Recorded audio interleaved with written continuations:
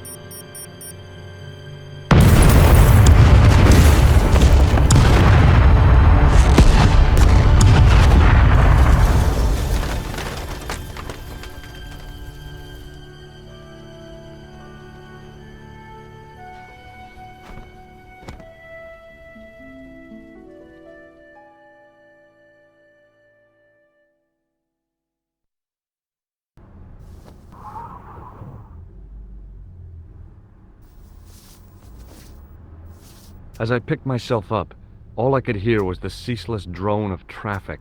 Life went on around me, but the explosion was to change my life forever. I contemplated crawling under the umbrella and pretending none of this had ever happened.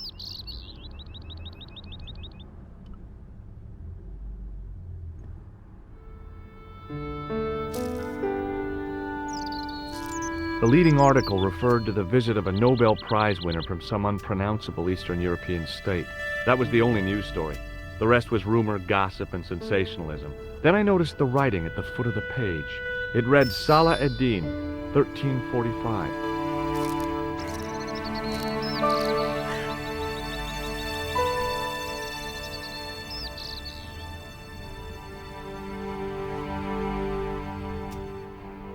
I considered straightening the table, but I figured it best not to disturb the evidence.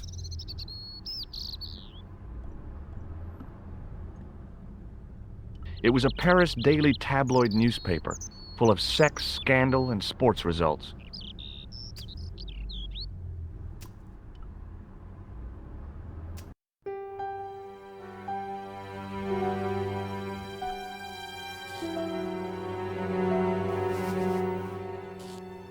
I tried not to meet his stare as I searched the dead man's pockets. No wallet, no papers, no credit cards.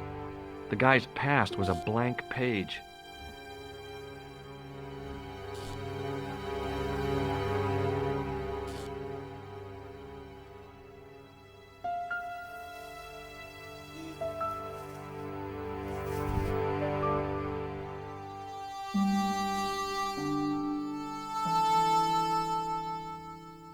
Oh, my head. Never again. How much vodka did I drink? Oh, no, don't tell me. What is your name, Shelley? George Stobbart, ma'am. Oh, American. She asked the question quite innocently, but I could sense her reserve. It was something which seemed to afflict all Europeans. You look like you could use a little help. I could use a little drink. I feel sick, dizzy, and bruised. I don't even remember the party. Just relax and take it easy. You've been knocked out. You don't say. What happened? There's been an explosion. You should try not to move. Are you a doctor? Yes, I am. I studied under Dr. Benton. Who is he? Only one of the most brilliant medical minds on this planet. He taught me everything I know about medicine. Can you remember anything at all? No. I need a drink. Pour me a brandy. Is that straight or with ice? Just give me the bottle with a teat on it. I guess a little drop won't hurt.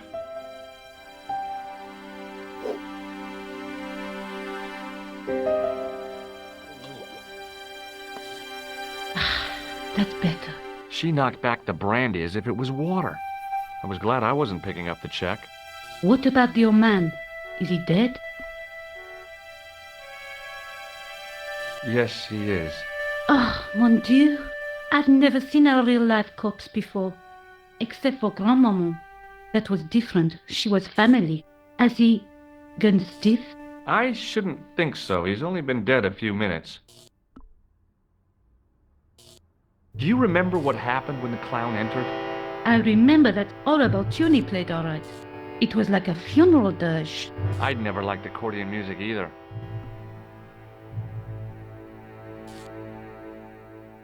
Did the clown speak to the old man? No, he just laughed at him. Then he grabbed the old man's briefcase and ran out of the door. Did you see what the old man had in his briefcase? No, he didn't open it. What did the old man do when the clown snatched his briefcase? Nothing. He just sat there like he was frozen. Did you know the old man?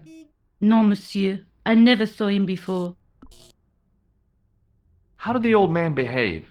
Well, agitated. He kept looking about him at the door, at his watch.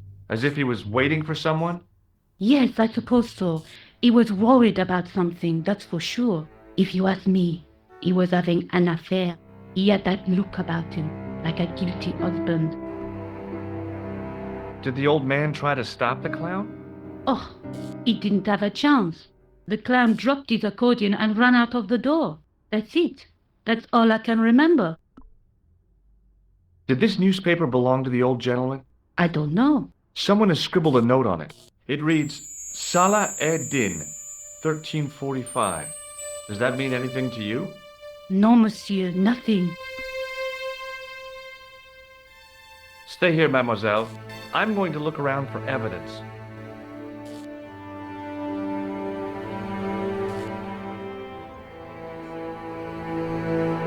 The sight of the dead guy's staring eyes turned my knees to jelly.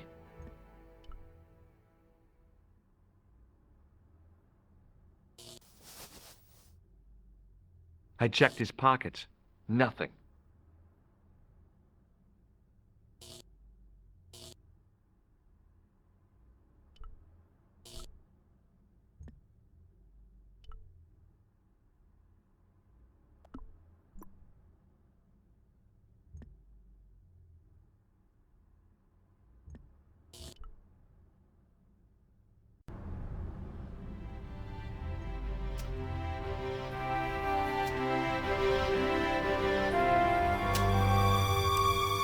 Freeze!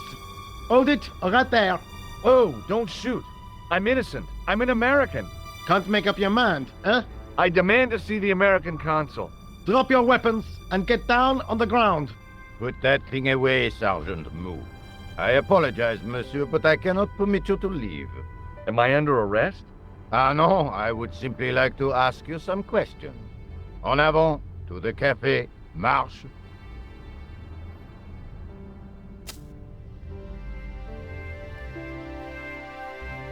What a mess. This bombing is an outrage, is it not? Stop that, monsieur. Stop holding your breath at once. Has it occurred to you that he may be dead, Moo? Oui, monsieur. But I prefer to look on the bright side. Besides, I recall a case where the killer escaped by feigning death. However, in this case, the man is quite dead. Clearly, the killer knew of his presence and... How many times have I warned you about premature extrapolation? All we know is that he is dead. It seemed reasonable to assume... A great detective assumes nothing. Take Maigret, for instance. But he was a fictitious character, monsieur. Why, he was no more real than Poirot or Tintin. That's different, Moo. They were comedy Belgians. Anyway, it is unlikely that even you will learn much from talking to the dead. Examine the girl and take her statement, if you can.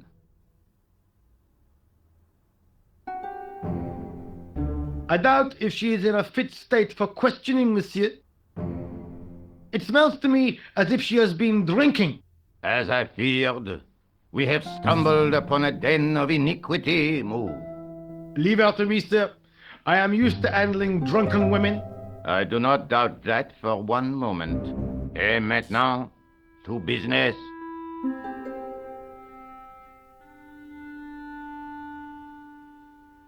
Your name, please? George Stobbart. I'm from California. And what brings you to Paris, Monsieur Stobbart? Travel. I'm touring Europe. You chose well. The city is most beautiful at this time of year, no? Yeah, I guess so, apart from the bomb blasts.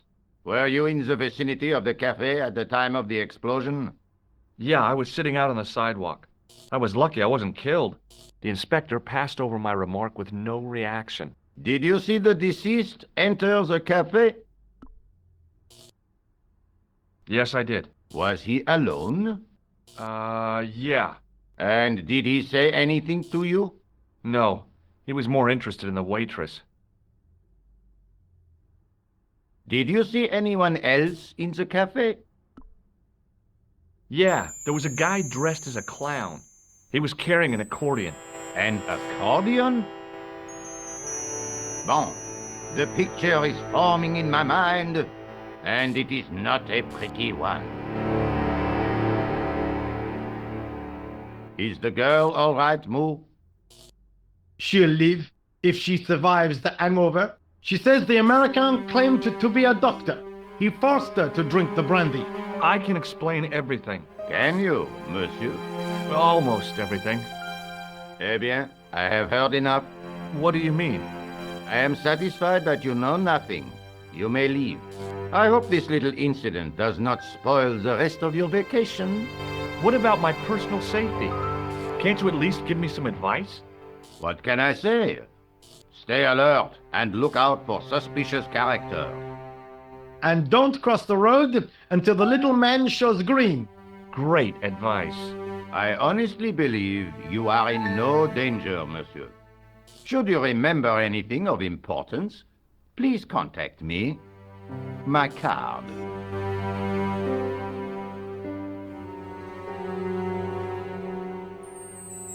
Thanks. That is all. You may go. There's not much to go on, monsieur. On the surface, no. But what lurks inside the subconscious? If the door can only be opened. Are you serious, monsieur? I thought your interest in psychic detection was purely academic. Academic? You are about to witness a scientific breakthrough.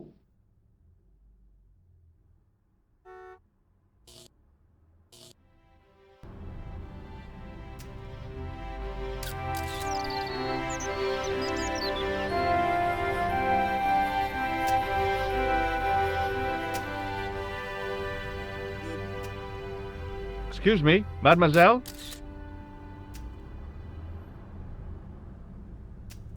Hi, my name's George Stobbart. Oh, an American by the sound of it. Yeah, that's right. On holiday in Paris. Some holiday, huh? You were here when the bomb went off? Sure was. Sat right out front of the cafe. Did you notice a middle-aged man, maybe 60, with an hat and overcoat? I couldn't believe it. She hadn't even asked how I was feeling. Yeah, he went inside just before the bomb exploded. You weren't related to him, were you? Oh no, nothing like that. I am Nico Collard from La Liberté. What's that, some kind of nightclub? No, it is a newspaper. You're a reporter? I'm a freelance photojournalist. Say, you could interview me about the bombing. You know, an eyewitness account. Minutes after the outrage that shook the whole of Paris. You know, real-life drama, human interest, that kind of stuff. I'll just stick to the facts, thank you. Did you see who planted the bomb? I know it sounds crazy, but he was dressed like a clown. Oh God, it's him again. Have you met the clown before? It's a long story. I have plenty of time. I don't. Who was the guy you were supposed to meet? His name was Planter. I didn't know him, but he called me last night. He said he had a story which would interest me. He asked me to meet him at the cafe. I guess I'll never know what he wanted to tell me. Not unless you have Rosso's gift for psychic interrogation. Why won't you tell me about this clown? Why do you want to get involved? Because he almost killed me. Isn't that reason enough? I guess so. Listen, I'll give you my phone number. You help me with my story, and I'll let you in on what I know. And let's get one thing straight right now. This is strictly business. Okay, it's a deal. I have to go develop these pictures. À bientôt, monsieur. Fine, I'll, see you soon.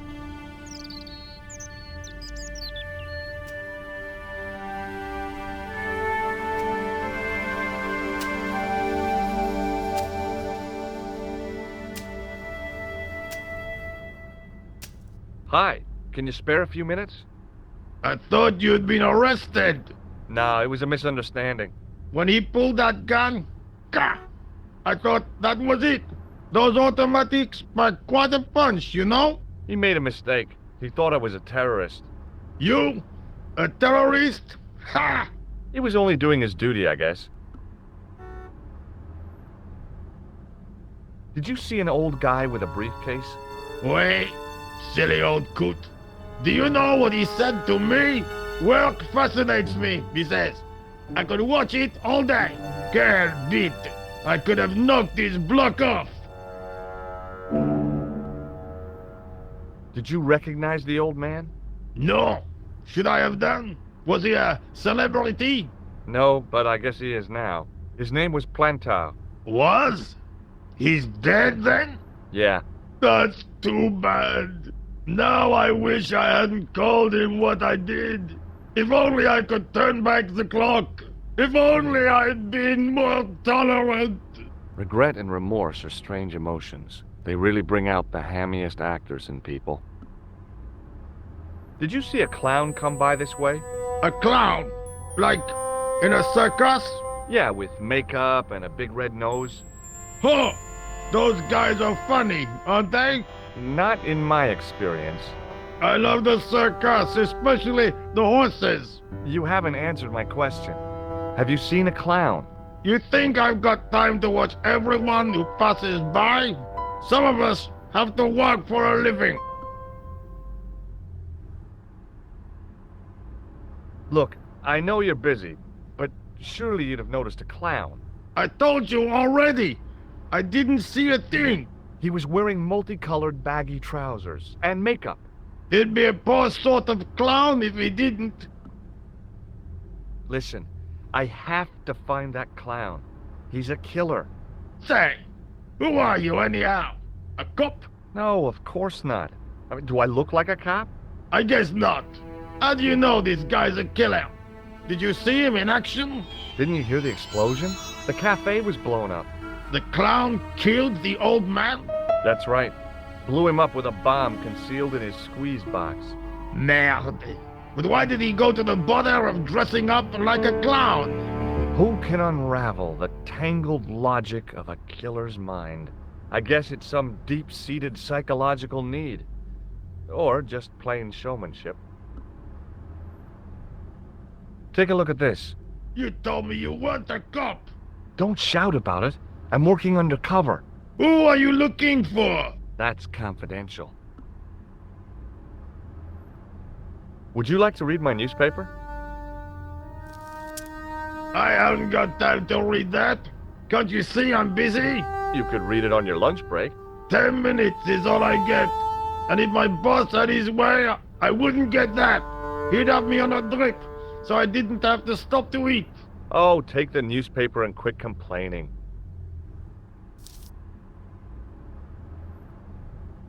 Bah! Look at this! Damn bleeding out liberals! Tja! Save the dolphins, catch them and eat them, I say! All that fuss over a bunch of fish! Nah, that's more like it! Look at the size of those! Like champagne bottle corks, no? Ah, what's this? Saladin running in the Prix de l'Arc de Triomphe! It's a racehorse? A horse? A legend! Bucephalus reborn, mon ami! Like a streak of lightning she is!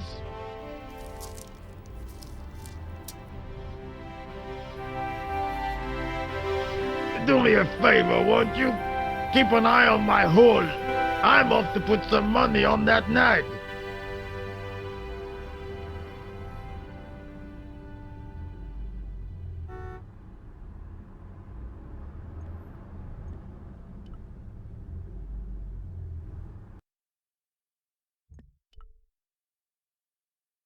Bonjour, Collard.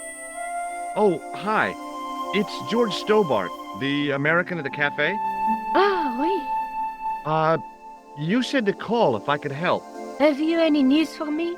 Well, I haven't had a lot of luck. You found nothing. No. Look, I'm very busy right now. Call me if you have any news, okay? Oh. Yeah, I guess. Adieu, monsieur. Yeah, see ya.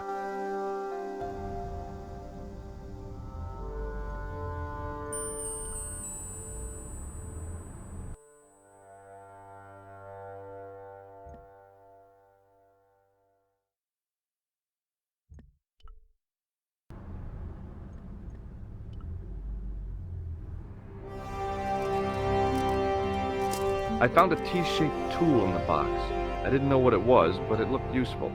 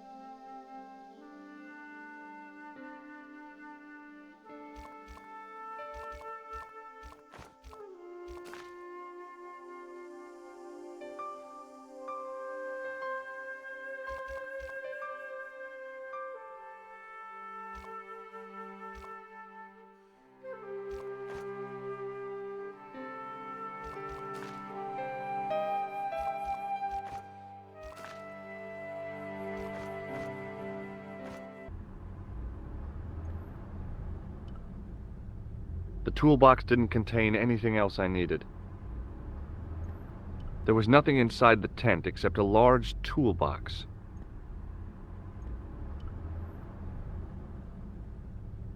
The door was securely locked. Set into the huge gate was a smaller access door.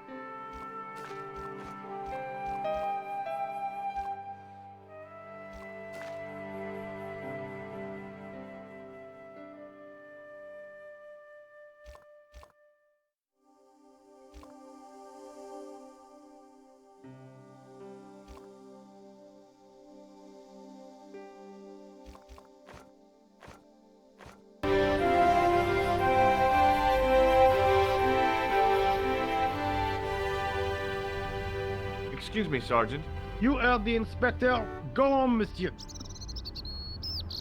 Did you find the victim's briefcase yet? No, sir. The inspector gave me specific instructions to guard this door. Until he countermands these orders or backup arrives, here I stay. I really did see the clown. He ran into the alley across the street. Did you follow him? That's your job, not mine. An armed chase through the streets of Paris? That's not our style, monsieur. Inspector Rousseau may be unorthodox, but he's not crazy. How did you and Rosso arrive at the scene of the explosion so quickly? You arrived within minutes. Was it a tip-off? Inspector Rousseau's sources are a perpetual mystery to me, monsieur. There are some who say he has made a pact with the devil. And what do you think? I think he is the devil. What is Rosso doing with that girl? He is giving her the once-over, as you Americans say. Huh? Once he gets his teeth into a case, nothing will shake him off. Was he serious about all that psycho-detective stuff? Of course. Inspector Rousseau is a pioneer and a visionary. His revolutionary methods, once perfected, may change the face of law enforcement forever. I can't see it taking off in L.A. I was one of the last people to see the victim alive, Sergeant. Does that worry you? Yes, it does. I feel I owe it to him to find his killer. That is best left to the authorities, monsieur. Did he speak to you? Tell you anything? No, he just grinned and nodded. Don't let it trouble you, monsieur. Go home and try to forget. I know the identity of the dead guy. His name was Plantar. Is that so? You knew him, did you? No, but We'll know everything there is to know about him soon enough. I'm trying to be helpful here. The best way you can help us is to go home, monsieur. See you later, Sergeant.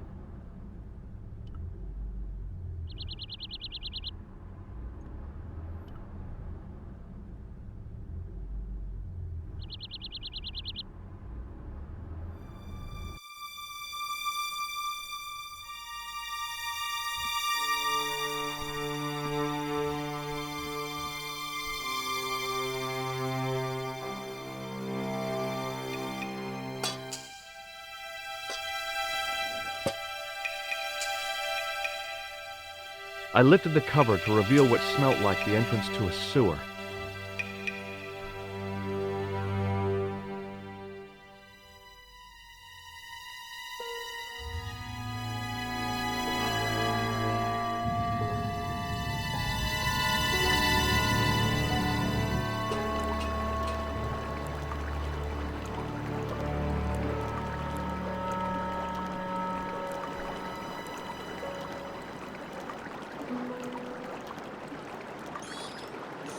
As I picked up the plastic ball, I realized it was intended to be worn. It was the clown's red nose.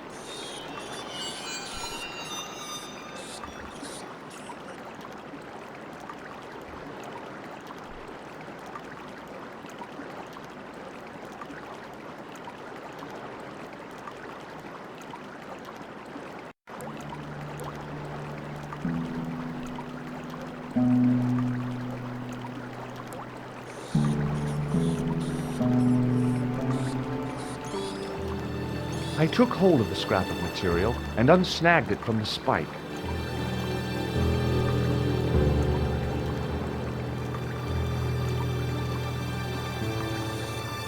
The railing was put there for a simple reason, to stop people getting past. It worked.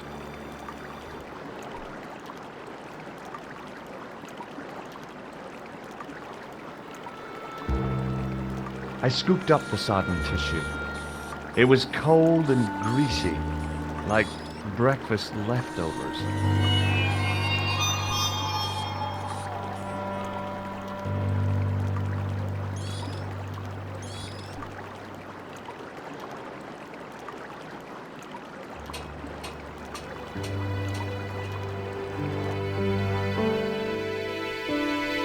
Hi there. Hold it right there, you sewer rat. I knew you'd come back. And now I've got you. What are you talking about? You're trespassing. Come out of there, immediately. That's what I'm trying to do. Give me your hand. Ha! You won't catch me with tricks like that. Keep your distance, monsieur. Okay, okay. Now, what were you looking for? I was looking for a clown. Huh, ridiculous. Do you really expect me to believe that? He planted a bomb in the cafe and blew it up. What? The cafe? Blown up? Mon Dieu, that is awful. And you say the person responsible was dressed as a clown? That's right. He blew up the cafe, escaped into the sewer, changed his clothes, and came up here. Ah, mon Dieu. And then, the man I chased, do you think that man and the clown are one and the same? Well, yes, it had crossed my mind. Ah, that still does not explain what you were doing down the sewer. For all I know, you are in league with him. Oh no, I'm just a tourist. Haha, most tourists are content with the Eiffel Tower, the Louvre, or the Pigalle. I didn't realize my waste pipes were such an attraction. Tell me about the man you apprehended. What is there to tell? He was a typical criminal type, just like you. Does the name Plantar mean anything to you? No, it doesn't. Who is he? The man who was killed in the cafe. I'm gonna find the guy responsible. I'll find him. Even if it means following him down every sewer in every city in Europe. Ah, you need some sensible boots. You won't get far in those stupid sneakers. Do you know the waitress at the cafe? Oh, hey, she isn't hurt, is she? No, she's fine. Oh, thank heavens. A poor girl like her isn't safe with the likes of you roaming the streets. Can't you understand? I'm not a gangster. I'm an American tourist. Ah, that's what you say. Was the guy you saw carrying a briefcase? I didn't notice. Now are you going to leave? Or do I have to call the police? Do you recognize this material? I am not telling you anything. What does this tissue mean to you? Nothing, monsieur. It's disgusting. What on earth possessed you to show it to me? Someone had emptied their nostrils into it. Perhaps you'd like to take a look at my card?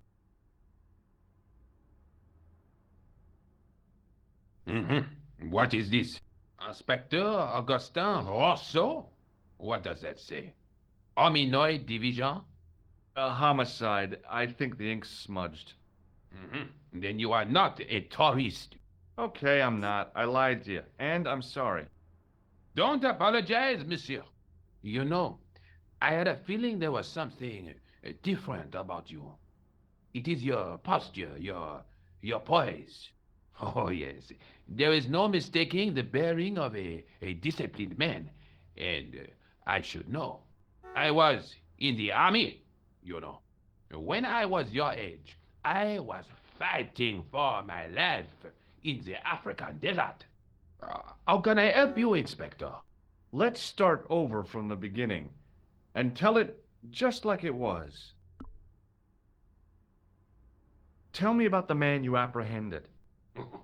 He was a mean one, monsieur. He grabbed me in an armlock, his face suddenly next to mine. His grip was like iron, but he did not know what he was up against. Oh no, he made a big mistake when he took on one of the desert hyenas. Yes, I get the picture. Does the name Plantar mean anything to you? No, it doesn't. Do you know the waitress at the cafe? So you don't want to hear about my experiences in the desert? I fought to make this country what it is today. I'm sure you did, but I'm a little short of time. Do you know the waitress at the cafe? You can't suspect her, surely. Just answer the question, please. Yes, I know her. Quite well, you could say. She came to work at the cafe, 7 months ago. I look forward all week to the relief she gives me when she visits. Really? So you'd miss her if she wasn't there? Oh, mais oui! Who else would I find to cut my toenails? Was the guy you saw carrying a briefcase? Why, yes, he was, clutched in his arms like a baby. That belonged to his victim. Oh, what do you think was in it? Drugs? Stolen jewels? I don't know, but the killer thought it was worth a man's life. Nothing is worth that, monsieur. Does this piece of material mean anything to you? That is the same cloth as the jacket I found. I'd recognize that pattern anywhere. Now, about the jacket you found. Do you have it here? No, monsieur. One of the sleeves was badly torn, so I sent it for repair. Pity, because otherwise it was a fine piece of quality tailoring. It had the tailor's name inside on the label. Where did you send the jacket? I gave it to an itinerant Romany seamstress. Just my luck. Was there anything in the jacket pockets? Not a sou. You know what I think? Do tell me. He changed out of the clown suit and cunningly disguised himself as an ordinary person. Looks like I'm up against a mastermind. What was the name on the label? It was a foreign name. Todrick, I think. Did you get the address? There wasn't one, monsieur. Only a telephone number. Well, I don't expect you to remember a phone number you've only seen once. 74 98 08 59. You're kidding. That's his phone number? Yes, that is a little secret number that I learned in the desert. I was taught the technique by a Tuareg shaman. That's incredible. It comes in handy at the supermarket checkout. Do I get a reward? Honesty, monsieur, is its own reward. Then I'm glad I do not rely on honesty to pay the bills. I have to be going. Thanks to your help, the citizens of Paris can sleep a little easier tonight. Raymond, I was only doing my duty, monsieur. Good luck, Inspector. I hope you catch that killer soon. I'll let you out.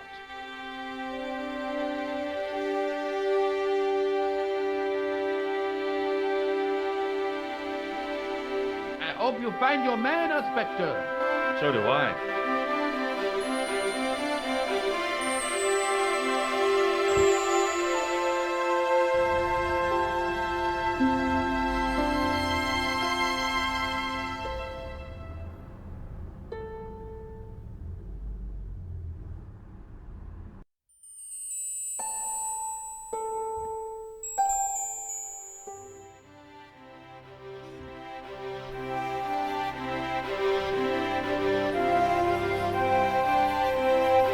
Excuse me. Not so fast. I'd like your personal details, please. Huh? What for? In the event of an accident, it would help us to know where to send the body. Look, is this really necessary? I came in here to talk to Rosso. Why did you not say? Have you had any reports concerning a suspicious clown? Why, yes. There was a fracas only this morning. 3 arrests for public disorder. And you say there was a clown involved? A clown and a particularly offensive piece of sculpture with balloons. Are you in any way involved with the reprobate, monsieur? No, not me. May I see Inspector Rosso? He is not here. But Do you wish to leave a message for him? I have a choice of blue or black pen. I'd recommend the blue for a less formal communication. I'd prefer to talk to him in person. As you wish, monsieur. Do you know anything about Rosso's psychic techniques? I cannot comment on my superior's methods. All I will say is that Inspector Rosso has an impressive record. He's a good detective? One of the best. He's a man of honor, with a fine sense of duty. You wouldn't say he was... a screwball? Not to his face, monsieur. Is Sergeant Moo available? What? You want to speak to him? Yes, please. I cannot recall the last time someone asked to speak to Moo. No one ever speaks to him. Not even his kids. Eh bien. He is not here, monsieur. He is with Inspector Rosso, like Laurel and Kitten. No, monsieur? Hardy. Oliver Norville Hardy. I found this scrap of material in the sewer. Vraiment? It was probably torn from the clothes of a psychotic killer. Even if you were Sherlock Holmes, I would have trouble believing you. I found this tissue. What the hell is that? It's evidence. Evidence of what? Mayonnaise smuggling? The sticky stuff is grease paint. Ah, and that is supposed to make me happy, is it? I suggest you think long and hard about what you are doing with your life, monsieur. Thanks for your help, officer.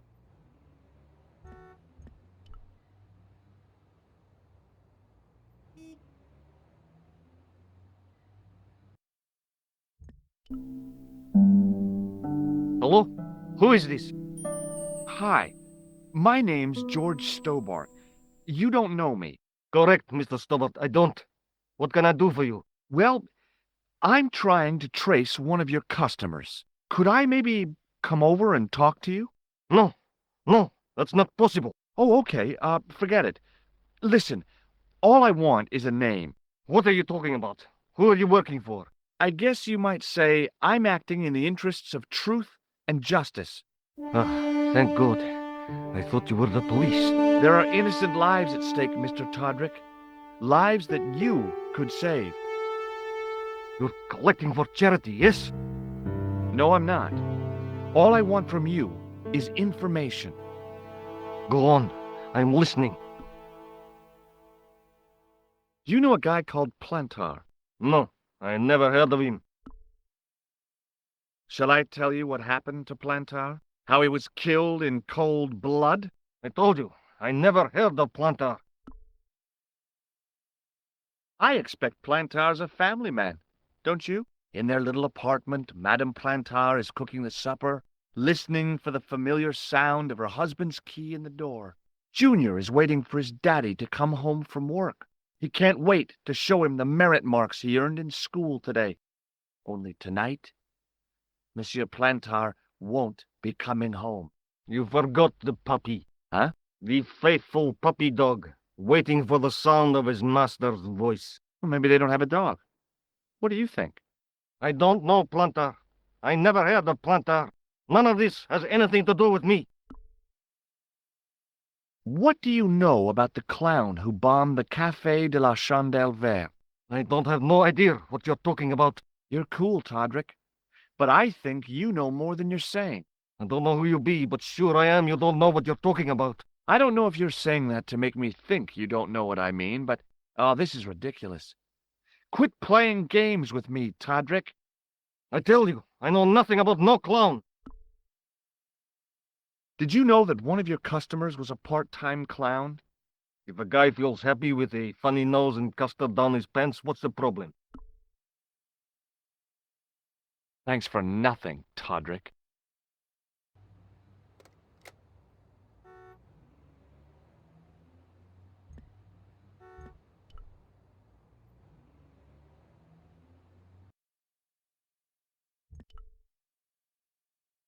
Bonjour, Collard. It's me again, George Stobbart. Hi, George. Any news? You bet. I met a witness who spoke to the clown. And I know where the killer gets his suits. No kidding. Hey, I'm impressed. You are? Well, it wasn't easy. Look, why don't you come here to my apartment? Fine. Where do you live? 361 Rue Jarry. Okay, I'll come right over.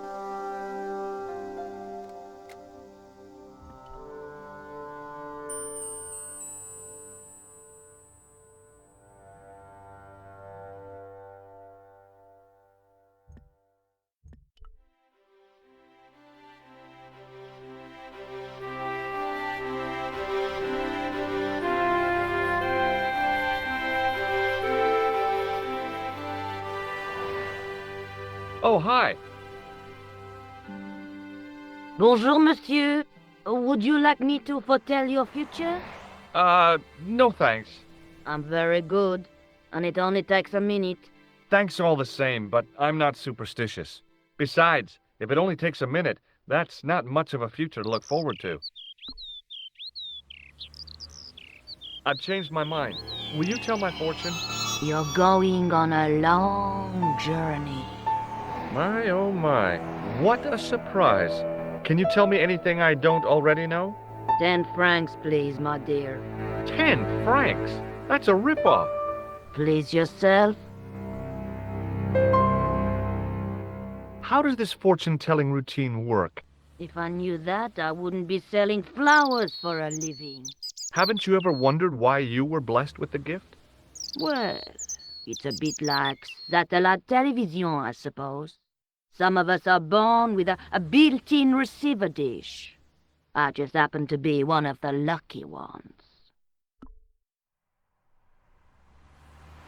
Can you really foretell the future? Only time will tell, monsieur. The strange thing is, I can't seem to see myself in the future. Other people, I have no problem. But when I try to see what might happen to me, nothing. That must be scary. Maybe. I figure it's a kind of natural safety mechanism. Either that, or I don't have a future. Do you know a young woman called Nico Collard? Yes, I do. She lives upstairs from me, in the apartment block across the street. The door isn't locked, but you'll need to give it a gentle nudge. It sticks, you see, because of the damp. The landlord said he'd fixed it before winter sets in. He's been saying that for 3 years. How long has Mademoiselle Collard lived here? A few months. She's in for a shock when the cold weather comes. Drafty windows, insufficient heating, it's a struggle to keep warm. The only reason I stay is because the rent is cheap. Your young lady, she deserves better.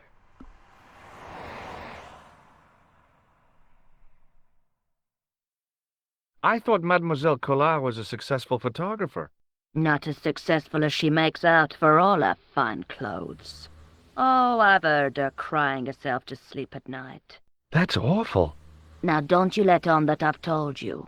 She's proud, that one. Too proud, if you ask me. Are the flowers for sale? Oui, monsieur. Okay. I'll take a bunch of those white ones. I wouldn't do that if I was you. No? They are lilies, monsieur. Some people associate them with death. Yikes. Well, thanks for telling me. What other flowers do you have? Dahlias? What do they signify? Insecurity. I don't want to give her the wrong idea about me. What about the tall yellow ones? Those are iris, the flame of passion. And the little yellow ones? Sensuality. Well, they're no use to me. I want to make an impression, not jump down her throat. See you later. That's right, monsieur. You will.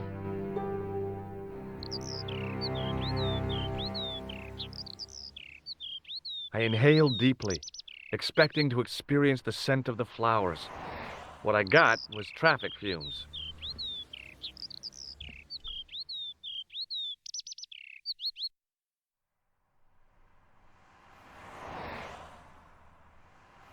Remembering the flower seller's advice, I pushed the door gently just above the lock.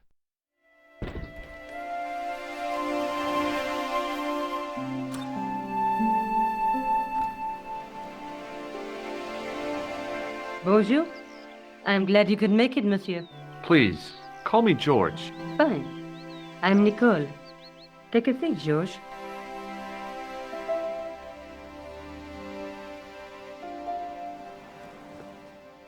Eh bien? And what have you been up to? I've been exploring the sewers beneath the cafe. I thought I could smell something bad. The clown used the sewer to escape and to change out of his costume. I guess he was in a hurry. He left his jacket behind. And? I got his tailor's phone number.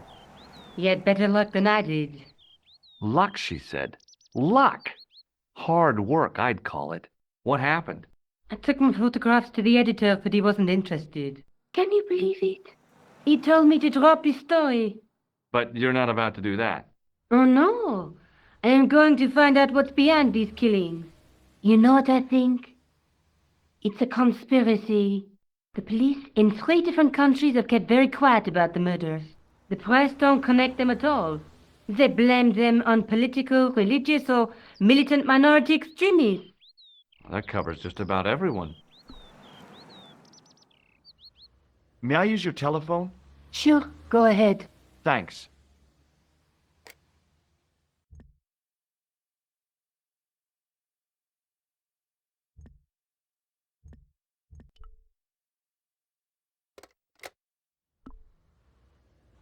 How did Plantar get your name? For the newspaper, La Liberté, I'd written an article linking 2 unsolved murders, one in Italy and the other in Japan. The cases were remarkably similar. A wealthy victim, no apparent motive, and a costume killer. Plantar said he could supply me with more information. Somehow, the clown must have known about our appointment. Tell me more about the clown's previous victims. The first was Arno Bellotta, the millionaire pharmaceutical baron. He made his money from amphetamines in the post-war slimming and diet boom. Imagine it! Millions of housewives literally speeding their butts off. Was he killed for his money? No. He had no living relatives, and his fortune went to the orphanage where he grew up. The only witness in the case was his Filipino au pair. She swears he was led to his death by a snowman. What about the clown's second victim? Yamada, the controversial Japanese green politician. He inherited his fortune from his father's electrochemical consortium. He was committed to dismantling Japan's automobile industry. I can't see him gaining much support with a loony policy like that. Yamada was a man of vision. He was years ahead of his time. Did you say so? How did he die? At the hands, or should I say, flippers, of a giant emperor penguin. A snowman, a penguin, and now a clown. You know, I hate to admit it, but this is scary. And I'll tell you what, I won't be accepting any invitations to costume parties. I don't blame you for being scared. I am too. But this story could be my only chance of a big break. Or a premature death. You speak very good English for a French girl. Thanks. You speak very good English from America. I found a piece of material near the cafe.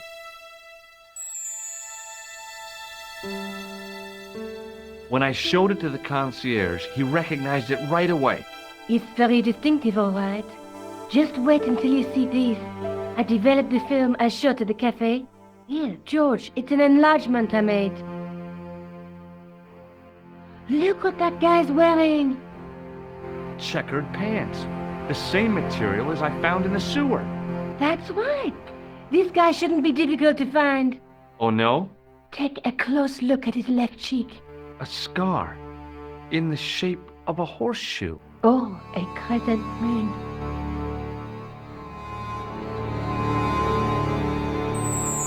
How come you enlarged this photograph of me? Because I noticed the guy behind you, of course. Do you want this photograph back? No, you keep it. I can always make another print. Tell me more about yourself. Oh, there is not much to tell.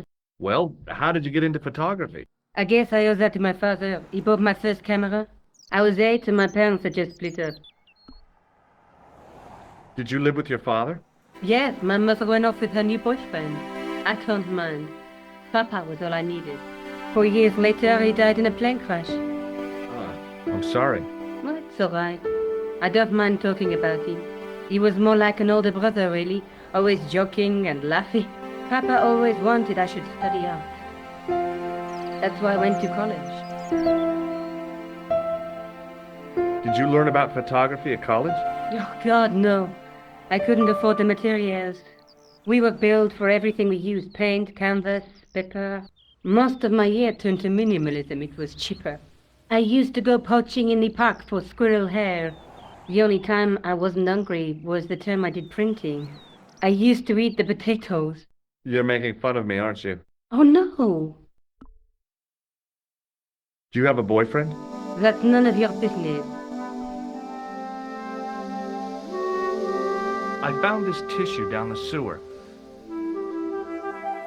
Oh, that's disgusting, George.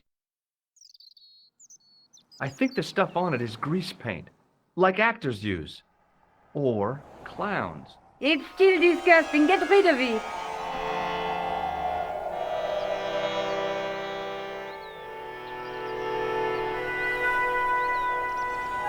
May I use your telephone? Sure, go ahead. Thanks.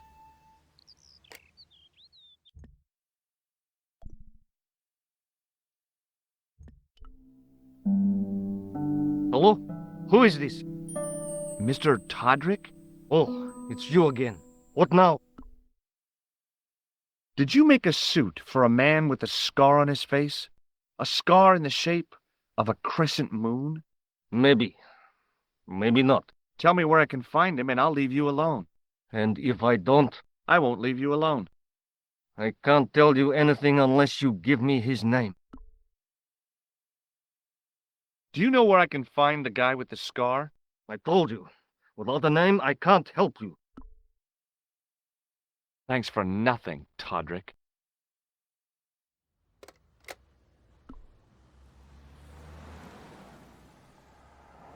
Do you want this photograph back? No, you keep it. I can always make another print. I found this false nose in the sewer. Hey, what's this inside it? The contents of someone's nose? Don't be cross, George. It says La Risée du Monde. Masks and costumes.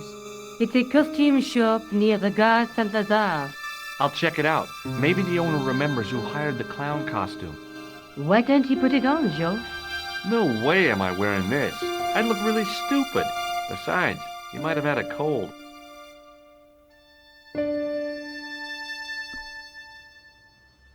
I'm going back out to search for that clown. Where? I guess I could visit the costume shop. Good idea.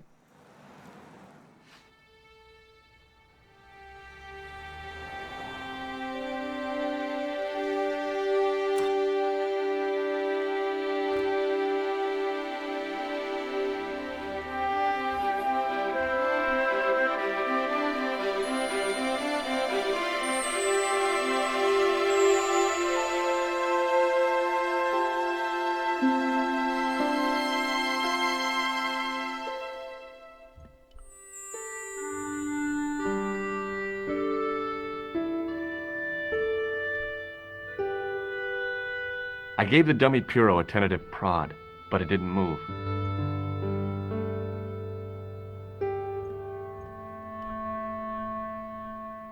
Excuse me. Bonjour, monsieur. Please, come in. Welcome. Leave the mundane world behind. But in these four walls, fantasy is king. I don't want a costume. Didn't you ever dress up when you were a child? Not that I remember. Incredible. You'll be telling me next that you never shared your elder sister's lingerie. I don't have a sister, and I think I'd look pretty silly in a brassiere. I just need some information. Of course. How can I help you? Do you recognize this man? Oui, monsieur. I sold him some grease paint. Does this dirty tissue mean anything to you? Let me smell that.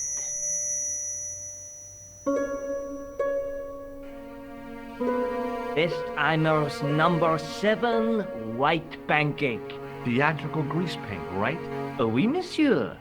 La crème de la crème of Shakespeare accoutrement. Have you sold any of it recently? Yes, 2 cans.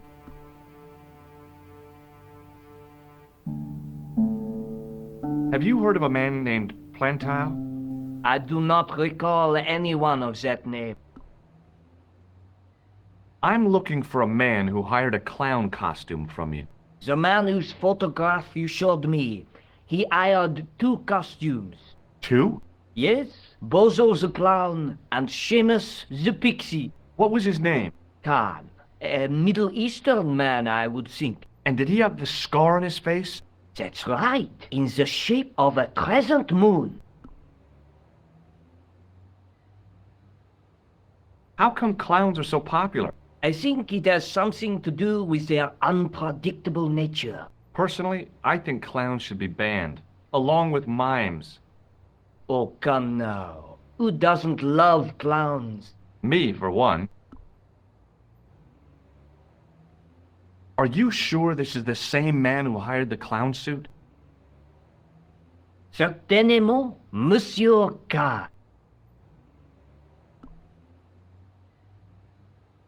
Thanks for your help, buddy. My pleasure, monsieur. Allow me to shake you by the hand. Huh? Well, okay.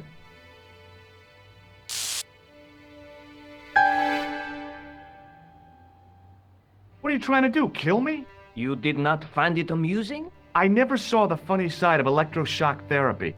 Eh bien, it is yours to keep. A gift? Do I need a license? No, but I give you a word of warning, monsieur. What?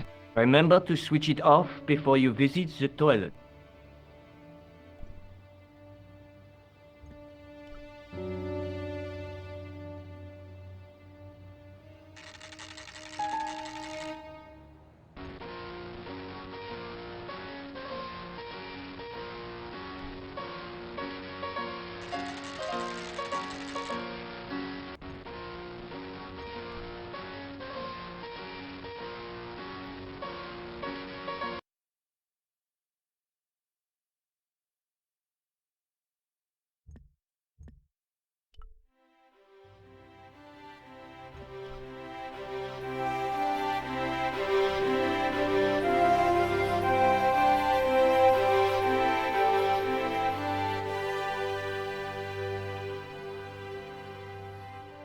Excuse me. Ah, Monsieur Stobbart, n'est-ce pas?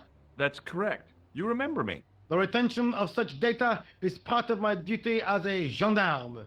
That is how crime is fought, through attention to detail, not intuition. Yeah, sure. Do you know a man named Khan? He's a shifty-looking guy with a scar on his left cheek. No, monsieur. Has this man any connection with the bombing of the cafe? Yes. I believe Khan was the name he used when he hired the clown costume. Is Rosso here? Yes, he is. You wish to speak to him? Yes, I do. One moment, monsieur. Stobbart is here to see you, monsieur. Did he say what it was about? No, monsieur. Very well.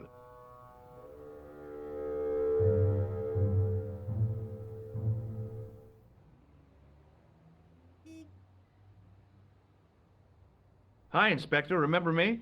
But of course, Mr. Stobbart, my mind is a well-ordered faculty. A mental classification system that's the envy of the Bibliothèque Nationale. No tricks, mark you, monsieur. Just exercise. Just as our muscles waste through inactivity, so our minds decay. But there is no need. If only people would learn to exercise their wits daily. If he was trying to impress me, it worked.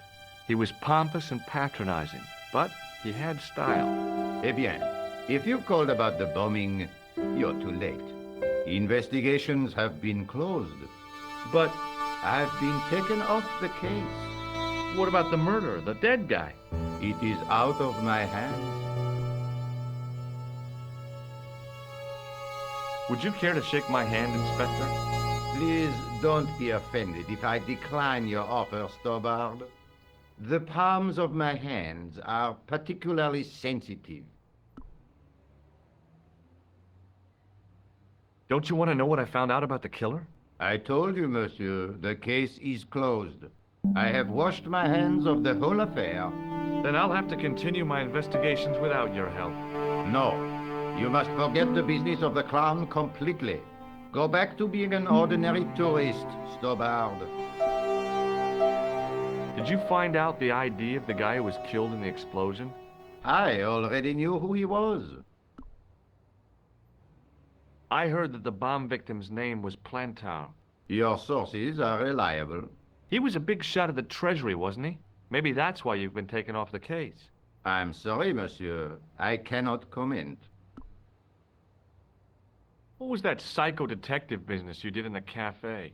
It is my theory that the passions evoked in violent crimes create ripples in the ether, invisible to all but the possessor of a highly developed and receptive mind.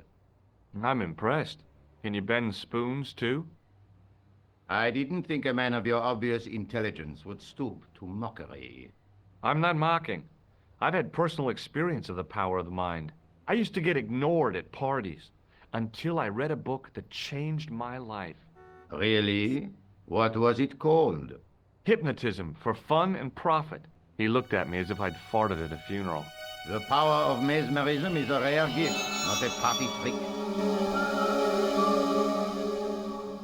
You're not going to try any of that psychic interrogation on me, are you? Do you find the thought of my probing distasteful? Let's just say I'd rather you didn't. I've got more doubts than Doubting Thomas when it comes to mysticism. Too bad. I think you would make an interesting subject under controlled regression. The day I let anyone mess with my mind hasn't dawned yet. Do you recognize the man in this photograph? No. It's the face of a killer. The man who bombed the cafe? The photograph was taken soon after the explosion. He'd escaped through the sewers, leaving a trail of clues behind him. Circumstantial evidence, Stobbart. None of it proves a thing.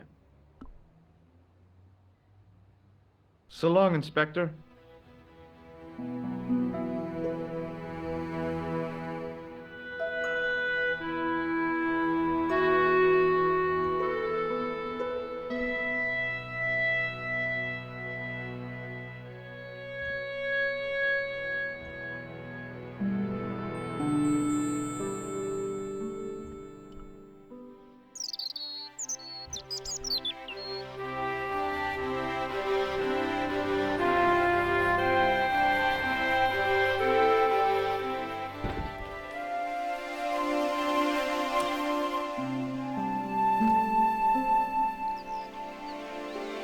Salut, George. What news? I've been to the costume shop.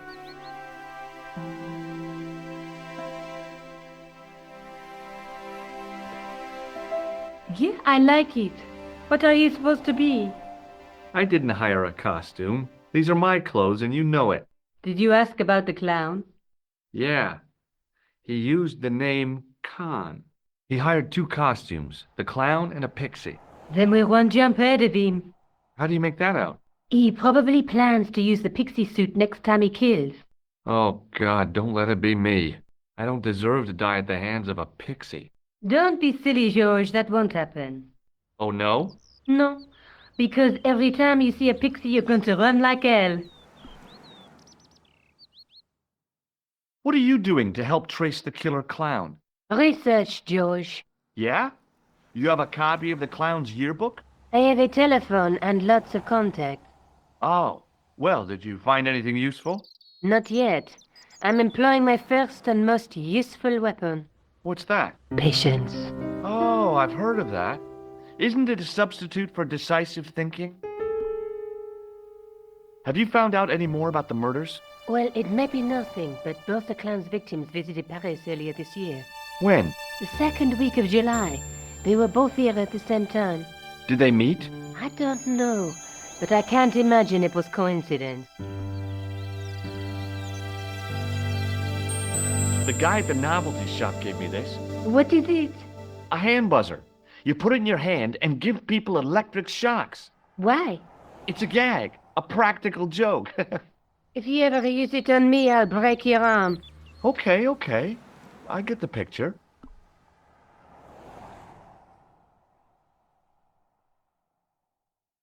Time for me to go. Thanks for your hospitality. You're welcome.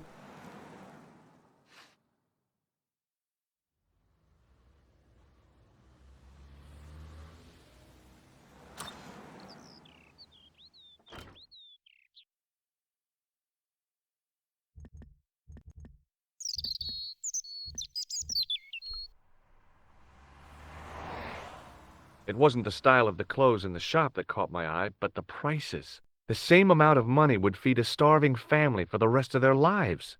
I guess people who buy that kind of stuff don't have a problem with their consciences.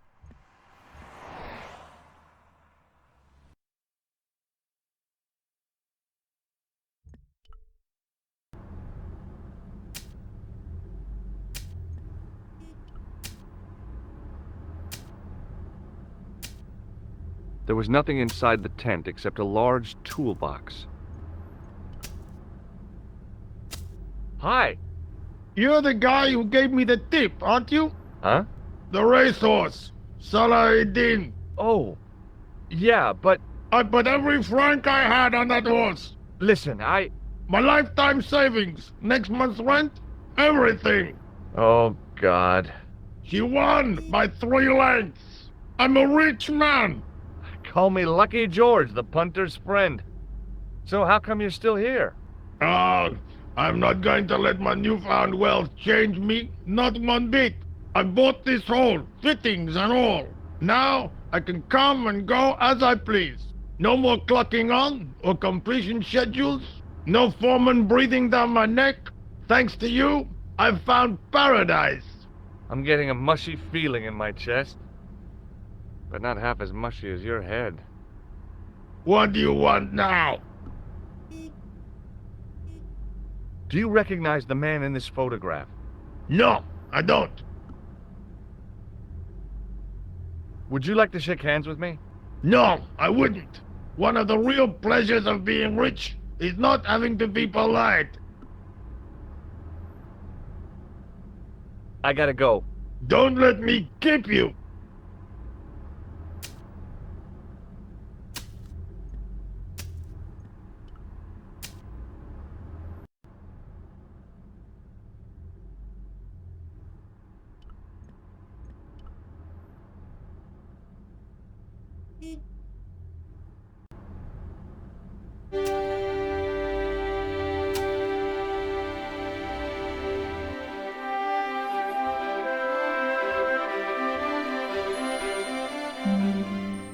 Hello?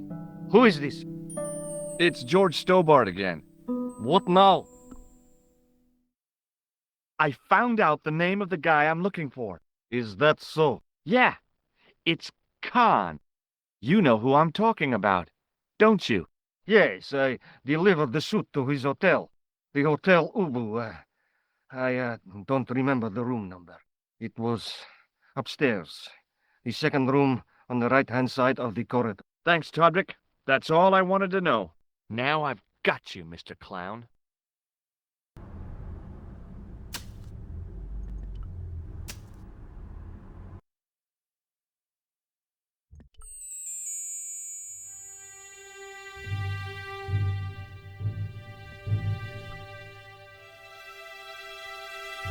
Excuse me. Yeah?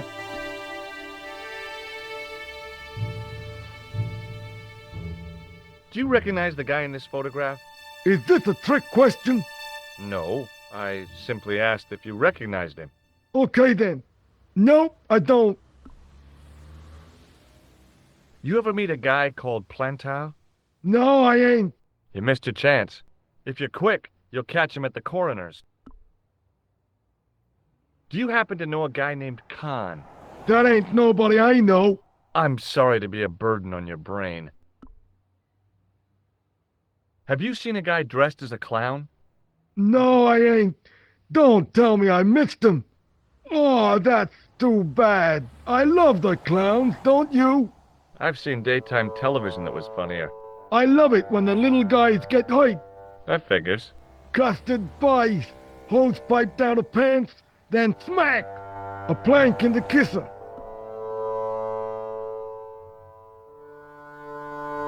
Shake my hand. Nah. Oh, rats. See you later. Not if you see me first.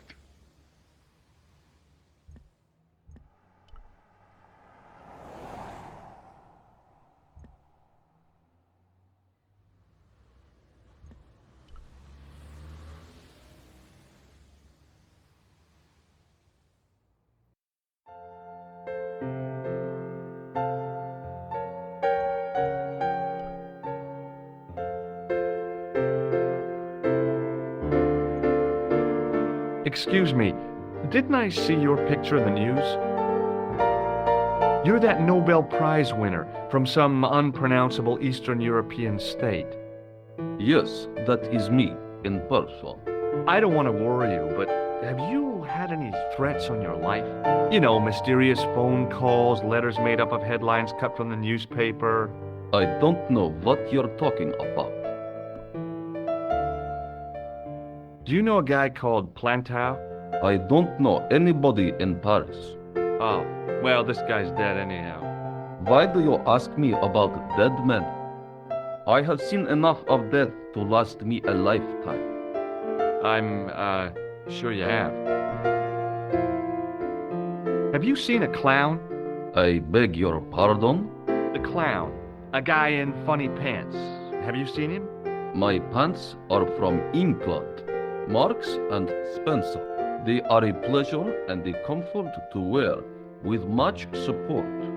I'm real glad to hear that. You know, it's good to know you Nobel Prize winners are human too. In my country, the people make do with string and egg cartoons. For pants? For everything. Oppression is the mother of ingenuity.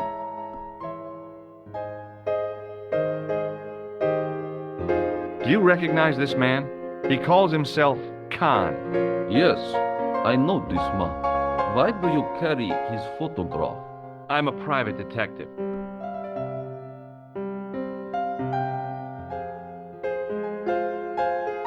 What's your interest in Khan?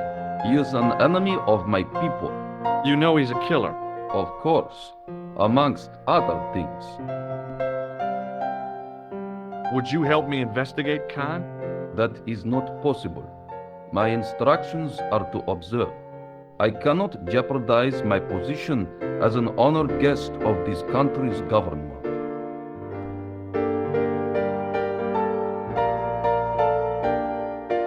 Thanks for your help. Goodbye.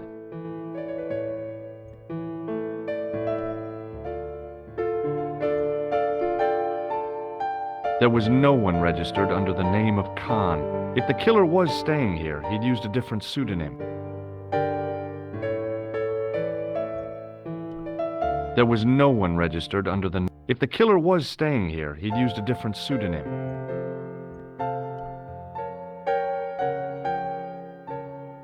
I want some information. Who are you? The police? I'm conducting a private investigation. Ah, I know only too well what you mean. That is one of the drawbacks of the catering business. When people book into an hotel, they leave their morals at home, no? Do you know a man named Plantow? No, monsieur. Do you have a guest by the name of Khan? No, monsieur. Perhaps you would care to check the register. Do you recognize the man in this photograph? Yes, monsieur. That man is one of our guests. What name? I cannot tell you that. The man who calls himself Khan has a scar on his left cheek. Vraiment? I tell you, I do not know a man named Khan. Maybe not, but I'd noticed a change in his expression when I mentioned the scar. I'm looking for a man who dresses like a clown. This is a highly respectable hotel, monsieur. There are no clowns here. If you say so.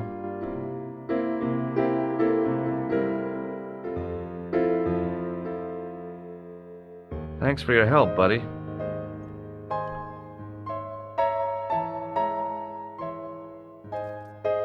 Excusez-moi, monsieur. What? You were trying to steal that key, no? No way.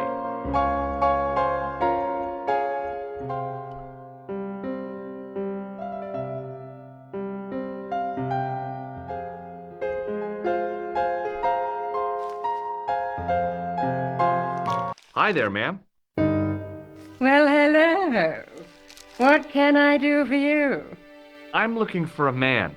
You disappoint me, my dear. For one foolish moment I thought, but never mind. Aren't you going to tell me your name? George Stobbart, ma'am. How sweet! I once had a stable boy called George. I am Lady Piermont. The common reaction is to kneel and stutter, but it's not obligatory. A real lady? I mean, you're an honest-to-God aristocrat? Oh, I don't know about that. Few of my ancestors are honest, not even to God. I can trace my family back to the Normans, but don't let that intimidate you, George. Beneath that impressive pedigree, I'm just flesh and blood. The blood may be blue, but the flesh is the plump beef of old England, so to speak. You appear distracted, George. Is there any way I can help you? Would you distract the clerk while I borrow a key? Are you asking me to aid you in a criminal act, darling? I guess I am. Good heavens, I must be dreaming. I don't think so, ma'am. Now tell me, why do you want to get into that room? I'm a detective. We do these things. Now you're being ridiculous. If you can't supply me with a plausible explanation, I'm not interested. I'm looking for a murderer. Good heavens! You're a private detective. That's correct, ma'am. What's the term you Americans use? It's on the tip of my tongue. I believe what you're thinking of is Dick. Precisely. Have you come across a man who calls himself Khan? I am familiar with only one person named Khan. Genghis Khan, the legendary Mongol barbarian chieftain? No, darling. Kevin. Kevin Khan? I never heard of him. I'd be most surprised if you had, darling. He's a pharmacist in Hemel Hempstead. Organizes fundraising for the Rotarians. Lovely man. Does he have a scar on his cheek? I really wouldn't know, sweetie. Do you recognize the man in this photograph? My God, it's him! That's Merlin! She represented everything I loved about the English. The lady was totally deranged. Merlin? You mean King Arthur's wizard? Good heavens, no! Monsieur Merlin is a fellow guest. The man you know as Merlin is a fake. What do you mean, sweetie? He's a murderer. He also uses the name Khan. I am shocked, Mr. Stobbart. Shaken. I took him to be a gentleman, a man of honor. You know, I'd rather like to assist you in stitching him up. When did you last see Merlin? It was no more than an hour ago. He came downstairs and spoke to that clerk chappie. Something passed hands. I couldn't see what exactly. A briefcase? No, smaller than that. A bundle of papers, perhaps. The clerk put it in the hotel safe and Merlin went out. Are you sure you saw Merlin putting documents in the safe? Yes, darling, positive. I wonder what they were. Obviously something of great importance. Yeah. I'd sure like to get my hands on whatever it is. I'll bet they had something to do with Plantow's briefcase. I really need that key bad. I'm not convinced I should help you, darling. Are you here in Paris on vacation? No, darling, I'm on holiday. I needed to get away after Algy's funeral. I didn't realize you were mourning the loss of a loved one. I'm not. He was my husband. I'm sorry to hear about your husband's death. You wouldn't be if you knew him, my dear. It gave me the opportunity to take a well-deserved holiday. Daphne suggested a change of scenery. Paris, she said. The wild romance is just what you need to take your mind off the inquest. Well, the closest I came to romance was being wooed by a drunken Breton chef. I must say I was disappointed with his coq au vin. Not at all what I was expecting. I was thinking of cutting my holiday short, packing my bags and heading back to Hemel Hempstead. That was until last night. What happened to you last night? I was stricken, Mr. Stobbart. Cupid's arrow has cleft my bosom. They couldn't really miss. It was just as I'd always imagined it should be. The intimacy of candlelight. Romantic music tinkling across the room. And then, a stranger's glance. Those brooding eyes, that suave manner, those tight trousers. He was the man I'd been waiting for all my life. I'm glad he finally turned up after all these years. Ah, but it wasn't to be. He was merely toying with my affections. And if I ever catch up with him, he's dead. Has Merlin returned to the hotel? No, he hasn't. Are you going to search his room? If I could get in there, I would. And that's why you want the key? Yes, ma'am. I shouldn't think my feminine charms would be much use in this case. But a good dose of English arrogance might do the trick.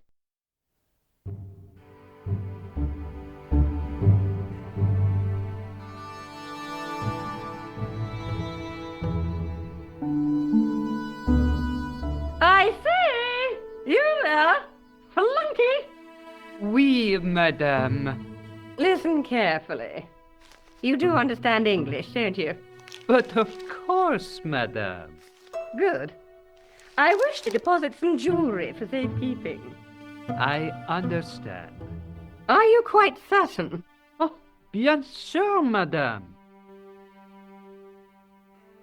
Over to you, my dear.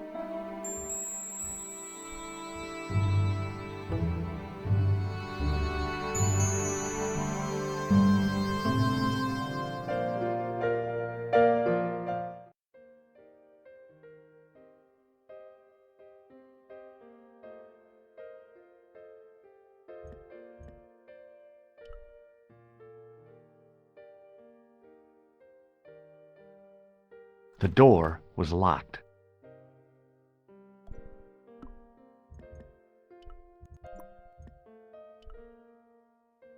It wasn't the right key for the door.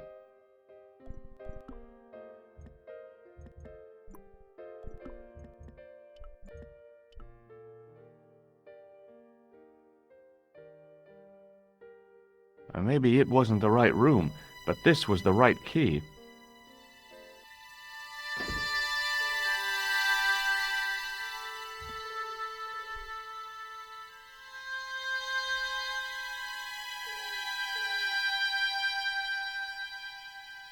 The cabinet was empty, but it smelled of onions. No kidding, it really did.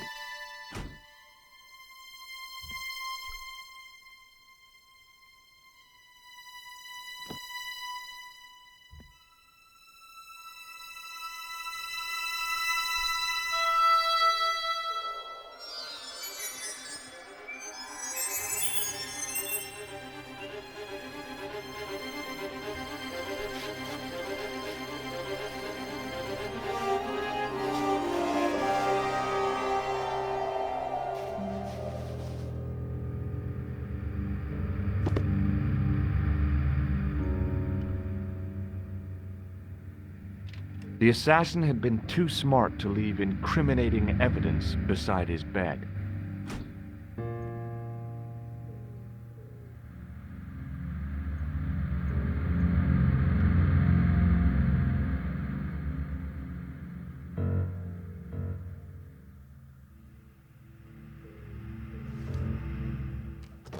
I searched the interior of the briefcase, but as I'd half expected, it was empty.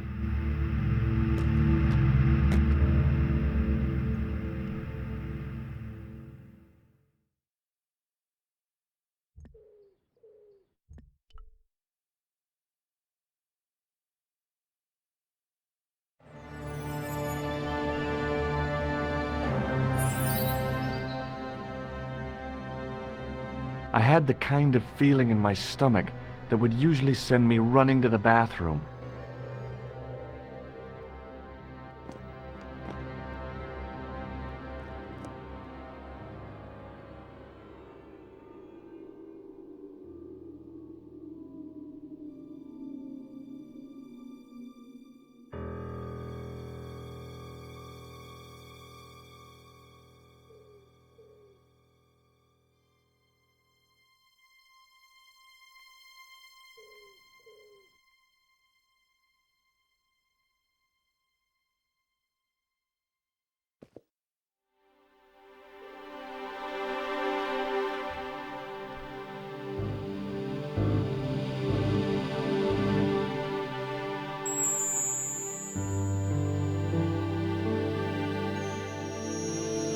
I couldn't believe my luck when I found 2 items in the pockets of the pants.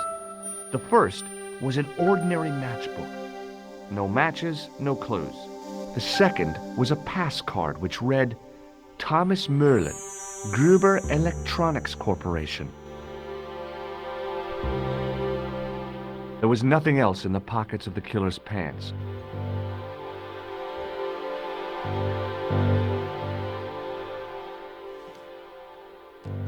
I searched the interior of the briefcase.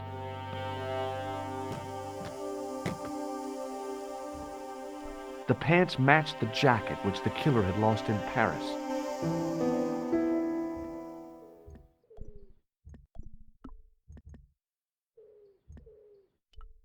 It was the card I'd found in the hotel bedroom. It read, Thomas Merlin, Gruber Electronics Corporation.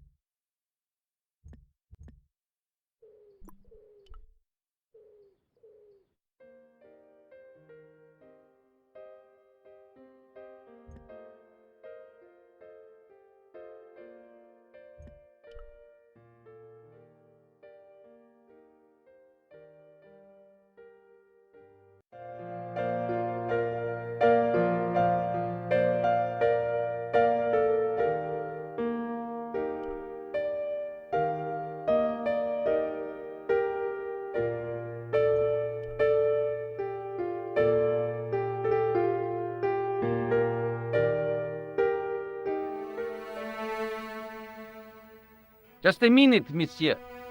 What's your problem? No problem, if you cooperate. What do you want?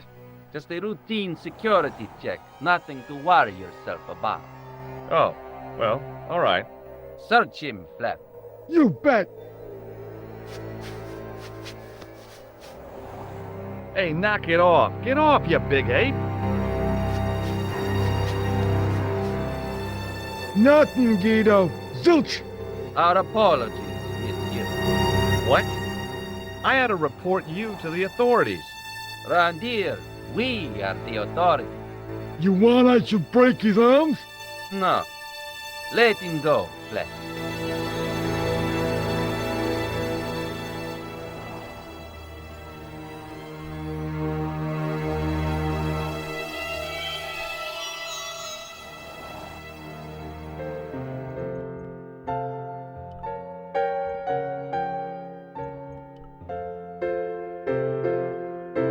Hi, ma'am.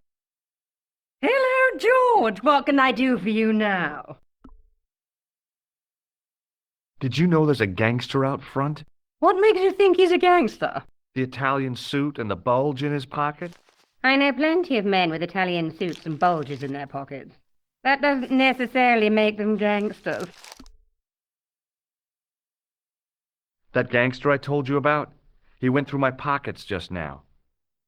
Good heavens! One never knows what to expect in foreign parts. Thank you for the warning, young man. I shall hide my credit cards in my underwear.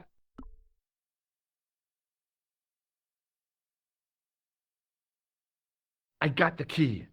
Thanks for your help, ma'am. I found this pass in Merlin's room. So, that deceitful little man is passing himself off as an electrician, is he? Uh-huh. This guy probably has 1,000,000 faces. I found this matchbook in Merlin's bedroom. It came from the Club Alamut. It might be useful to find out if that club is in Paris, George. I have to go, ma'am.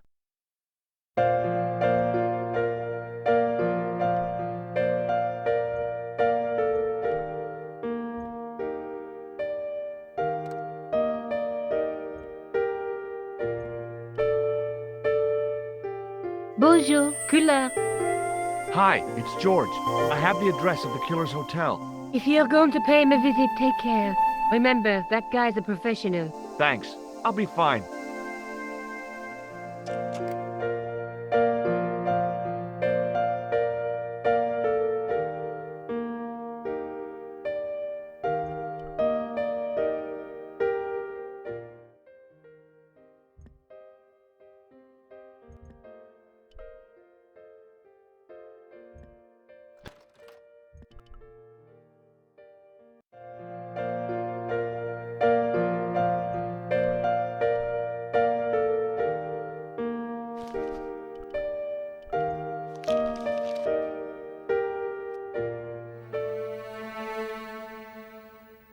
Hold it, sir. Nothing. Okay.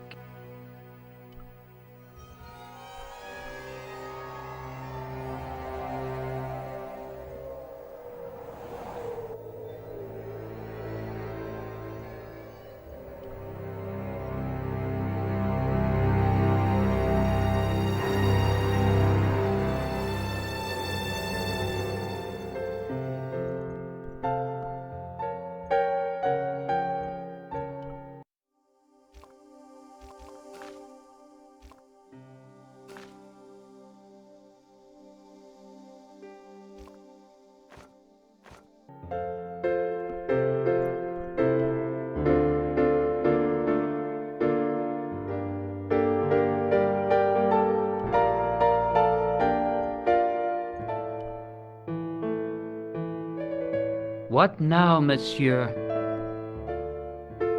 I'd like to retrieve something from your safe. Ah, oui, monsieur. May I see some form of identification? Like what? A driving license, perhaps? I don't drive. Your passport? I don't have it with me. I could show you my operation scar. I'm sorry, monsieur. I must have some form of unique ID. You won't find a more unique ID than my scar. I'm sorry. I must insist on a more traditional identification. Rats. Does this pass mean anything to you? That is Monsieur Merlin's property. That's right. Merlin the murderer. I want to see what he's left in your safe. Impossible. I cannot betray his confidence, no matter what you say he's done. You're making a big mistake. Maybe. I can live with that. I've just been manhandled by a gorilla. Yes? I do not see any signs of a gorilla. No, not a real gorilla. It was a guy who looked like a gorilla. It happened right out front of this building. Let me get this quite clear. Are you complaining or bragging? I want to know what you're going to do about it. The scrawny one has a gun. I suggest you contact the police. Can't you do anything about them? What goes on in the streets of Paris is hardly my responsibility.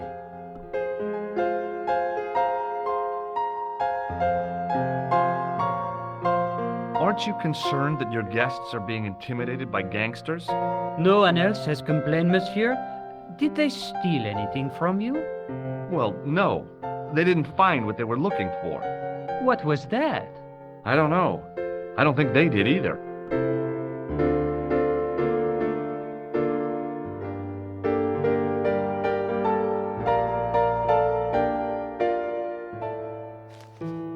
Does this matchbook mean anything to you? No, monsieur. Thanks for your help, buddy.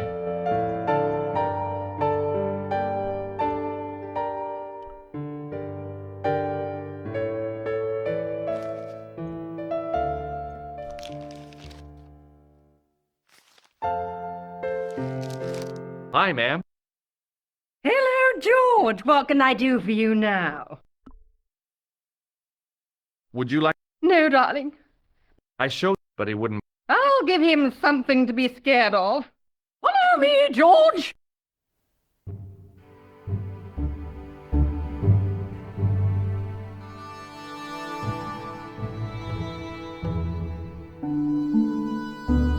Did you place a package from Merlin in the hotel safe? I did, madame. And did my friend here show you Merlin's identification? Indeed he did, but What's the problem? he isn't Merlin. A mere academic detail. Give him the package. But that is against the law. I happen to be a justice of the peace, you silly man. I am the law. If he tries anything, shoot him, George. My pleasure, Lady Piermont. One moment, please.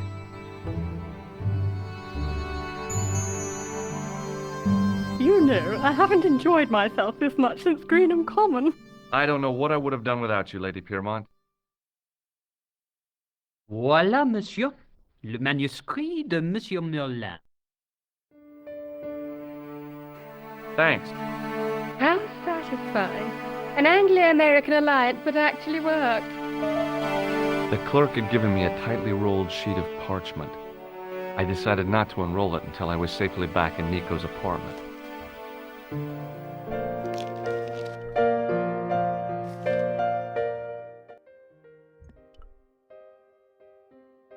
The door was locked.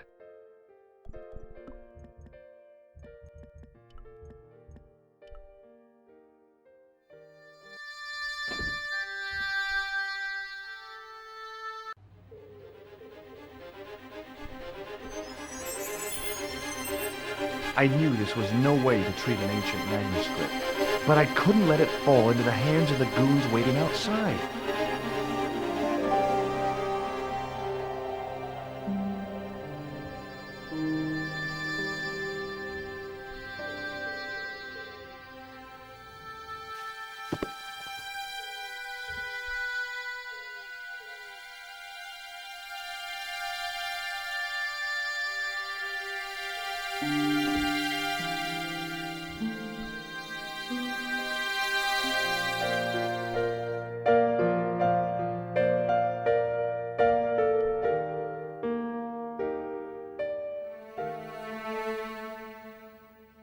Hold it right there.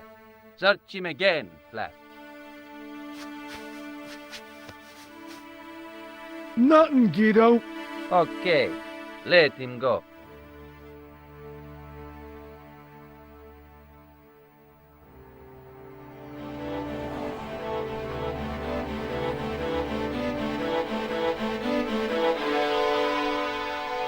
If the manuscript was what Flap and Guido were after, they were going to be disappointed. I couldn't wait to get back to Nico's apartment and check it out.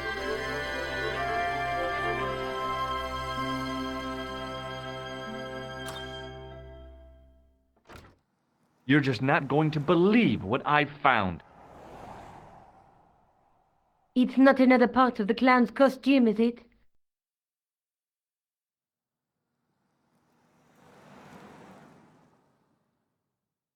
It's a medieval manuscript. Khan left it in the safe at the Ubu. It's incredible. Is this what he took from Plantark? It could be, which means it's worth enough to kill for. Look there, two guys on the same horse. Oh, yeah. Maybe they couldn't afford one each. What of it? Have you ever heard of the Knights Templar? Their official seal was an image of two knights sharing a horse. Whatever this manuscript means, it's connected with the Templars. How come you know about these knights? I learned about them while writing an article on the Crusades.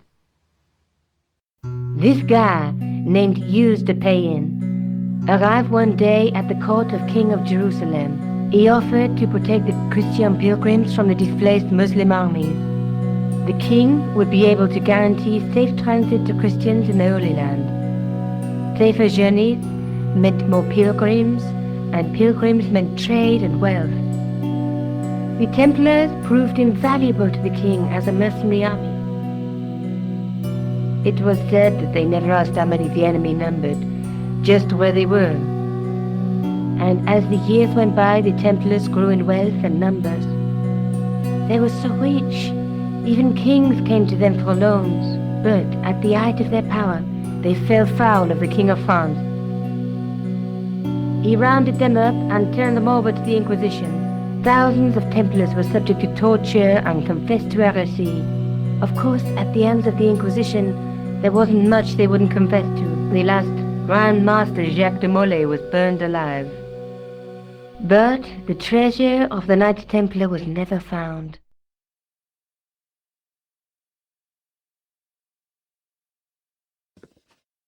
Jeez. So the treasure is hidden, waiting to be discovered? If there ever was a treasure, it's been lost for 600 years. Anyway, we're supposed to be investigating a serial killer, not a medieval treasure trove. But maybe that's what the clown and his accomplices are after. Maybe this manuscript is the key. You'd better leave it here for safekeeping. Think about it, George. One guy's already died for it, as you said yourself. Besides, that parchment is fragile. Okay, I'm convinced. You keep hold of it. Let's take another look at the manuscript. Let's face it, we need help, George. Someone who knows about these things. Who do you suggest? Indiana Jones? I know a guy who specializes in medieval studies. His name is Lobino. Huh. Some stuffy old fossil who gets horny over ancient relics, I suppose. Far from it. Andre isn't the stereotypical professor you have in mind. Where can I find this Lobino guy? At the Kroon Museum. I'll give you the address.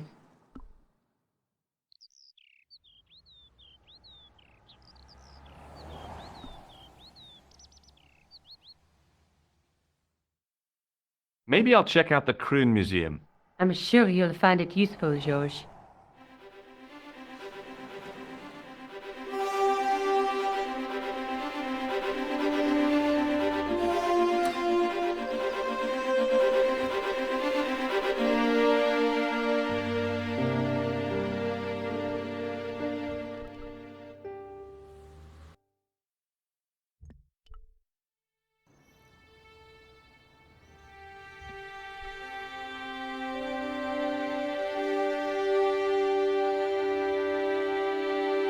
I considered smashing my fist through the pane, wrenching open the window, and bolting triumphantly into the building. Then I thought, no, that's dumb. Besides, I might get hurt.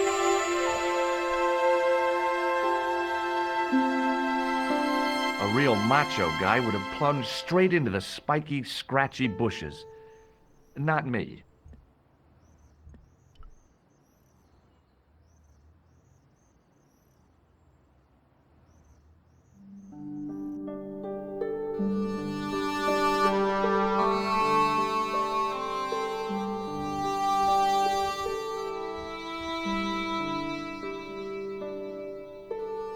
In the case was a spindly tripod, blackened with age and pitted with rust. It was identical to the tripod pictured on the manuscript. A notice identified it as 15th century from Western Ireland. It had been found in Loch Marne at the site of a Knights Templar preceptory. Ireland! What's that? This tripod was found in Ireland.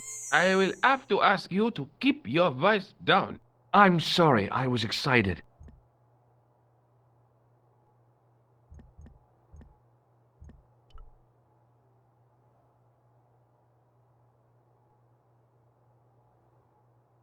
Attention! Please do not open the window, monsieur.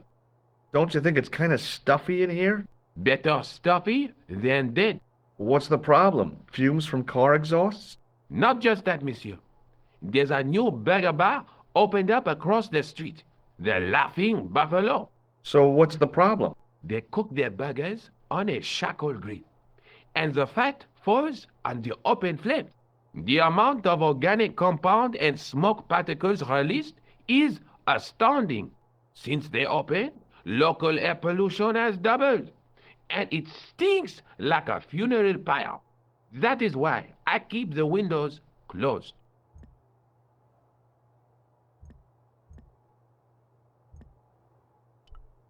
Pardon me.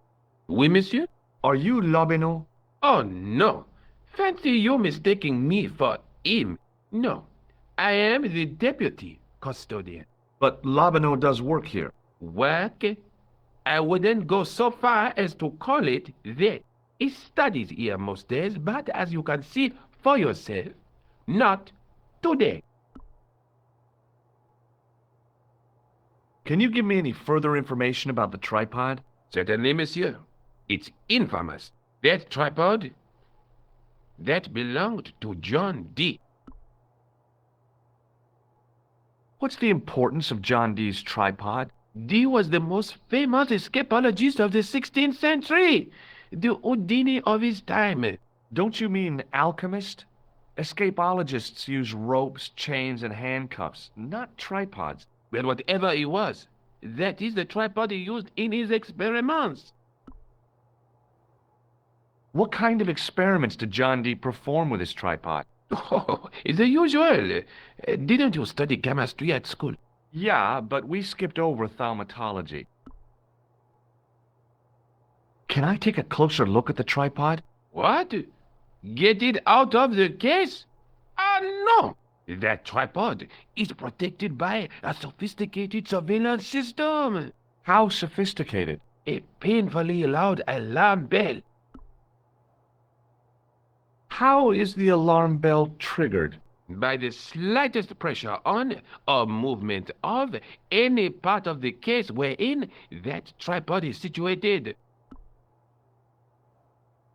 It strikes me that to call your alarm system sophisticated is, well, stretching the truth a little. It has never failed yet. The sophistication is in its simplicity. Do you know anything about the Knights of the Temple? No, sir. Not a sausage. The sign on the tripod says it was found at a Templar preceptory. It does? Yeah. It doesn't mention John Dee at all. Most remiss. You don't know anything about the tripod, do you? No, I don't. I never had much of a start in life, you see. I owe what little education I gained to my uncle. He was an optician, but he also doubled as the village school teacher. He taught me the alphabet. Well, 19 letters of it. The bottom row of the chart was too small even for him to read, so he left them out. Why don't you start over and enroll for adult education? You know, I never thought of that. Do you think if I studied art and did all my homework, I could be a professor of history? At your age? Dream on. Do you know anything about medieval manuscripts? Not me, monsieur. I am no scholar, though people often mistake me for one. It is the uniform, I guess. They see the clothes. They are impressed. And they ask you to park their cars? They ask me to park the... No. They assume I am an authority on the exhibits in my care. Whereas you know next to nothing about history. Of course not. All I am saying is, I am no scholar. Not like Monsieur Lobineau.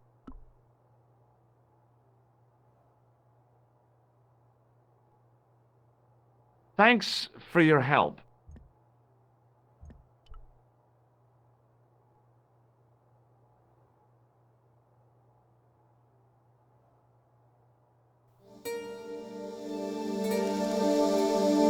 Leave it alone. That closet is over 3,000 years old. Closet? It's a sarcophagus.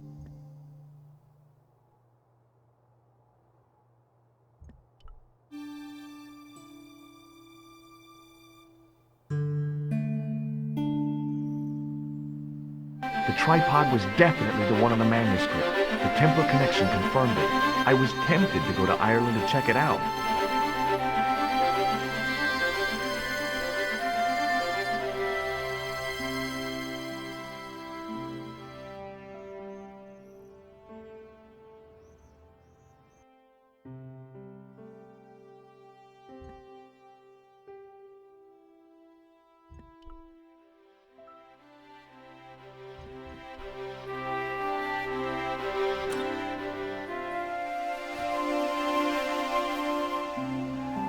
Hi, Jules.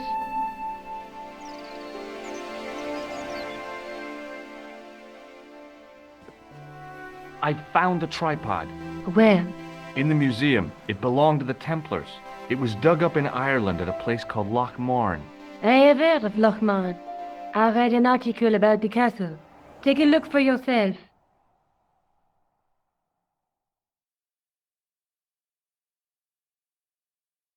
A popular gossip magazine? You read that rubbish? No, I write it.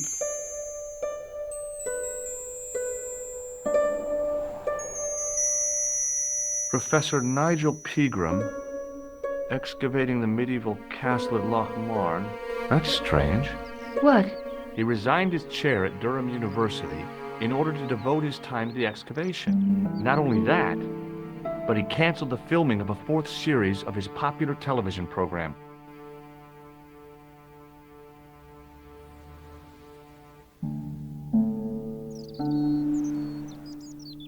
This site at Loch Marn must be awful important to him. He's a professor of history. They're all cuckoo. All the same, I'd like to talk to this Professor Pegram. How do you feel about a trip to Ireland? Disappointed. Huh? That I won't be going. I want to follow up the Bellotta case. If you really think Pegram's dam is important, why don't you visit Loch Marn? On my own? I'm not so sure about that. Where is Ireland exactly? What do you know about Professor Pegram? I've seen a television program, Pegram's Past. He's written a book, The Crusader Families of Ireland. I'll bet he'd be interested in the manuscript. Let's take another look at the manuscript. That's the tripod in the Crew Museum. That's the There's a woman looking at her reflection in a mirror, but the reflection has 3 hideous faces. She reminds me of the Wicked Queen in Snow White. She was the one who said, "Mirror, mirror on the wall," wasn't she? She made me cry so much when I was a kid, Mom carried me out of the movie theater. She didn't frighten me in the least. Like I said, I was only a kid. I didn't like the crocodile in Peter Pan either. A knight with a crystal ball. Now, there's something written on the scroll beside the knight. Yes, but it's written in Latin. Per disciplinam mea lux videbis. By my teachings, you will see the light. You speak Latin? Where did you learn a trick like that? A trick? I studied law, okay? I can read Latin. My, you're touchy. Tell me that again. Through my teachings, you will be enlightened.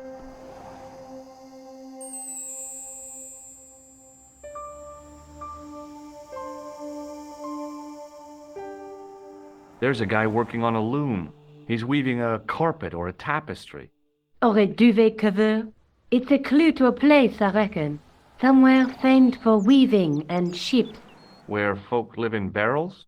It beats copper boxes.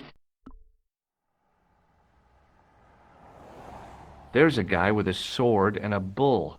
The only mythological bull I know of is the Minotaur, but he was only half bull. I don't think I'd like to be half a bull, even if it was the bottom half. What's that object between them? It looks like a gem on top of a tripod.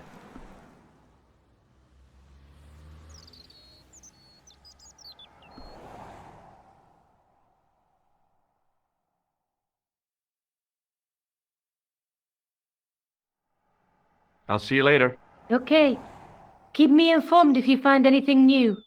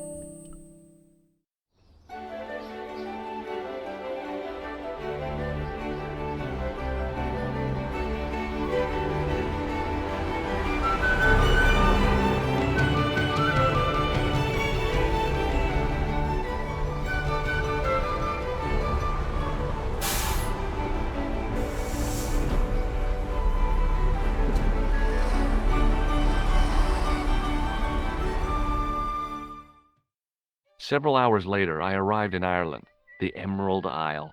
I'd been lucky to get a bus from Dublin to the tiny village of Lochmarn. On the way out, the driver told me there was only one service a day.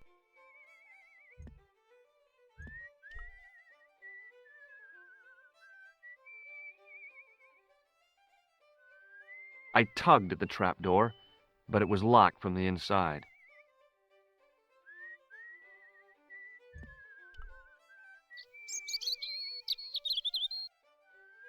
I tugged at the plastic cover, but it didn't move.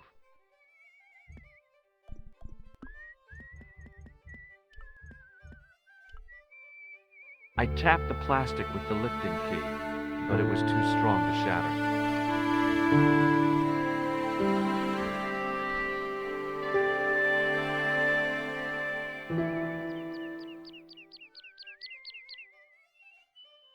I took hold of the grating and pulled hard, but it didn't move.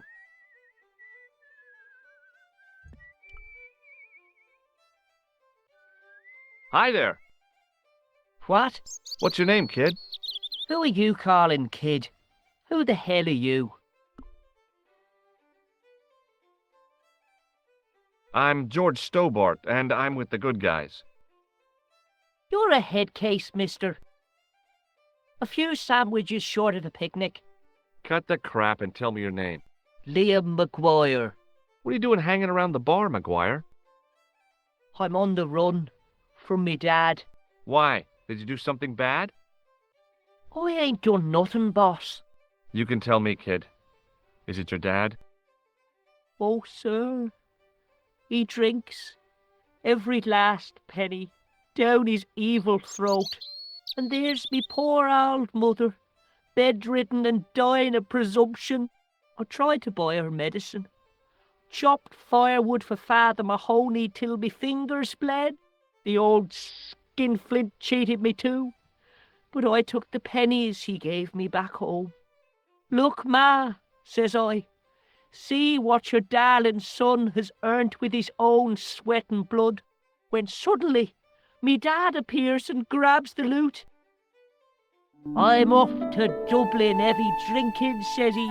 Watch out till I get back. That's why I runned away. Something in the grin on his face told me he wasn't being strictly truthful. Compared to him, Huckleberry Finn was a candidate for Altar Boy of the Year. Do you know a man called Pegram? Can you describe him like on the telly in the cop shows? He's an English archaeologist. I know the man you mean if he's the one. Can you tell me where I'd find Pegram? No, I can't, 'cause he's not here now, but if I sees him, I'll ask him. Do you know what Pegram was doing in the castle? Digging for buried treasure. Jewels and gold and skeletons, like in the films. Do you know anything about Pegram's dig? He wouldn't let me anywhere near it. I offered to help, but he chased me off. I didn't want to see his smelly old hole anyhow. Did anyone from the village work at the dig? Pegram brought some students and bums with him. He reckoned no one in Lochmarn would know what to look for. The only local guy who worked for him was Sean Fitzgerald. What does this Fitzgerald guy look like? Big head, big ears, and face irons. What? You know, spectacles, glasses. He's blind as a bat without him. What can you tell me about the castle, McGuire? What do you want to know? Well, can I get inside? No, it's locked up. Does anyone live there? No, only... What? Oh, nothing. You know something about the castle you're not telling me, don't you? No. What is it you're covering up? Is it something you're scared of? I ain't scared of nothing. I'll give you one last chance to tell me about the castle. Oh, yeah? And what if I don't? Then I'm taking you back to school. Oh. There's a ghost. It's called the Phantom of Lochmarn. Have you seen a guy dressed as a clown? Here in Lochmarn, they all dress like clowns. The man I'm looking for is a dangerous psychotic. Jesus, It's just like that film I saw. There's this clown, see, and he's after this kid who saw him kill a guy. He tries to warn the sheriff, only no one believes him. Then, while he's in the tub, the clown cuts him up with a chainsaw.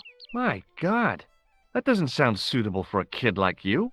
Who are you calling a kid? I'm 25. Yeah, right. You're not a day over 14. Oh no, it's 25 that I am. Married with a car and 3 kids. 10 kids if you count the wives. You're not telling me you believe in ghosts, are you? Mister, I seen it with me very own eyes. Last Tuesday night, I went up to see what that dig was about. I just reached the top of the wall when I hears this awful noise. What sort of noise? A horrible snuffling and snorting, like O'Brien's pig, only worse. It was coming from inside the castle. Did you find out what was making the noise in the castle? No fear. I just sat there on the wall like Humpty Dumpty. The moon was cracked and greasy like an old dinner plate. The yard was full of shadows that could have been hiding anything. I would have gone home, but me legs had lost their stuffing.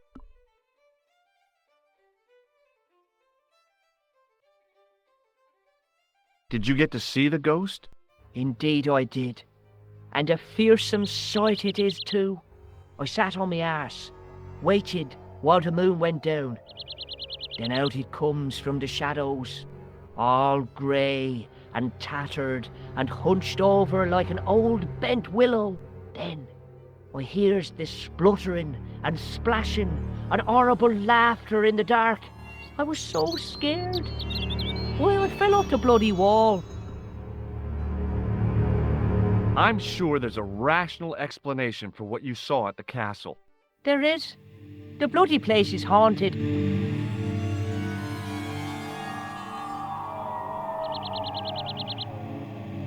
Have you ever seen this man before? What a slimy character. No, I never seed him. See you later, kid. Okay, mister.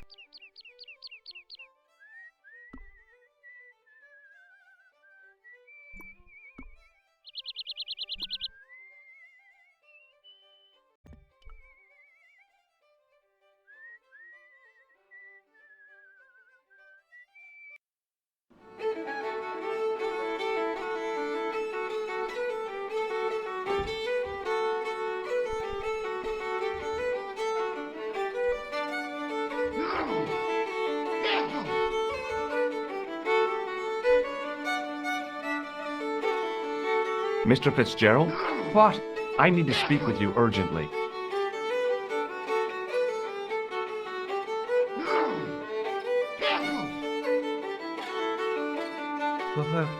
What's the problem? Check out this pass. Yeah, it's yours, is it? Not exactly. Do you recognize the name? Thomas Merlin? No, never heard of him. Hello. Can I get you another drink? Oh, no, thank you. I shouldn't be drinking at all. I'm on tablets from a nerve. More than a pint and I'll pass out. Did you work at Professor Peagram's dig? What gave you that idea? McGuire says you did. You don't believe that damn hooligan, do you? Why not? His probation officer could tell you a tale or two. Have you heard about the gem which Peagram found? I heard a rumor, but you can't believe everything you hear or see, can you?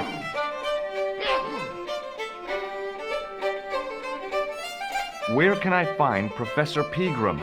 I heard he's gone fishing. I don't know where.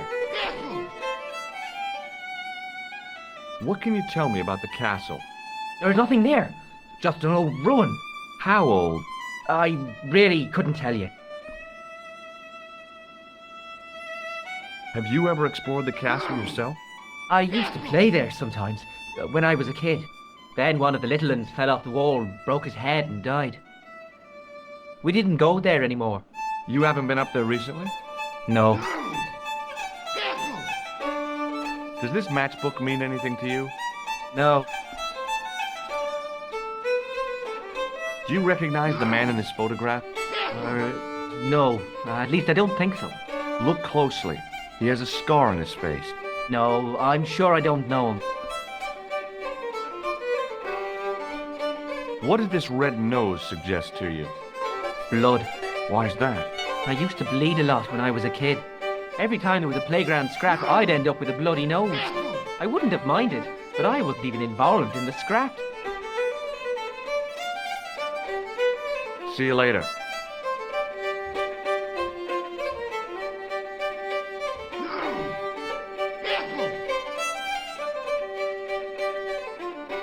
Top of the morning to you. I beg your pardon. Well, that's what you Irish say, isn't it? Do you want something? Or are you just flaunting your xenophobia? Well, I was trying to be sociable. Is it a room you're after? That's not a bad idea. Do you have a vacancy? I could, if you don't mind waiting until the last guest checks out. No problem. When will that be?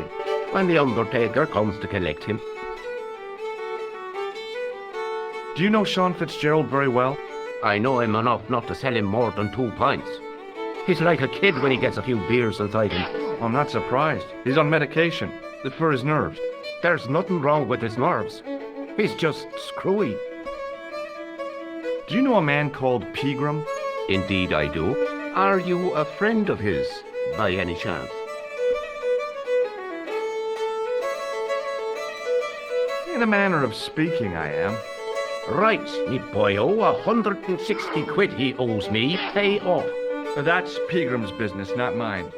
Ah, but he's done a bunk, hasn't he? Scampered. I know. That's why I'm here, to look for him. And what about the money he owes me? When I find him, I'll remind him about it.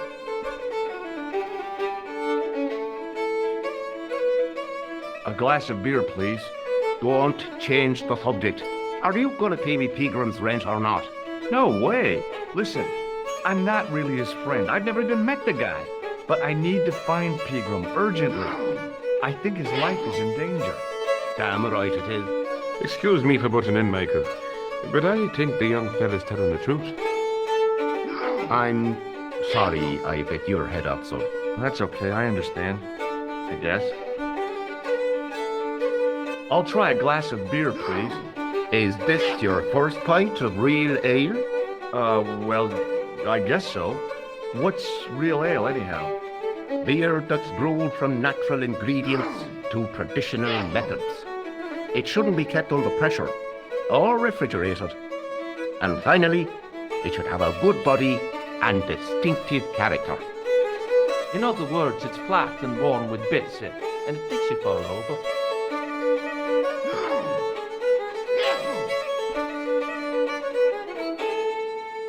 Did Pegram stay here? That's right. In the best room in the house. That's the one with the bed.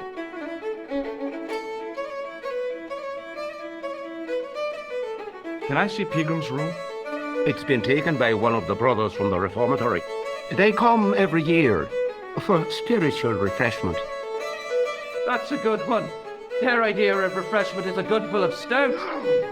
I wouldn't want to disturb a man of God, especially not a big fella from the bad boys' home. I don't blame you, Mick. That brother's got muscles like a muscle man. Have you served any, clowns recently? No. You're the first today. Seriously, I'm looking for a man dressed in a clown costume. Would he be having a little white dog with a black patch over the eye? I shouldn't think so. What can you tell me about the castle? You're the second person to ask me that today. I don't know anything about the castle. It's only an old ruin anyway. Who else was asking about the castle? He said he was a reporter. He was asking about the little people. I could have told him a tale or two about the little people. He might have paid me to hear what he wanted me to say. Anyway, I chucked him out on his arse. Good for you, Mick. That's the way to deal with journalists. Do you recognize the name on this card? No. Should I? Nah, it was a long shot.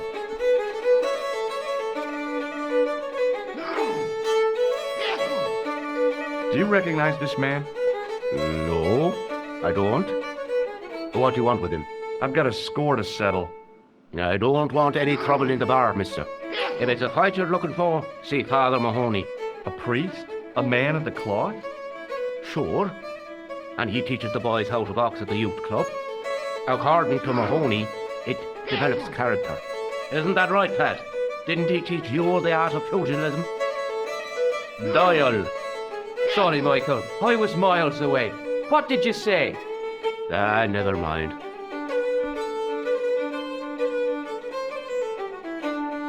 Thanks. He wasn't listening.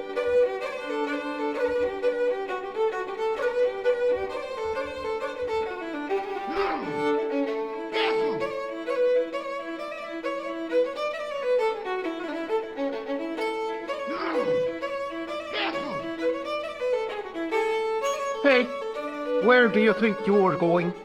Excuse me? No customers behind the bar. Ever.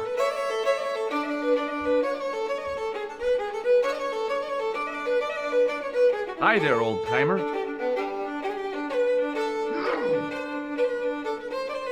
What? Nasty cold you've got there. As soon as the words left my lips, I regretted them.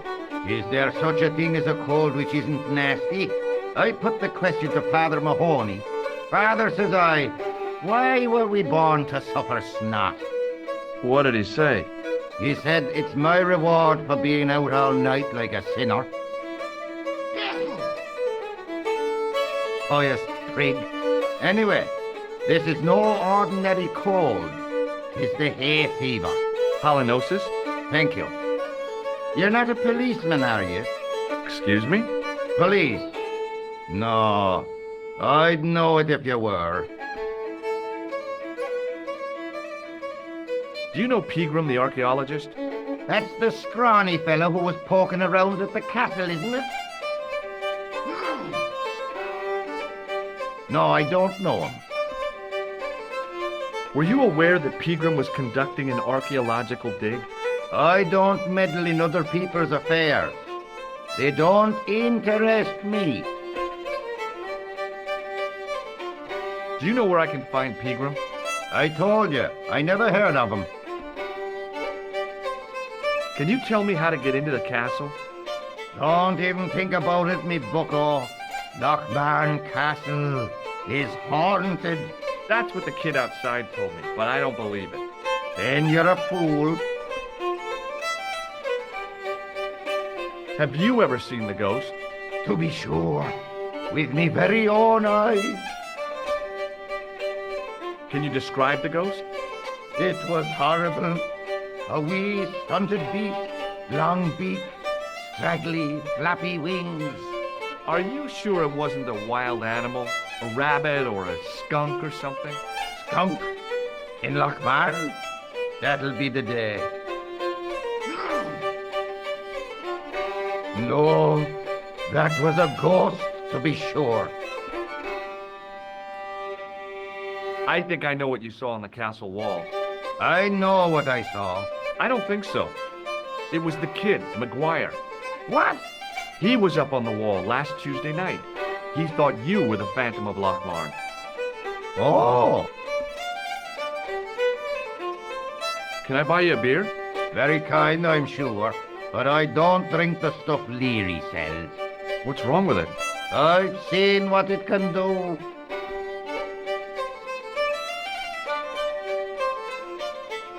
You could make use of this tissue. Never use them. Those things are unhygienic.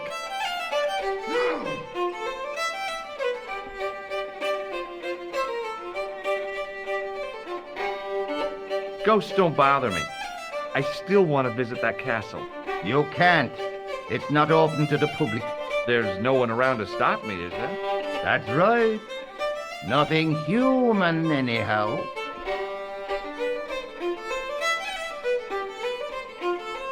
I'll see you later.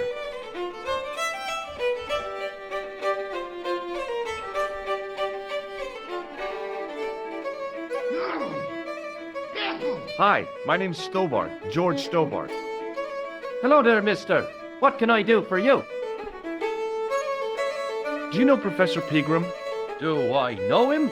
Do I know the good professor himself? No, I don't. I mean, I know who he is, but I don't know him to talk to. Do you know anything about Pegram's excavation? Only that he didn't have the right tools for the job. What he needed was shovels and a JCB. Pegram was digging for historical remains, not coal. Is that a fact? What the hell for? It's the science of archaeology, Pat. Understanding how people used to live by what they've left behind. One day archaeologists might be digging up our remains. Imagine that, Mr. O'Brien. I wonder what they'll find. Well, it won't be arrowheads and beakers. Fast food cartons and favored condoms, more likely. Is it true that Pegram found a valuable gem? What? First I heard of it. Where have you been, Pat? For that gem is the talk of every town from Lochmarn to Ballydoon. Nobody told me. A lucky sod. So that's why he scampered. Did anyone from the village work at Pegram's dig? I tried it myself, but that high and mighty history man called me incontinent. What a nerve. Hadn't I dug more holes than the rest of them put together? Do you remember seeing Sean Fitzgerald at the dig? Let me see now. I think me brain box needs a spot of lubrication.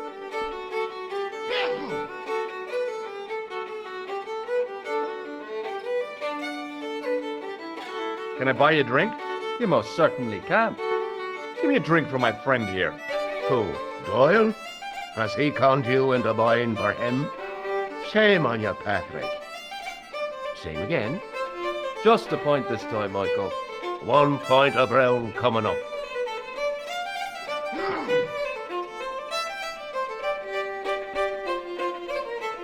Do you remember Sean Fitzgerald now? I can picture the scene as if it was only last week. Come to think of it, it was only last week. Fitzgerald was there all right. Him and a bunch of students. He was speaking with the boss man. Can you tell me anything about the castle on the hill? Oh, I don't know much about anything. You should ask Mr. O'Brien here. He does joined up writing.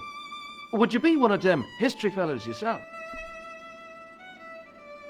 Oh no, I'm here on vacation. What's that? A vacation, Pat. It's what the Americans call a holiday. Oh, right. In Lochmarn? You come to Lochmarn for a holiday? Sure, it's a very pretty place. Where the hell are you from, mister? California. I know it. That's where the brooms come from. Yeah, amongst other things. Does this security pass mean anything to you?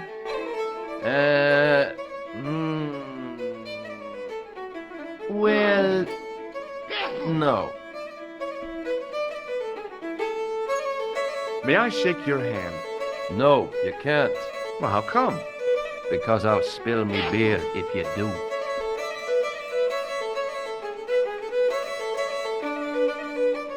Do you recognize this matchbook? No. Do you recognize the man in this photograph? It's a handsome mug on that fella, to be sure. Is he a film star? Don't be fooled. This is the face of a psychopathic killer. No. Well, there's one in the eye for me and my men. Bye for now.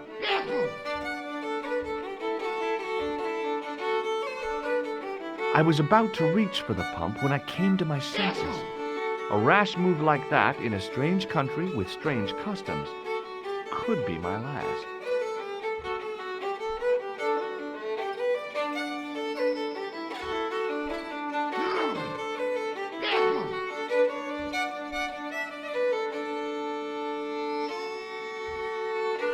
Somehow, I'd managed to drink the thick, sweet brew. I felt strangely compelled to order another, even though my every instinct warned me against it.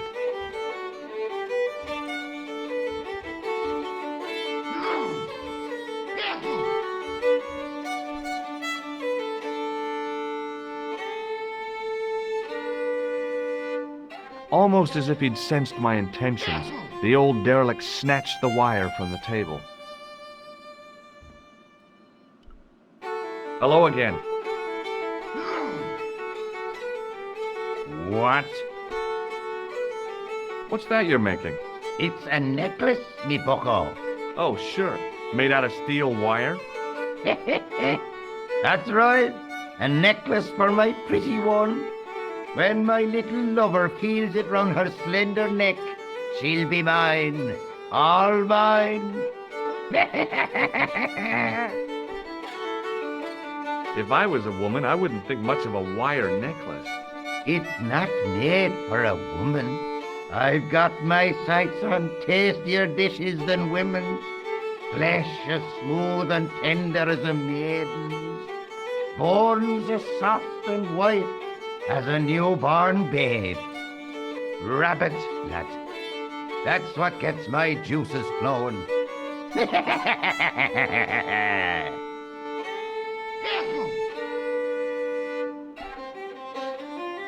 Ah, so you're making snares to trap rabbits.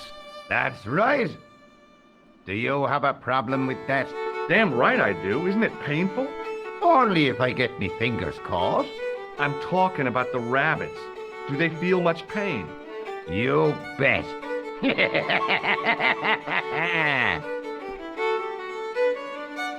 I'll see you later.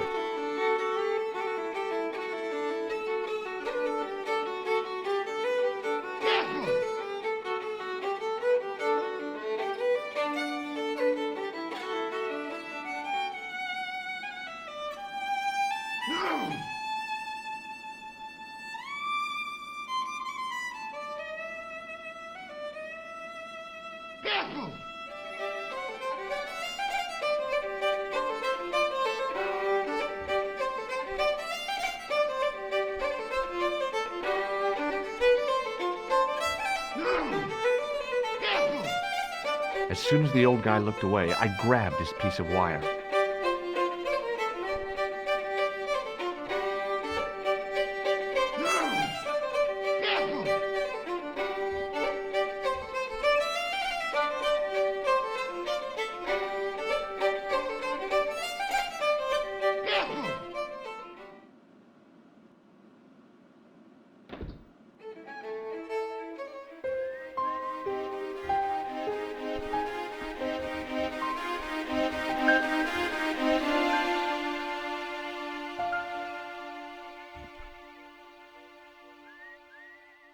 Hey, McGuire. What do you want to know? Are you sure Fitzgerald worked at the dig? Oh, yes. It was him, all right. Would I tell a lie? Well, he denies it. I saw them together only last night. I wish you'd told me that sooner. What were they doing? Pegram gave Fitzy a box. He didn't look too happy about it. I knew it. But how am I going to persuade him to part with it? Break his fingers. Nah, I couldn't do that. I could. Thanks for the offer, kid, but I'll try a more subtle approach. Chinese burns? Do you know where I could find Fitzgerald? He's inside, but you won't get no sense out of him. How come? Is he drunk? He's like a frightened rabbit. A real bag of nerves. Why, the fella's scared of his own shadow. What's Fitzgerald scared of? Everything and everyone. So I shouldn't have any trouble getting him to talk. He's a pushover, but don't scare him too much. Try the soft touch. Butter him up a bit.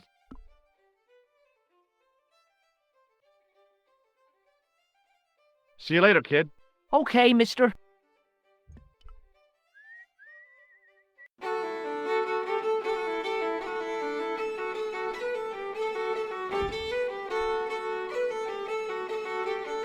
Hello.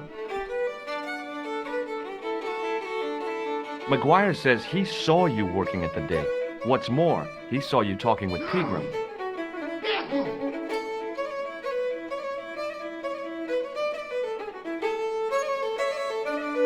I knew this would happen. I knew I'd get caught. Doyle told me you definitely worked at the dig. He's seen you there. You might as well admit it. Just my luck. Grasped up by a delinquent and a dimwit. I need to talk to Professor Pegram, if he's still alive. What do you mean? Is he in danger? Yeah, you too, if I'm right. You're not from the Social Security. Hell no. What makes you think that? Well, I was claiming benefit at the same time I was working for Pegram. I'm not in a position to make judgments, Sean. That's between you and your conscience. All I want is to talk to Pegram about the gem. But he's not here. I know that. But he left that package with you, didn't he? So where did Pegram go? I don't know. I swear it. He came to see me early this morning. Said he was leaving.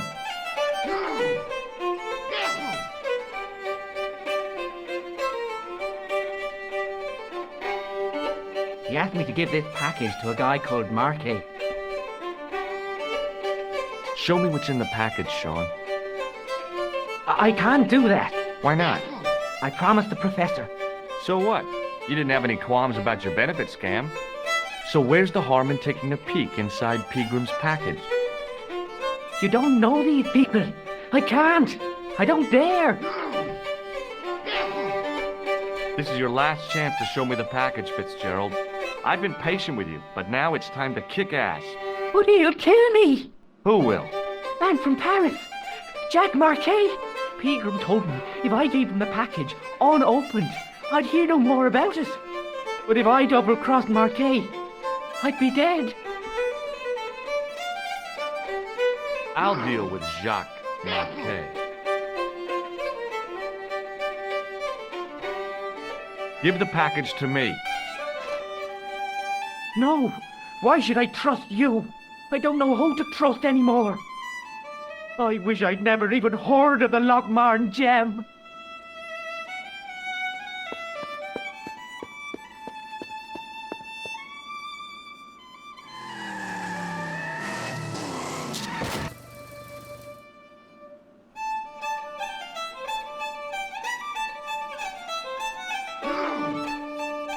Hey, I just seen a big red. Get out of here, Maguire. Come back when you're old enough. What's the lad howling about? A big red sports car. Sean Fitzgerald's been runned over. Get out!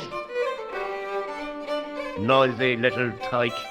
Maybe you should send out some medicinal brandy, Michael. Oh, yes? And who's going to pay for it? Not me. Me too, neither.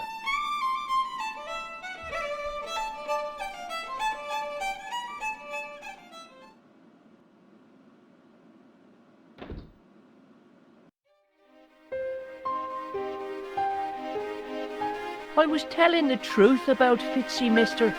Okay, calm down. Now tell me what happened.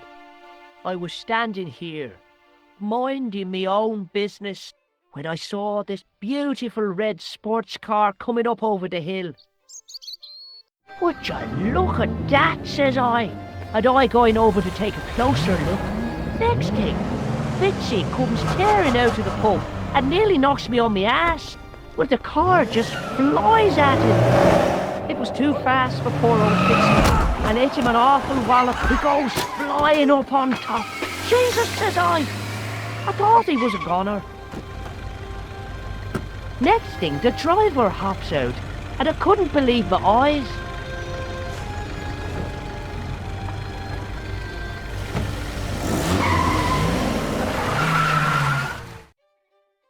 He was dressed like a bloody pixie. Did this pixie have a scar on his cheek? I couldn't see. He was wearing a stupid mask. Are you a special agent? Sorry to disappoint you, kid, but I'm not. Did Fitzgerald drop anything when he was hit? I didn't see. It all happened so fast. See you later, kid. Okay, mister.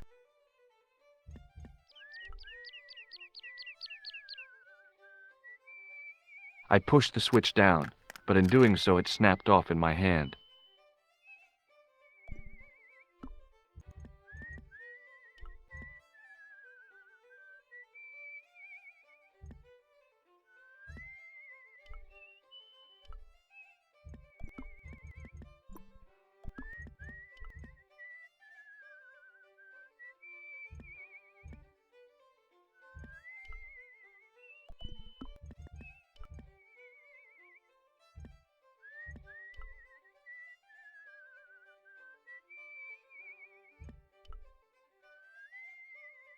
I tugged at the trapdoor, but it was locked from the inside.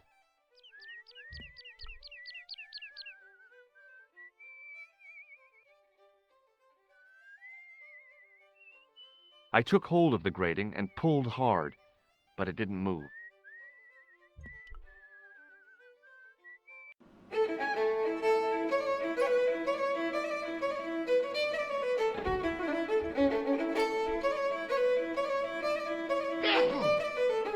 The man's arm lay across the towel, preventing me from moving it. Excuse me. Yes, sir? May I have another beer, please? Certainly, sir. Same again? Yeah, please. How is this stuff made? That's the secret of the master brewer, sir. Each barrel is lovingly manhandled in time-honored fashion, suspended on skillfully tied ropes of the finest hemp, lowered into the cellar, utilizing the forces of original gravity, like manna from heaven. I'm sorry, but the pump appears to be broken. I can fix it for you. I don't think so. This is a job for a professional electrician. Oh well, at least the glass washer is still working. It's not my idea, is it? It just so happens I'm an electrician. Check out my credentials. Well, no. Isn't that marvelous? Ha, here's the house bedeviled with faulty wiring of a wayward nature. Here's you, an electric man, with a little plastic card to prove it. I still want to see what you can do before I let you touch me beer pumps. You can make a start on the glass washer.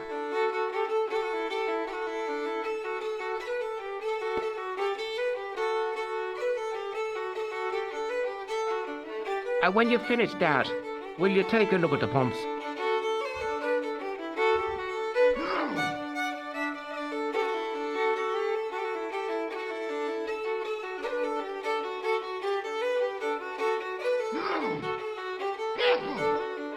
I used all my knowledge of electrical engineering to examine the plug. Seemed fine to me.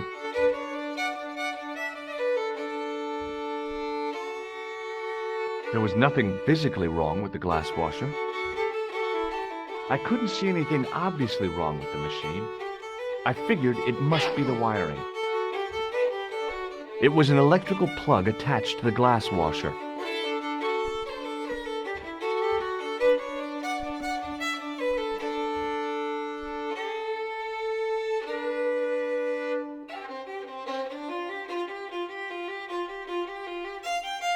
I replaced the fuse with a piece of wire. I knew it was dangerous, but I was desperate enough to disregard everything I knew about standard safety precautions. Excuse me, Mr. Leary. I fixed your glass washer, no problem. Bingo! And a blessing to all the saints.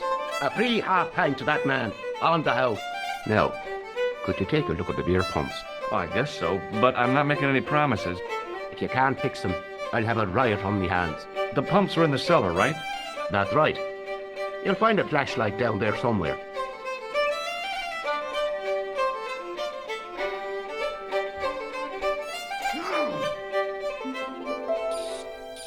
What a dumb place to store a flashlight.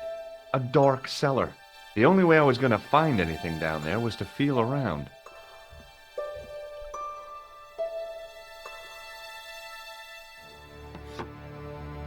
I pushed the lever and heard the grating of metal, but nothing appeared to happen.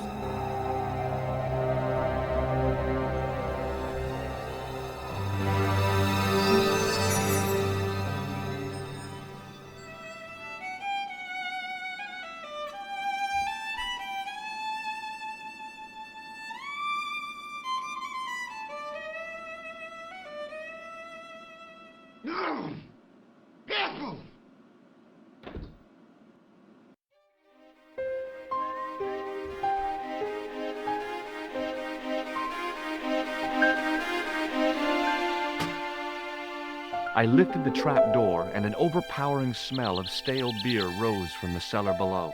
I looked down on a stone-tiled floor, way too far to jump.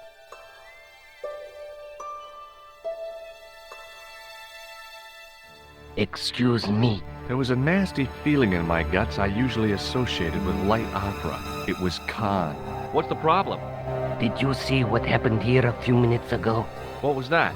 A man was involved in an unfortunate accident. I didn't see anything. What about the boy? He doesn't know anything either. The kid, well, you know how it is in these rural communities. Not enough genes to go round. I prayed McGuire had the sense to keep his mouth shut. Was the guy hurt bad? He's been taken care of, but he thinks he dropped a small parcel. You didn't happen to find it, did you? If I had, I would have taken it to the police. Of course. Thank you.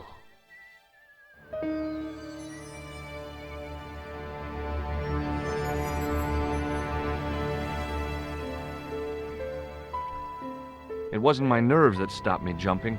It was my damned legs. They wouldn't move.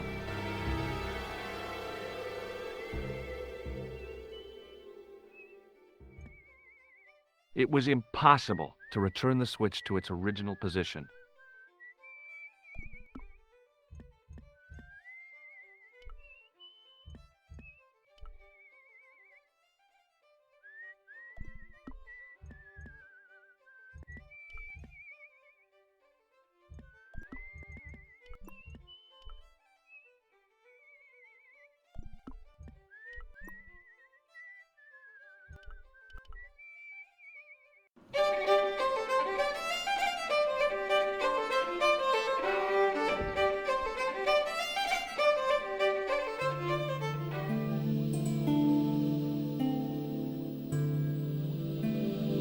Then I noticed a flash of light, something sparkling beneath the open trap door.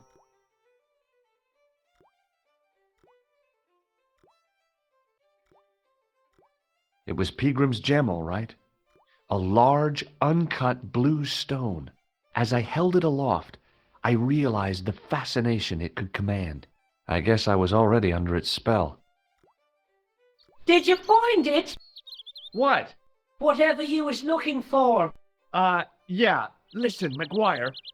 I want you to keep this to yourself. No problemo.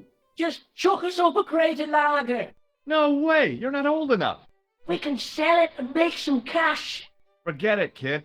I couldn't betray Mr. Leary's trust. I could, for sure. That old misery guts deserves it. If you want to do me a favor, keep a lookout for that guy in the suit. Okay. But it'll cost you a packet of chips. Oh, and shout if you see that Ferrari.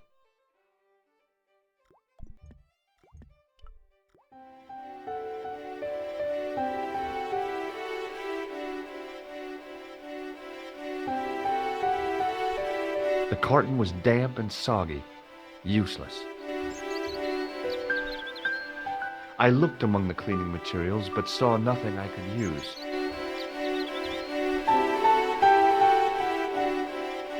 The faucet creaked, coughed, and spewed out a stream of rusty-colored water.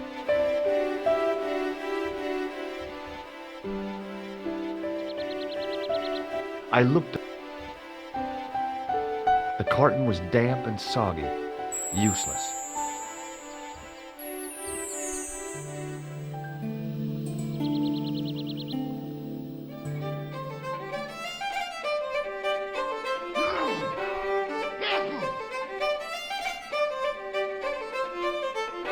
The man's arm lay across the towel, preventing me from moving it.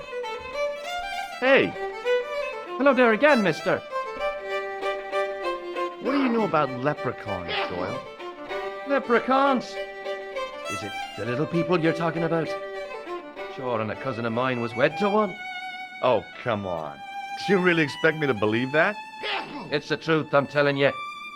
She fell asleep on a fairy ring, see? When she woke up, there he was. A little fella. All in green. Tell me more about your cousin and the leprechaun. Oh, no. Well, young Mary was speechless, especially when the leprechaun up and spoke to her. Be my bride, me darling. Okay, Amen. so there you are. Well, that's no proof. Not.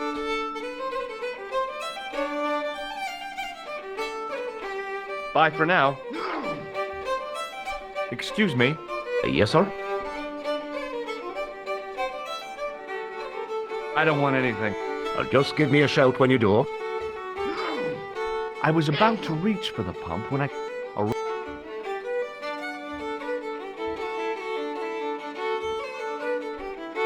It was a beer-stained piece of toweling.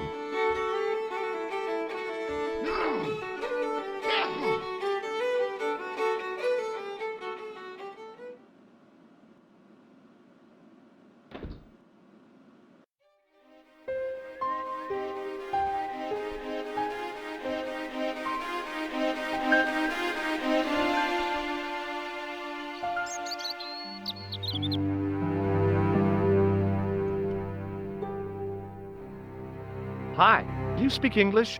Well, now, what if I was to say no? An implication of cognizance shrouded in denial. A pretty poser of a paradox indeed. I gave him the look I'd perfected when I was 12 and was going to be the greatest hypnotist of all time. It was a killer. Are you attempting to hypnotize me, or is it the constipation you're suffering? I was a little out of practice.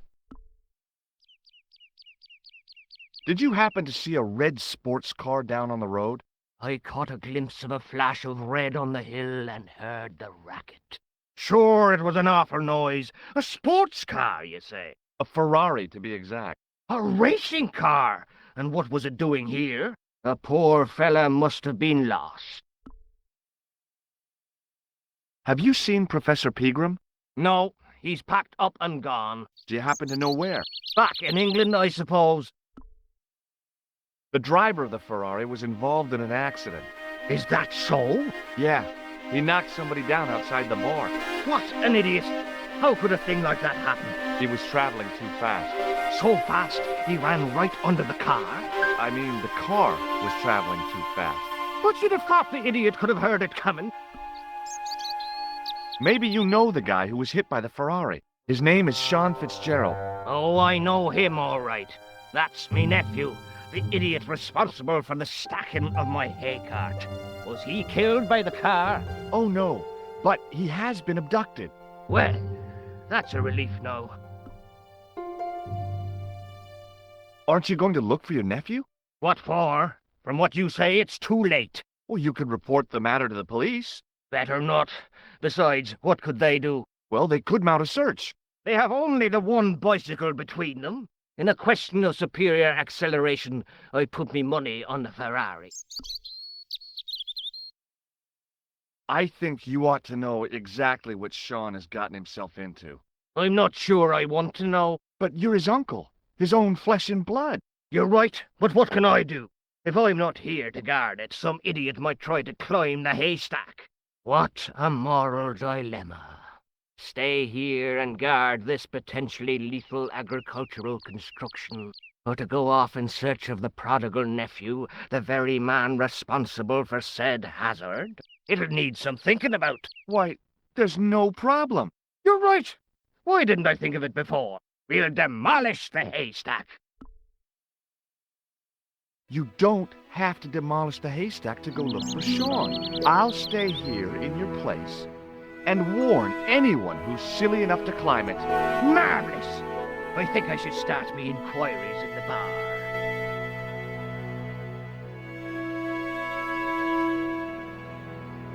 He strode off in the direction of McDevitt's bar, leaving me to contemplate the stack of hay.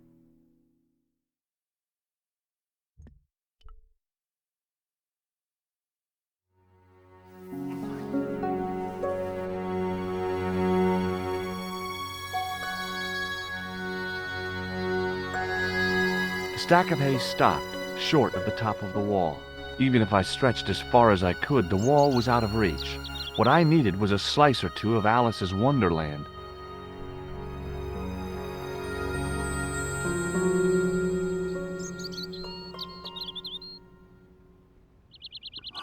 I inserted the end of the lifting key in the mortarless crack and gave it a firm shove. It remained lodged in the wall, jutting out to form a step.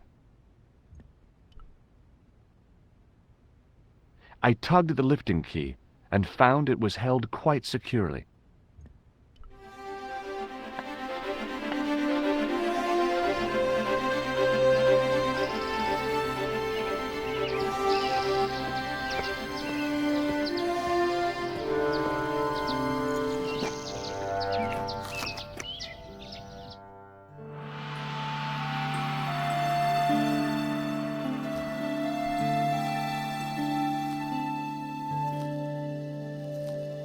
Hey, Billy. The animal fixed on me with an evil glare. Behind the malice and resentment, there was a cool intelligence. How you doing, boy?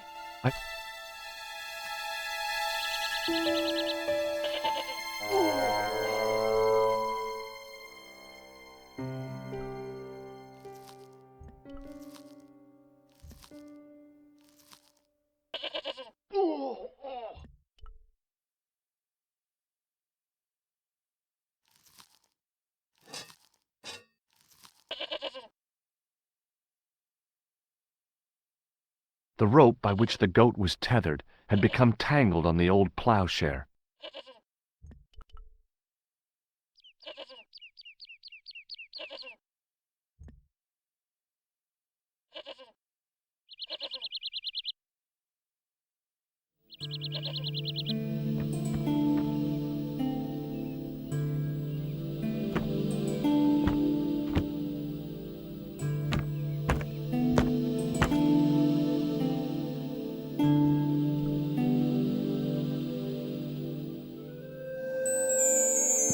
The statue was too heavy to lift. It overbalanced into the sand.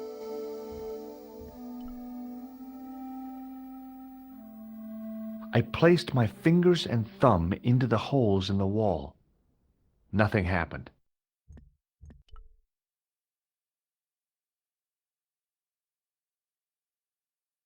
I tried in vain to move the panel.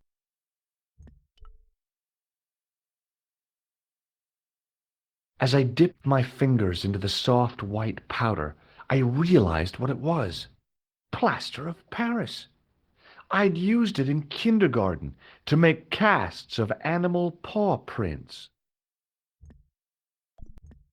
The only object on the table which interested me was a small sack. I reached into the sack, but it was empty.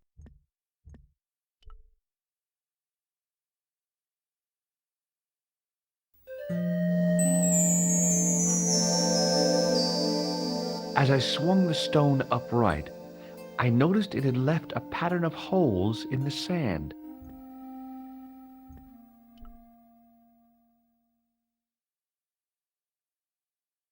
I placed my fingers in the 5 impressions left by the fallen stone. It was weird. They fit perfectly.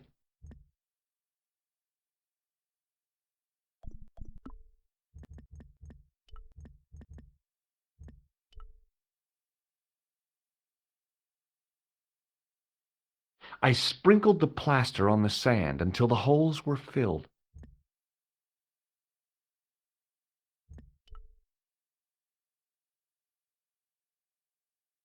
I smoothed the plaster level with the sand. It was my first experience of home improvement. The patch of sand where the statue had fallen was covered with a dense sprinkling of plaster.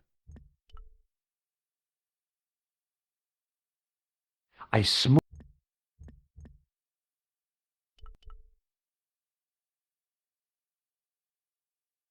placed my finger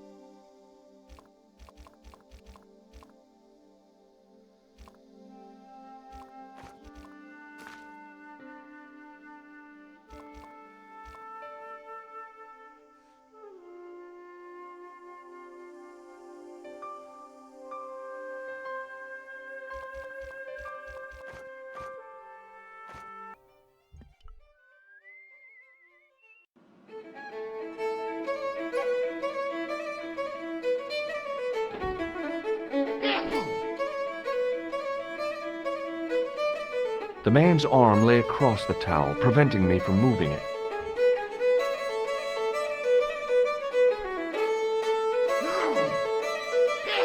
As the man raised his arm to drink, I snatched the towel away.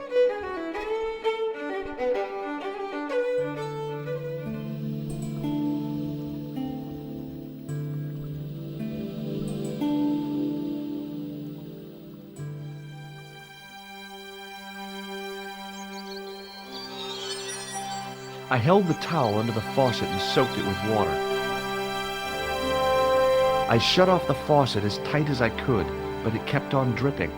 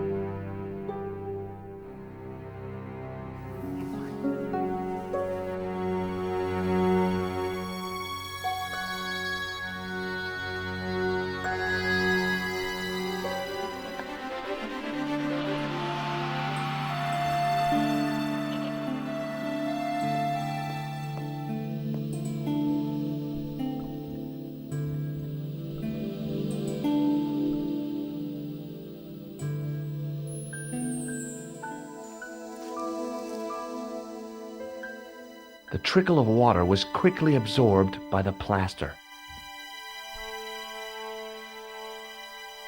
I eased the solid piece of plaster from the sand. Underneath, it had formed a perfect copy of the statue.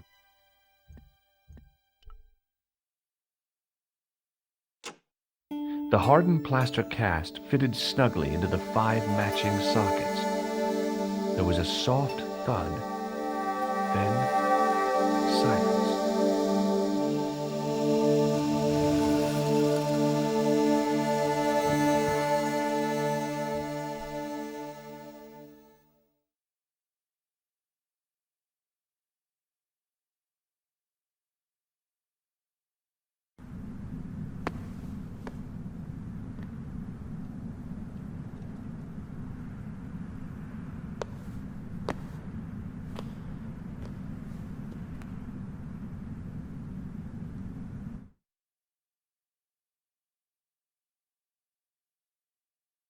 So, where did you stay last night? At McDevitt's. I got to drinking with Doyle and a couple of the guys. That explains why you look so ill today. Did you get any sleep at all? Not much. I had to share the room with another guy. Did he snore? Hardly. He was dead. And you say Pegram has disappeared? Without a trace.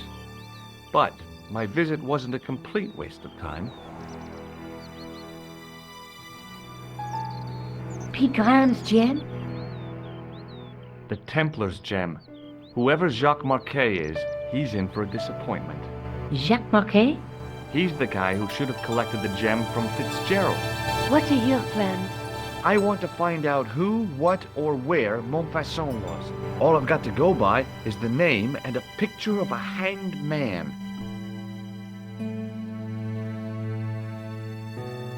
Do you want to look after the gem? No, George. I'd be too tempted to sell it. Look, Nico, a handful of plaster. Yeah. Why is it that men never really grow up? What's your problem, sister? Your pockets stuffed with useless junk like little boys. You never know when useless junk might come in handy. I can't sit here all day, much as I'd like to. Okay. Don't forget to look for Lobineau at the Kron Museum. And why don't you see if Rousseau has heard anything? Okay. Anything else I can do for you while I'm out? Shopping, a trip to the laundromat? Just take care of yourself.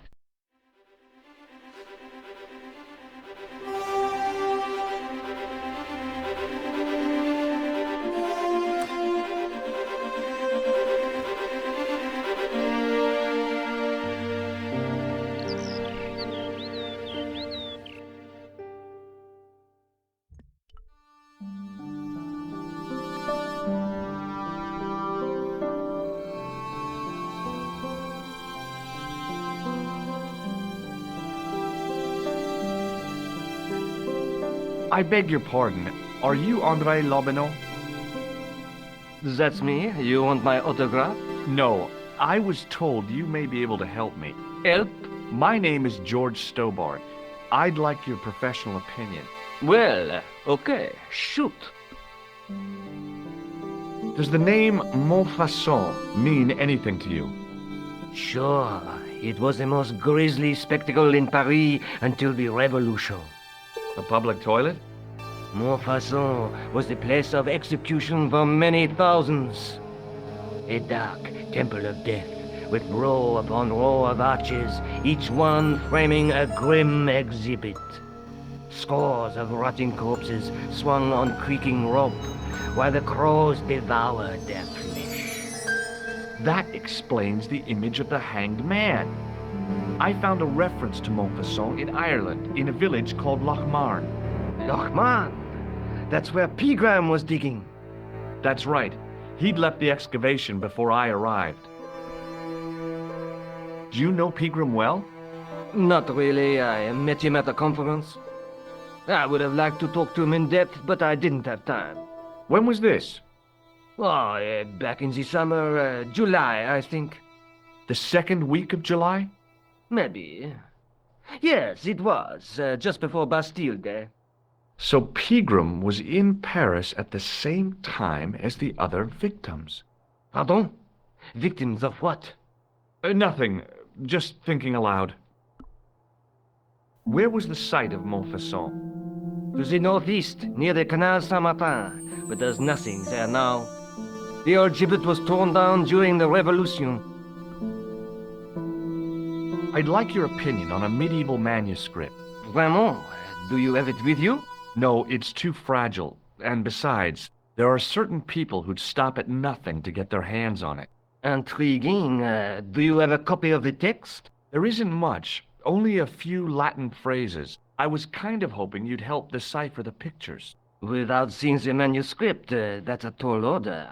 Just tell me one thing. What does the image of two men riding on the same horse suggest to you? The Knights Templar. Does the Templar seal appear on this manuscript? I'd love to see that for myself. Can you tell me anything about the Knights Templar? I sure can, Georgie. Soldiers, diplomats, mercenaries, monks, bankers, you name it, the Templars fit the bill. The greatest fighting force in Christendom, the militia of Christ. Jeez.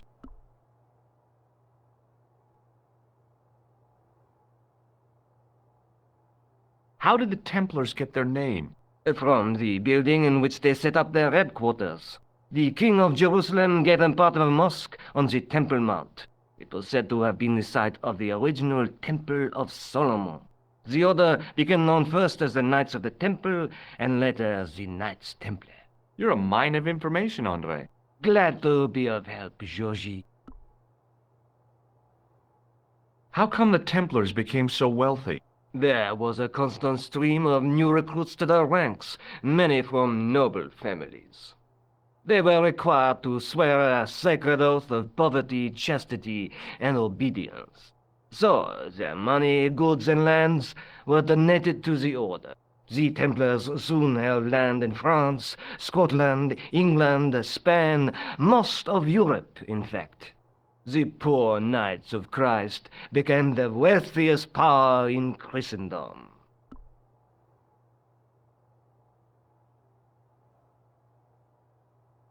Is it true the treasure of the Knights Templar was never found? Who knows? So little knowledge of what really happened remains. Or, if it does, the truth has never been made public. What do you mean by that? The Templars have attained mythological status, like the King Arthur of the Britons. There are people even now who say the Templars still exist. Do you think that's likely? No, not for a minute. The manuscript is being looked after by a friend. In Paris? Yeah. Not far from here, in fact. Well, just give me the address and I'll come round and take a look. I'm not so sure about that. Maybe I should check with her first. A female friend? Yeah, she's a woman. Maybe it was my imagination. but I noticed a predatory look in his eye. Suddenly, this friendly historian had turned into the big bad wolf. This friend who has the manuscript? Oui, the anonymous girlfriend. She lives at 361 Rue Jarry. Ah, I know it well. I'll drop by. Just as soon as I can. What do you make of this? It's the biggest gemstone I've ever seen. Where did you get it?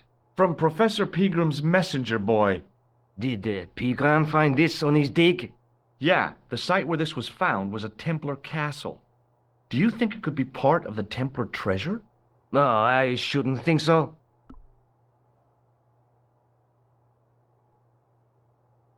Does the guy in this photograph look familiar to you?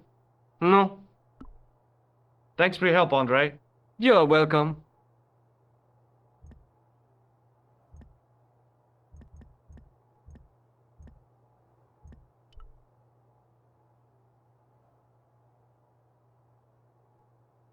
The rod turned smoothly, and the window above me opened.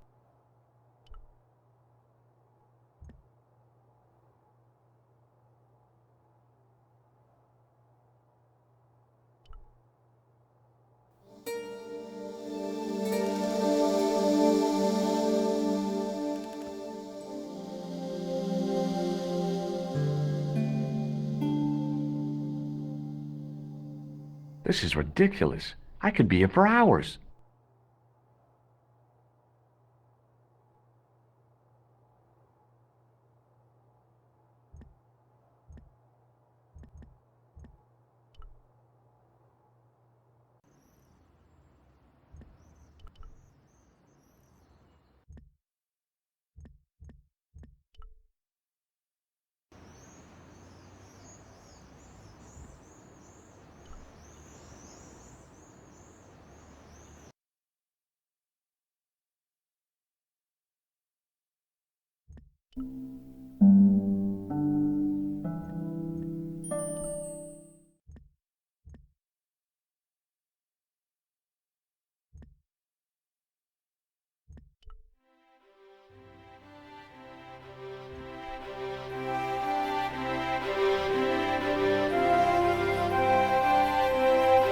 Excuse me. What do you want now? Have you heard of a man called Marquet? Yes. He used to be known as the Mole of Montmartre. I heard he's been hospitalized, probably by one of his rivals. Which hospital was Marquet taken to? The Hagenmeyer Clinic, in the Avenue des Hérissons. Why was Marquet known as the Mole of Montmartre? Because he lived in Montmartre, I suppose. Yeah, but why the mole? I don't know. Maybe he ruined people's lawns. I'd like to report an assault. Yes, monsieur? Where is the victim? I'm the victim. I've been harassed by a pair of thugs. I see. And where did this alleged assault take place? Outside the Hotel Ubu. They stopped me as I was leaving and went through my pockets. Could you describe the suspects, monsieur? One looked like a gorilla, and the other looked like a weasel. Their names are Flap and Guido. Bon. I'll get them this time. What are you going to do about Flap and Guido, Sergeant? I'm going to bust them, monsieur.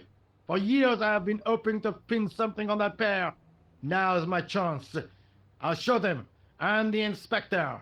Thanks, Sergeant. Thanks for taking me seriously. I'm only doing my duty, monsieur. Is Rosso here? Yes, he is. You wish to speak to him? Yes, I do. One moment, monsieur.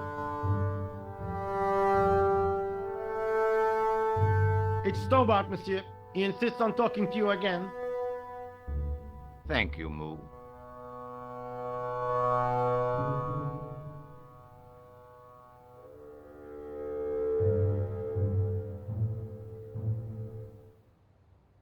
What now, monsieur?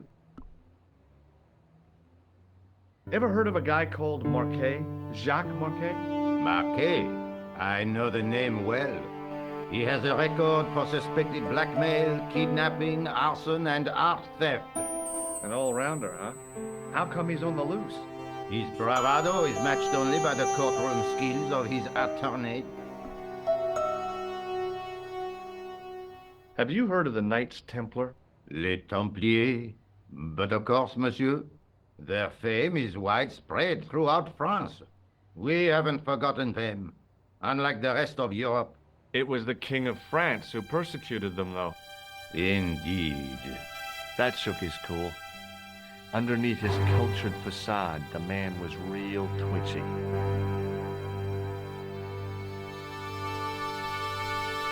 You're obviously a great admirer of the Knights Templar. They were men of great honor, monsieur. The flower of chivalry. Not everyone would share your views, Inspector. Not everyone shares my passion for Bartok. But if the Templars were as honorable as... That's enough. I do not wish to hear your uninformed opinions, Stobbart. Why do you get so wound up about the Knights Templar? They've been dead for centuries. I shouldn't have pushed my luck. Maybe his ancestors were Templars. Whatever.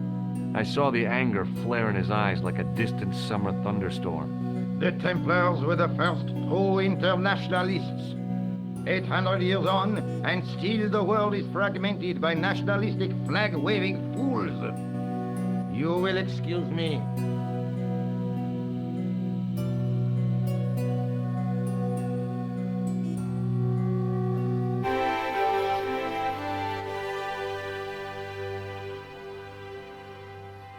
Excuse me, What do you want now?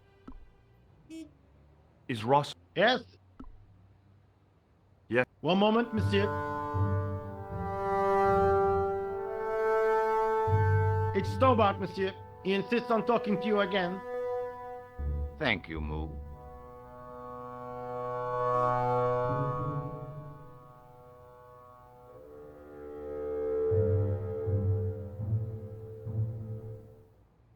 What now, monsieur? Do you know a pair of thugs called Flap and Guido? I have known those two since they graduated from special school. Flap is a nasty piece of work, but Guido is the real brains of the partnership. Where did you hear of them? I met them out front of the Hotel Ubu. Have you heard of Professor Pegram, the archaeologist? Molly Pegram? The second son of Lord Barclay Pegram? I don't know. I only read about him in a magazine. So much for the efficacy of rehabilitation. What has he done this time? He made an important archaeological find in Ireland. Do you know Pegram well? I have connections with the family, but I wouldn't say I knew him at all. Is his name really Molly? Of course not. That was the nickname he was given at school. All his friends and acquaintances know him as Molly.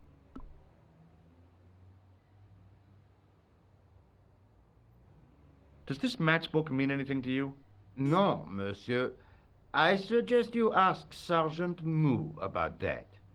God only knows why, but he collects matchbooks. He claims it is a hobby.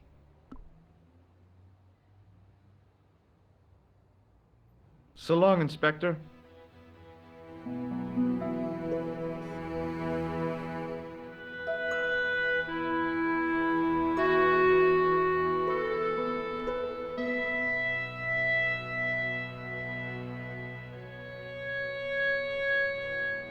Excuse me, What do you want now? does this matchbook mean anything to you, Sergeant? That's a double-lined Swedish with a crosshatch Bergman strike strip.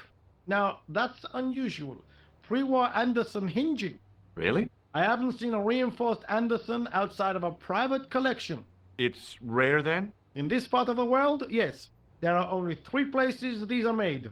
Taiwan, Manila, and Slough.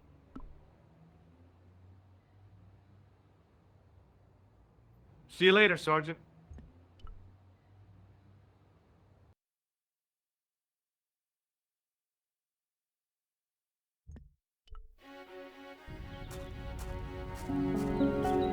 The old building managed to retain some of its original grandeur, but the modern additions look like a baseball cap on a statue of a medieval saint.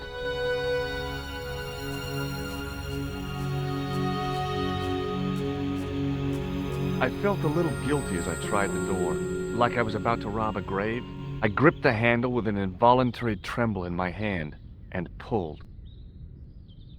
The door was locked.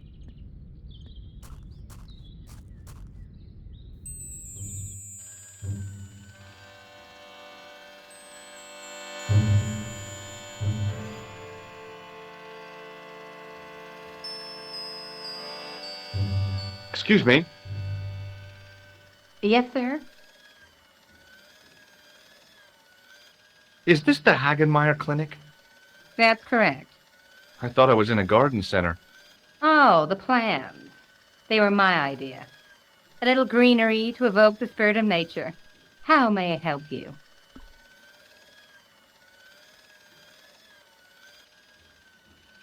I'd like to shake you by the hand. Don't be fresh, young man. I'm here to see Jacques Marquet. Oh, yes. Are you related to our client, sir? Yeah, I'm his, long-lost brother. A brother half his age with a different name and an American accent. Yeah, people always say that. I blame Mom. We were separated at an early age, after a mix-up in the nursery at the Oakland shopping mall. I've never heard anything so ridiculous in all my life. I guess not.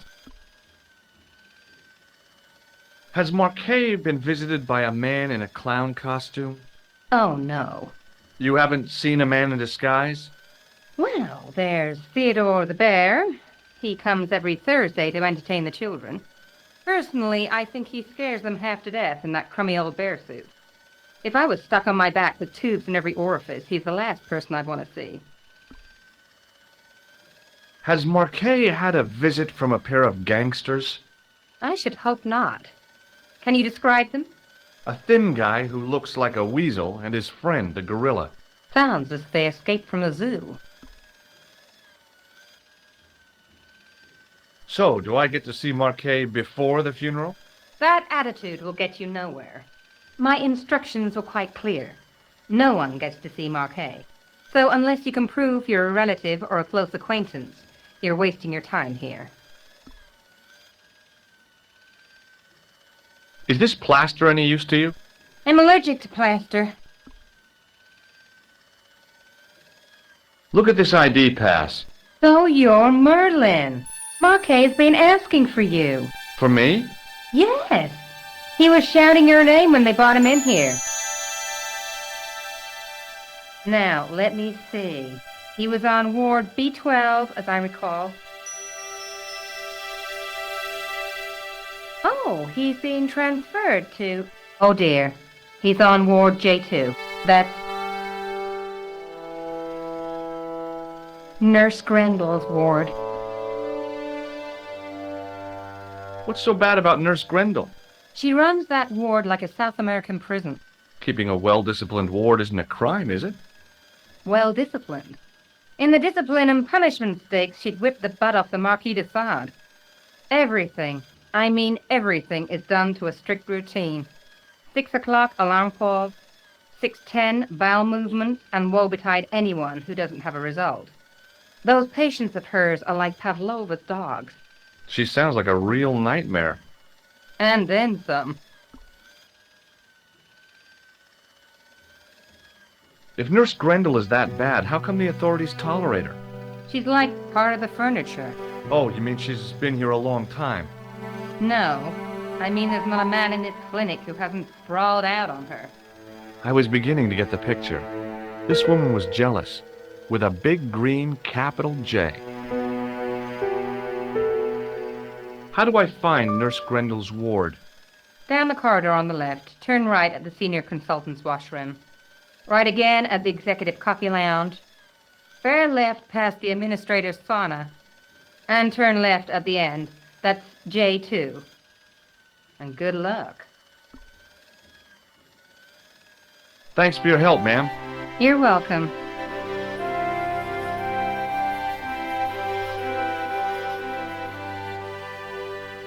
Hi, my name's George Stobbart. Really?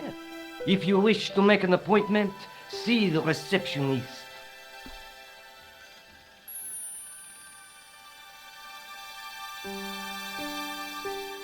Does the name Thomas Merlin mean anything to you? No, it does not. Thanks for your help. Hi, my name's George Stobbart.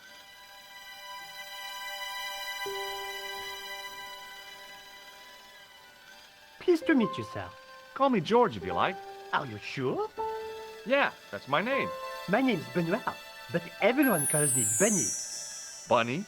That's right. I used to have this cute habit when I was a kid. Keep it to yourself, Benoit. Do you know anything about a patient named Marquet? No, sir, I don't know much about any of the patients. I've never met a doctor who admits that he's only human. I'm only a trainee, sir. I'm sure I'll get the hang of things. Do you know the nurse on Ward J2? No, monsieur. This is my first day here. I can't wait to get my hands dirty. I was talking about treating my first patient, of course. I didn't mean I'd get my hands dirty with a nurse. Have you ever heard of a guy named Merlin? No, sir. See you later. Right.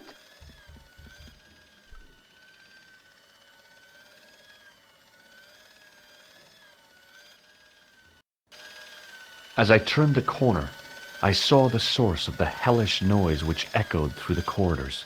It was an industrial polishing machine with an odd-looking guy in tow.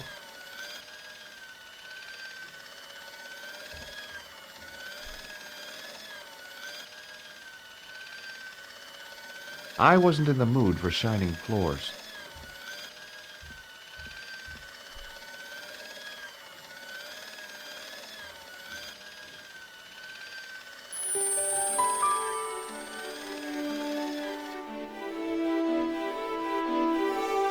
As I tugged the plug out of the socket, the polishing machine coughed, spluttered, and died.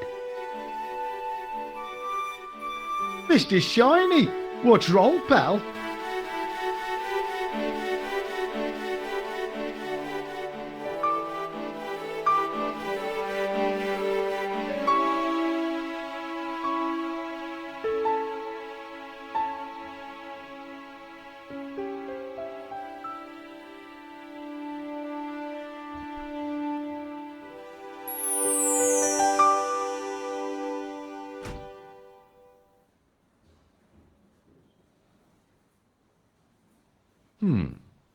Dr. Stobbart at your service.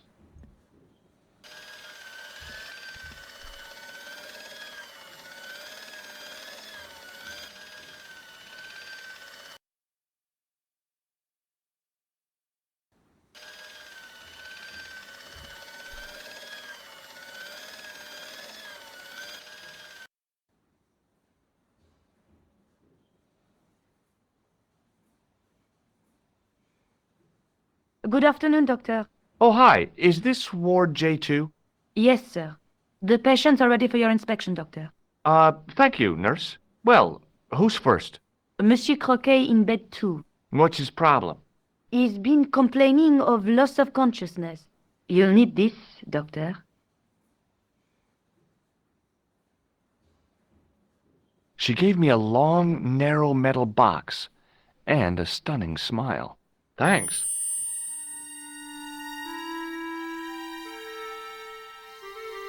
Hi, I'm Dr. Stobbart. Hello, Doctor. The nurse told me you keep losing consciousness. That's right. I've had the problem as long as I can remember. It's a real out-of-body experience. Like death, but not so conclusive. I see. How long does it last? Just a fraction of a second, and then I recover. I might not have been a doctor, but I was formulating a diagnosis all the same. This guy was nuts. I know exactly what you mean. It's known in the medical field as blinking. Is it serious? Of course it isn't serious. It's perfectly natural.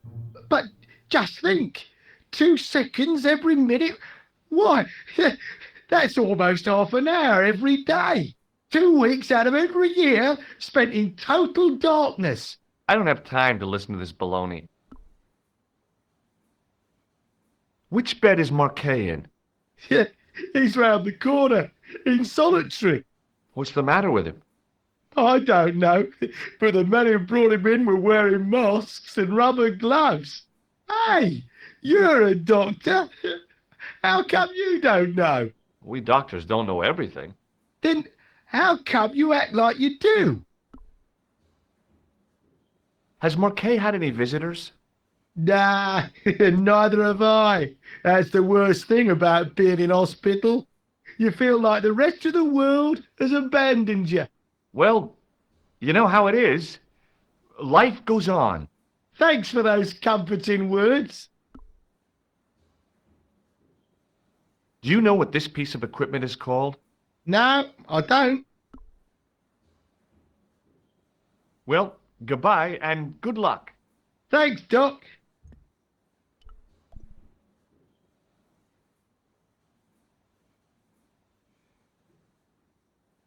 Hello? Anybody home? Who are you? My name is Dr. Stobbart, and I'm here to steer you down the rocky road to recovery. Dr. Monroe said there was no cure for what I've got. Your problem is you stayed in bed too long. Are you sure you're a qualified doctor? You better believe it. What can you tell me about Marquet? He's the man in the private room, isn't he? That room was mine before I was tossed out like a common squatter. Do you know what's wrong with Marquet? They won't even say what's wrong with me. Tell me, Doctor, what's your opinion? It's too early to say. But I've been here for 3 months. What's your impression of Nurse Grendel? She's a very efficient young woman. Efficient? You make her sound like a vacuum cleaner. I've no complaints. The woman in reception described Nurse Grendel as a monster. Well, that's simply not true. She's quite strict, but that's her job, isn't it? You've got to have discipline in a place like this. I'm going to take your blood pressure. Why? I'm a doctor. It's my job.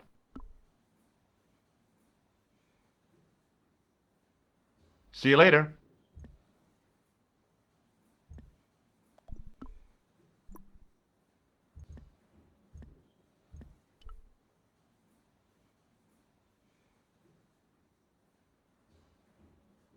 His temperature was normal, with little fluctuation either way.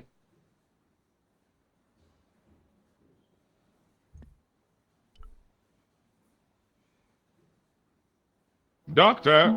What is it? You haven't taken my blood pressure.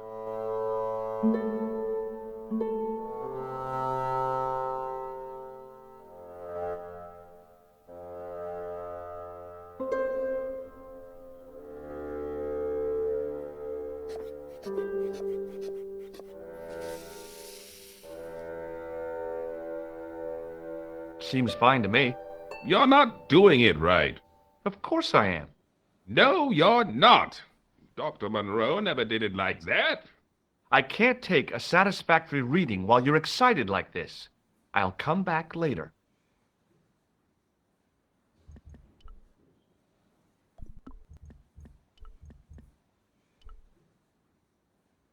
Pardon me, nurse. Oui, monsieur? What is this device? It's for taking the patient's blood pressure, doctor. Pardon me, nurse. Oui, monsieur? Do you have a patient named Marquet on this ward? Oui, monsieur. He is in the private room at the end of the ward. He has been placed in strict isolation. Why is Marquet in quarantine? If you wish to know more, you'll have to speak to Herr Hagenmeier. All I know is that Marquet's room is strictly out of bounds. Do you know who paid for Marquet's room? No, of course I don't. Preferential treatment like that must cost an arm and a leg. That's not my concern, monsieur. Do you have any clowns on the ward? Why, yes, we do. A professional clown. I'll bet he lightens the place up. Hardly. Monsieur Boissy has been in a coma for the last 3 months. What's wrong with Boissy? He was involved in a very nasty accident. A silly stunt involving a unicycle. His current condition is due to post-traumatic shock. It's unlikely he'll ever perform as a clown again. It's an ill wind that blows nobody any good. Do you want this, Device for measuring blood pressure? Yeah, do you want it back? No, thank you. Thank you, nurse. Au revoir, monsieur.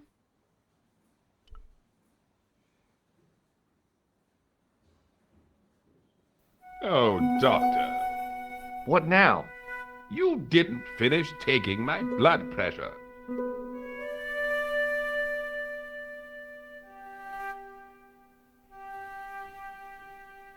Okay, let's try again.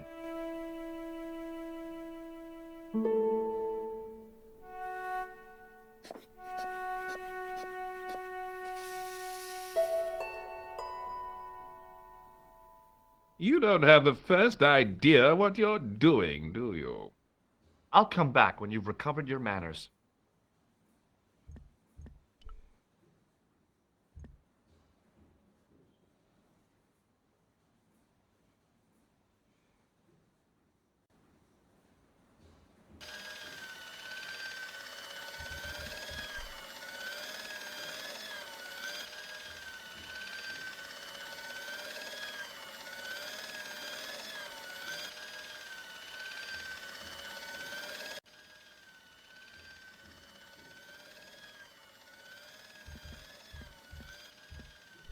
Hey, Benoit.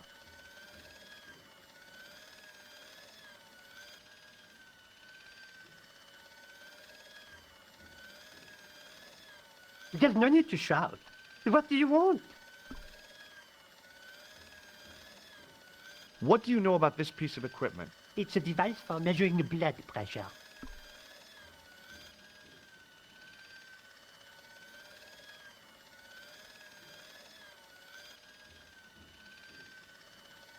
What do you know about... It's a See you later. Right.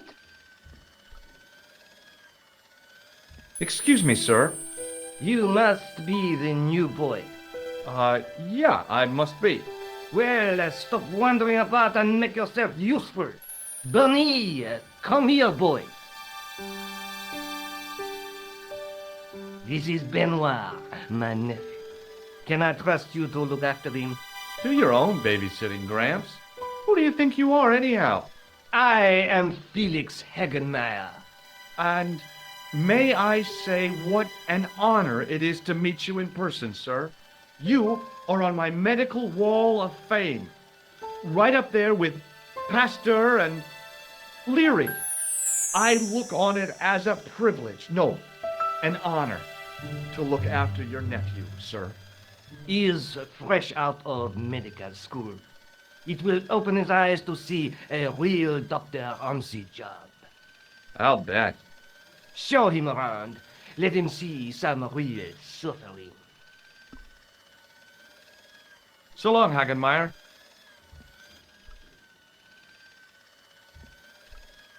Hey, Benoit. There's no need to shout. What do you want? Here, take this pressure gauge. Thank you, sir. What do you want me to do with it? Well, keep it safe until I think of something. Follow me, Benoit. I'm right behind you, sir.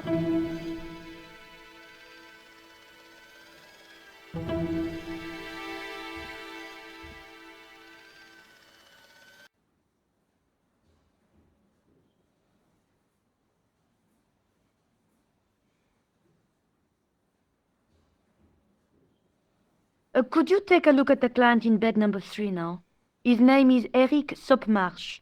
What's his problem? He's delirious. He just now came out of theater. He's recovering from major surgery. I'll have him up and about before you can say, Lazarus, get out of your bed and walk. Hi, it's me again.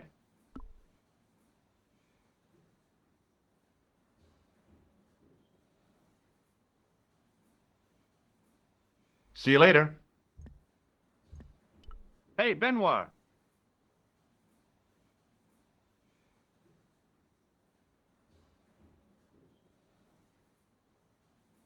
Yes, sir? Are you ready with that pressure gauge? Primed and ready to pump, sir. What do you want me to do with it?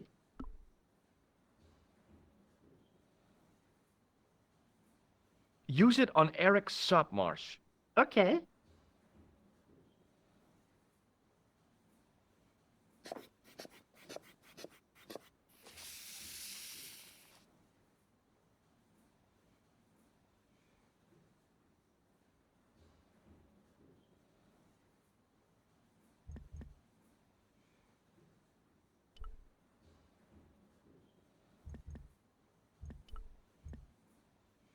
I'm Dr. Stobbart. Bonjour, docteur. Have you heard of a guy called Marquet? He's in quarantine, doc, right behind this here door. Marquet is just the man I wanted to see. I wouldn't go in there if I was you. He has anthrax. I have to visit my patient. What for? Routine. I have to check he's still breathing. What if he's not? I'll sign the certificate and register his bed as vacant. That's a cold and distant attitude to death. Well, I've been institutionalized to the point of godlike aloofness.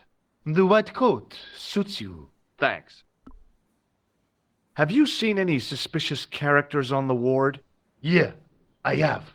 A gorilla and a weasel? No. This was a tatty old bear. How was the bear acting suspiciously? Well, he was wearing a homburg. Is that against the law? No, but it's pretty weird for a bear. Don't you think it's possible that the bear was a man in disguise? Well, obviously, I'm not completely stupid. But who would go to the bother of disguising himself as a bear? It's not as if he'd blend in with the surroundings. I checked with base to see if any bears had been reported missing from the zoo or a traveling circus. They told me to sit tight until reinforcements arrive. I guess they're right. I'd be stupid to tackle a bear single-handed. Are you Thomas Merlin of Gruber Electronics? No. Then you won't be needing this. Catch you later, officer. Au revoir, Doc. If you see that bear, kick him in the nuts. Rather you than me, pal.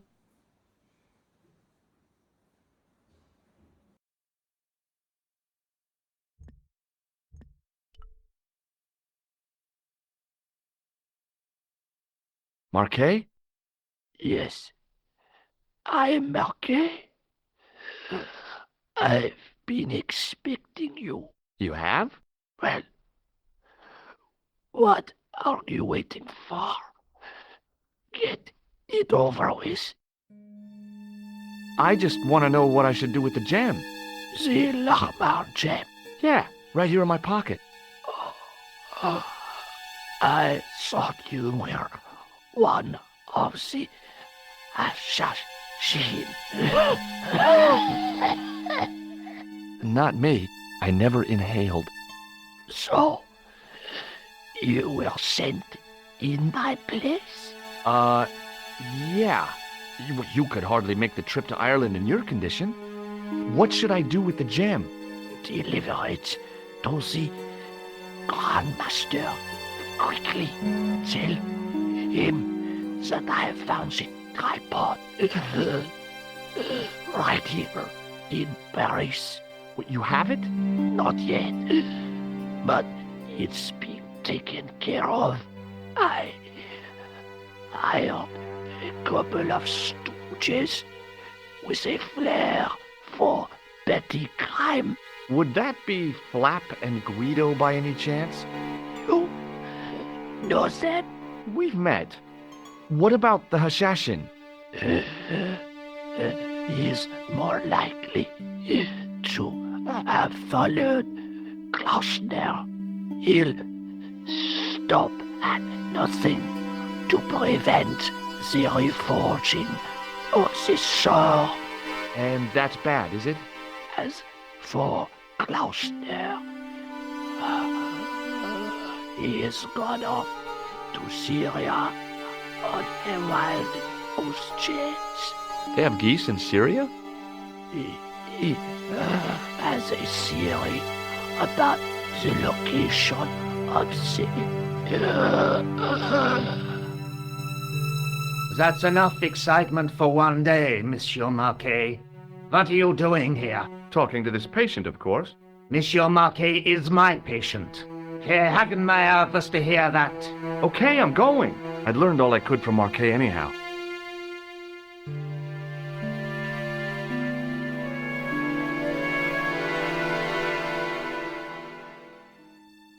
There you are, sir. I was just coming to look for you. I finished with your pressure gauge. Thanks, Bunny. What's that noise? It sounds as if someone's having a cardiac arrest. It's all right. The doctor's in there with him.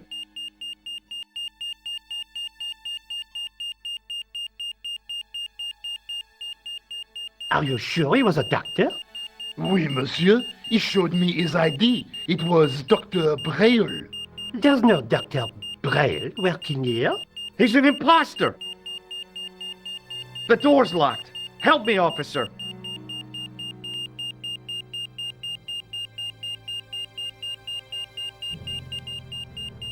Stand back, monsieur.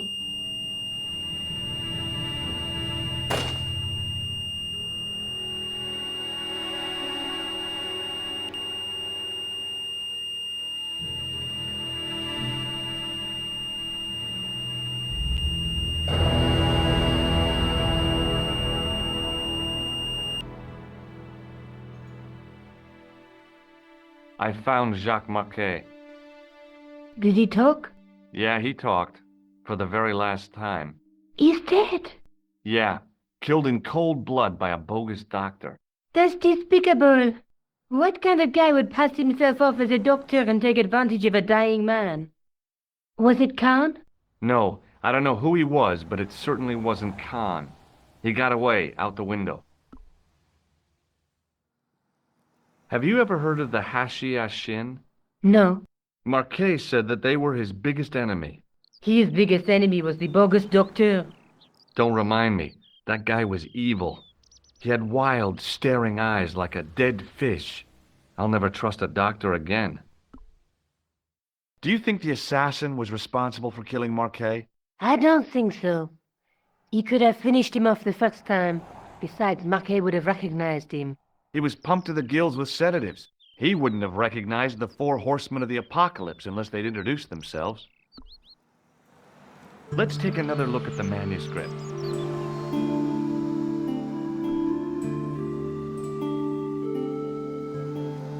That's the tripod in the crew museum.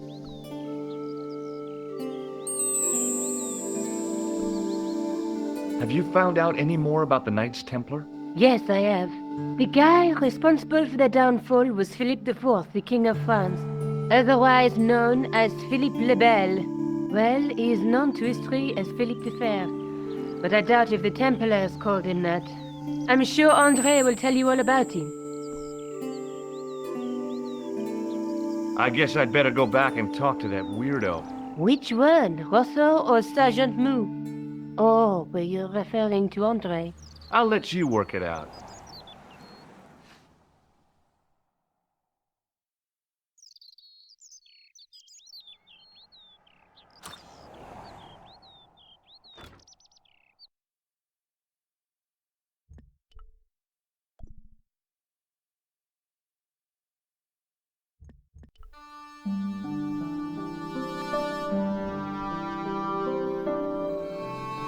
You have left it very late, monsieur. Late for what? Anything? I am closing the museum soon. You wouldn't like to get locked in. I can tell you. Not in this gallery. Why not? It is haunted, monsieur. You don't believe in ghosts, surely. Oh, yes, I do. 7 years ago, a lad managed to hide in here. He'd made a bet with his friends, I suppose. When I found him in the morning, he was cold as ice and stiff as a board. Well, what was the cause of death? They said it was a brain tumor. But on his face was a look of stark, desperate terror such as I have never seen before. Scary. Forget it.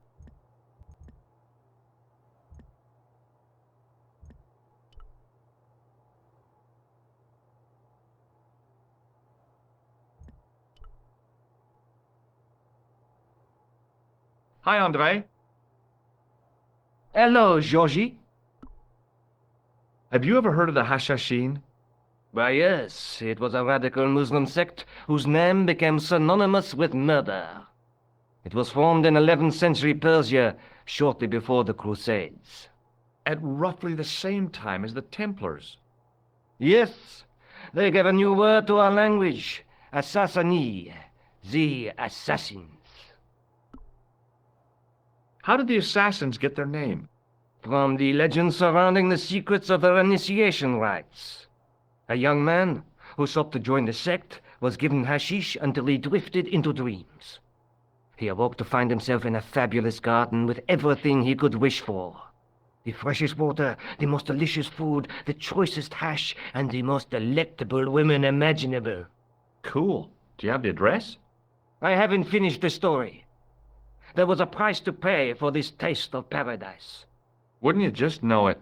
The young man would wake the next day to find himself back in the real world. He was told that he'd been given a glimpse of the heaven reserved for holy martyrs. A heaven he would enjoy for eternity if he was willing to join the Hashashin. How did the assassins operate?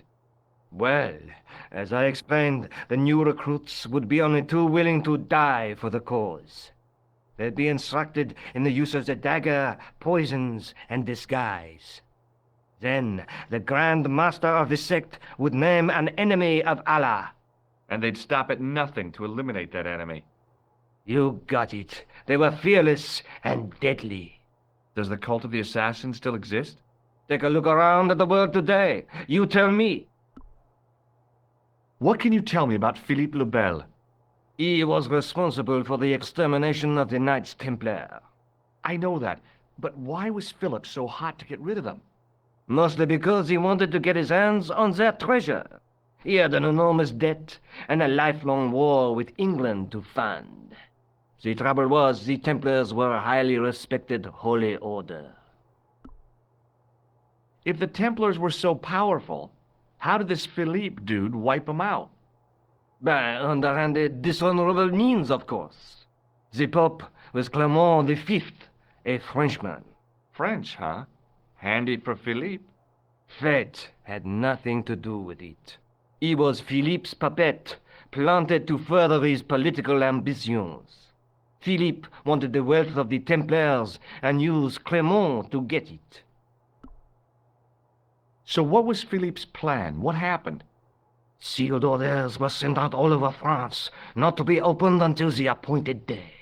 That day was Friday, July 13th. That's the origin of our superstition regarding that date. At dawn, throughout the whole of France, the Templars were arrested. It was the biggest bust in the history of the world. What happened to the Templars after their arrest? Philippe was out for blood, so he handed the Templars over to the Inquisition. Not surprisingly, they confessed to a sensational and sordid list of blasphemies. Like what? Oh, the sort of things you read about in the gutter press. Devil worship, lewd sexual practices, spitting on the Holy Cross, that kind of thing. Well, that must have given their lawyers some headaches. Whether or not the accusations were true, this was not good publicity. Most of the charges were probably cooked up, but so were the Templars, literally. Hundreds of them were found guilty of heresy and flame-grilled at the stake. They died protesting their innocence. But surely Philippe had no proof of his charges against the Templars. A man will admit anything under torture. The Inquisition fabricated some nonsensical demon called Baphomet, and then suggested to the victims that this was what they worshipped. But they didn't have to agree. The records show a Templar coming to trial with both feet burnt off. Fragments of flesh and charred bone falling from the stumps. What would you not admit to stop such torment? So there was no truth at all in the Baphomet accusations? Not a shred. Almost every victim described the idol differently. No, Baphomet never existed outside the sick minds of the Inquisitors. So Philippe stole the Templars' riches, huh? Oh no, they weren't stupid. The king's troops marched first on the temple in Paris, then to the Templar home port at La Rochelle. There was no trace of the treasure, and the fleet of the Knights Templar had set sail. I think you ought to know that the tripod is going to be stolen. The Lochman tripod? No. It's true. I can give you a description of the thieves. Before the supposed event has taken place? I heard them planning the raid. They're wasting their time. The tripod is protected by a state-of-the-art alarm system. Well, don't say I didn't warn you. Why don't you loan the tripod to me for safekeeping? Because I'd never see it again. Well, don't you trust me? It's not a question of trust, George. That tripod is hundreds of years old and extremely fragile. I get your point. Thanks for your help, Andre. You're welcome.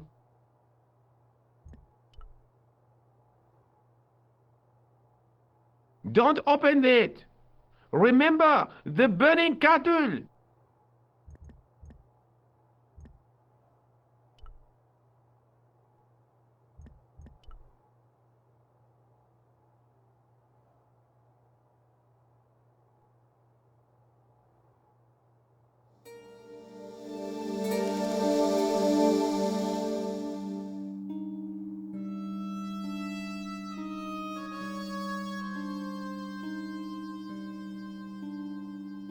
It is closing time, Monsieur Lobineau. Already, there just aren't enough hours in the day. More than enough for me. I can't wait to get home and put my feet up. Eh bien, see you tomorrow. Good night, Monsieur.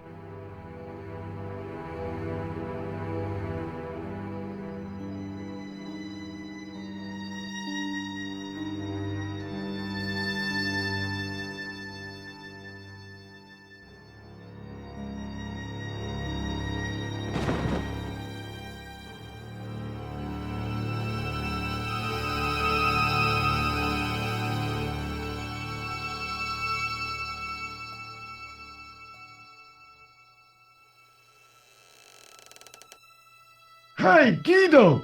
Look at this! Quit fooling around, you moron! Get your ass over here and bring that flashlight.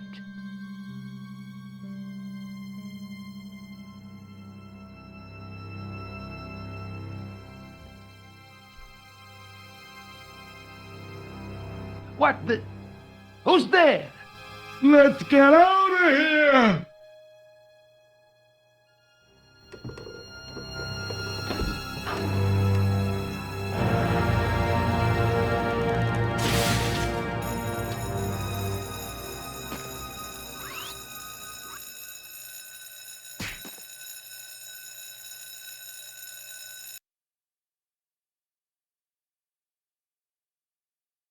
And when I woke up, I was at the police station. Luckily, I managed to persuade Rosso I was innocent. Poor Georges. What a mess. I bungled the whole thing. I don't think so. You made a pretty good job of distracting those two crooks. Yeah, but the killer got away with the tripod. No, he didn't. He's not the only one who can dress up in costume. You mean... It was you who stole the tripod? Oh, hell, Nico. I could have been shot. Those dogs are more likely to shoot their own feet. I just wish you'd told me your plans. We're supposed to be in this together. But how come you dressed up like a pantomime cat? Don't chercher, please. Oh, rats. And don't call me Georgie. Oh, I really thought you'd be pleased. After all, we've got the tripod. Aren't you going to try putting the gem on the tripod? I guess so.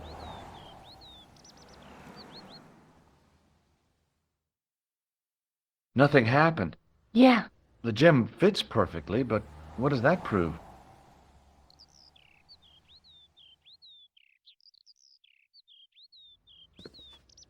Maybe the tripod has to be in a certain location. There's nothing on the manuscript to indicate where, though, is there? Oh, by the way, I had a visit from André Lobineau. Oh, yeah. I hope you didn't mind me giving him your address. Not at all. It was lovely to see him again. He was over the moon when I showed him the manuscript. It's not often he gets that excited. He made a sketch of the knight's crest to take back to the museum. I believe he's identified the family who bear that crest. I sure hope so. Lobineau explained who the Hashashin were. Yeah? The cult of the assassins. Oh, boy!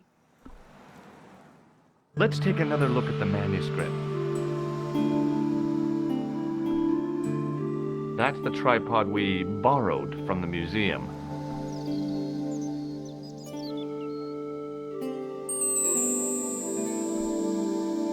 I have to go. Already? You only just arrived. Time and tide wait for no man. Okay, I'll see you later.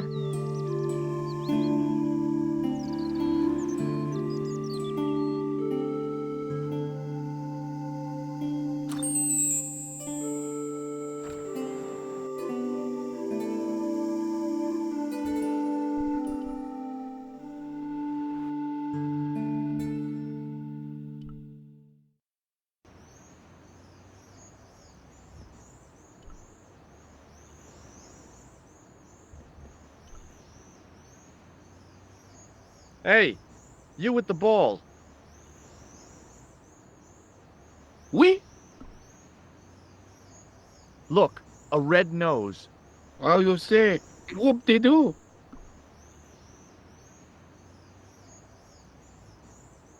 It didn't seem right to fry somebody's palm when they make their living with their hands.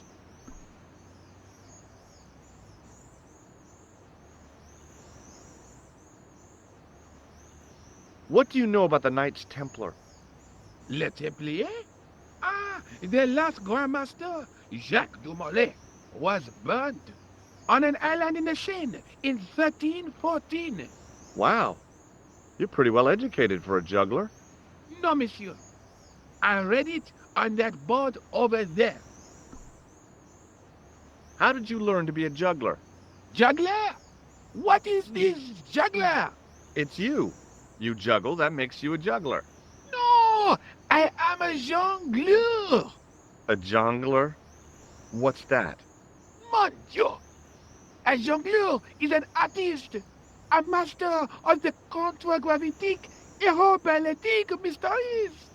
In centuries past, the courts of the crowned heads of Europe had the jongleurs, witty, erudite men to whom the monarchs turned in their hours of need. Wait a minute, wait. Let me get this straight. Our enemies are at the borders, plague ravages the land, and the peasants are revolting. Thank God we've got Chuckles the Jongler to throw his balls around.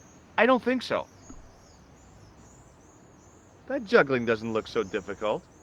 Oh, it does not, does it not? Perhaps you feel you could do better, no? I'll give it a try. Be my guest. I had no idea what I was doing. But this guy was obviously an idiot, so how difficult could it be? A lot more difficult than I thought. That's how difficult. Still, it was my big chance to be derided by complete strangers.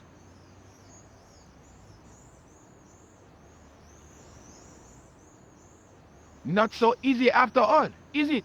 No, I guess not. Catch you later. Au revoir, monsieur.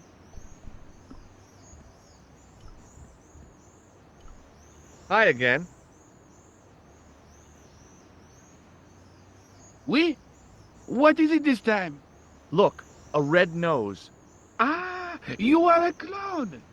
A clown? No, if so, you would be a much better jongleur. For a moment, an idea capered around near the spotlight of my attention, but fell down the pothole of abstraction before I could focus on it.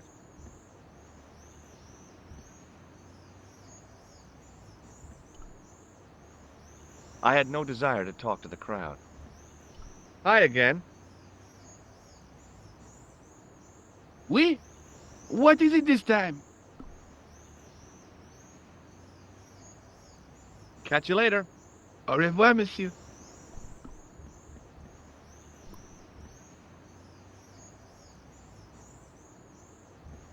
Hello again, officer. Hello again, monsieur.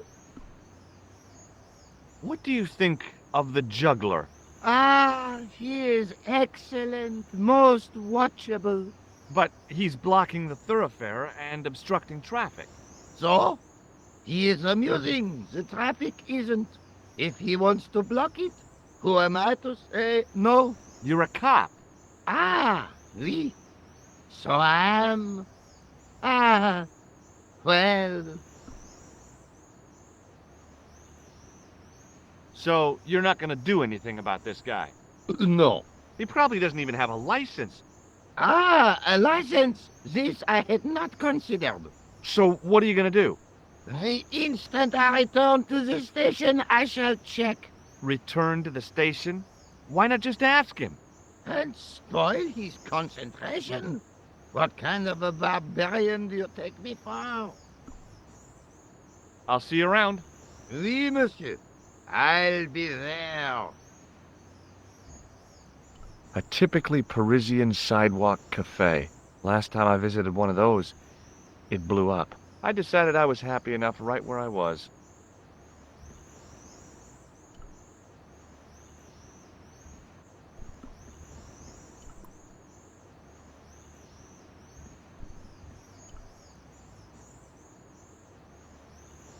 Hello again, officer. Hello again, monsieur. Does this red nose mean anything to you? Ah, you are a clown. Do I look like a clown? No, although you juggle like one. Now, if I'd known you were a clown, it would have been amusing. And not a humiliation for you. What do you mean? Who ever heard of a plainclothes clown? He had a point. So you're saying that if I juggle badly with a red nose, I'd be the king of comedy. But if I juggle badly without it... You look like a pathetic loon. Oui, monsieur, you have it. I'll see you around. Oui, monsieur, I'll be there. Hi again. Oui? What is it this time? I'd like to have another try at juggling, please. You have gone on a crash course, perhaps? No, I just had an insight into presentation. Huh? Allow me to demonstrate. The balls, please. If you insist on completing your humiliation, monsieur. Okay, now for my secret weapon.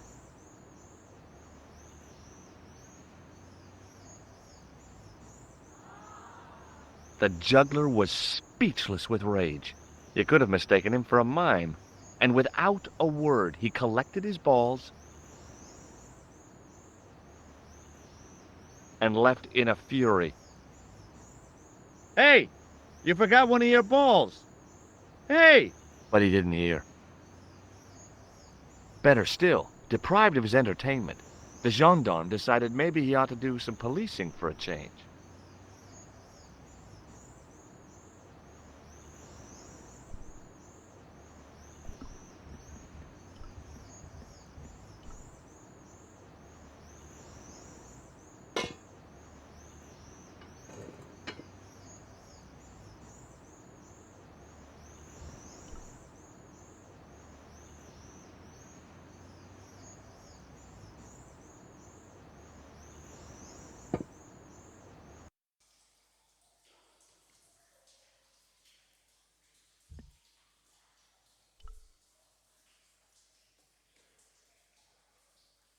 What's a guy supposed to do with a sewer? Don't answer that.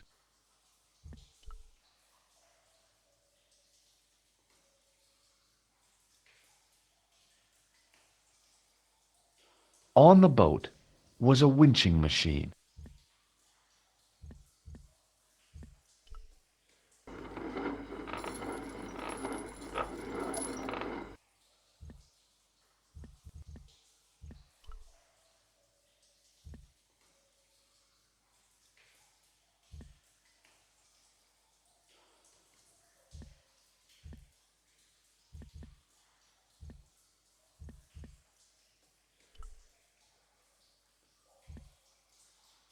The inscription was hard to read, but I made out Templier and something about innocence.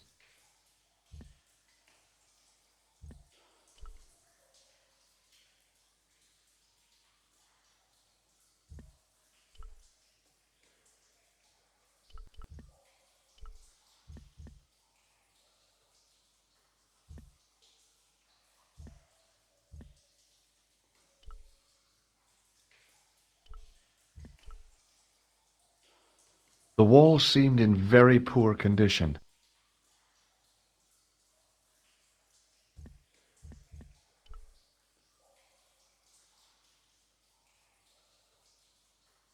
Close up, I could see a faded inscription.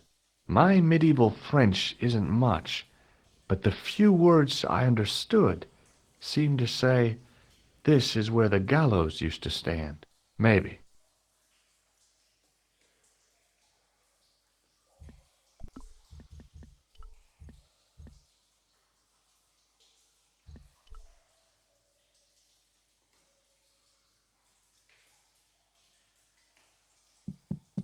Hey, that's hollow. It was time for some brutal destruction.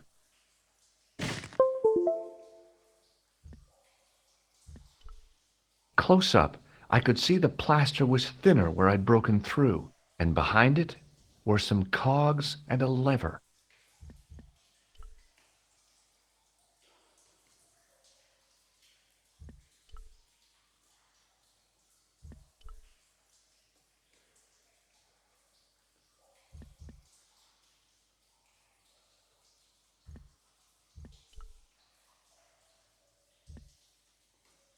Here goes.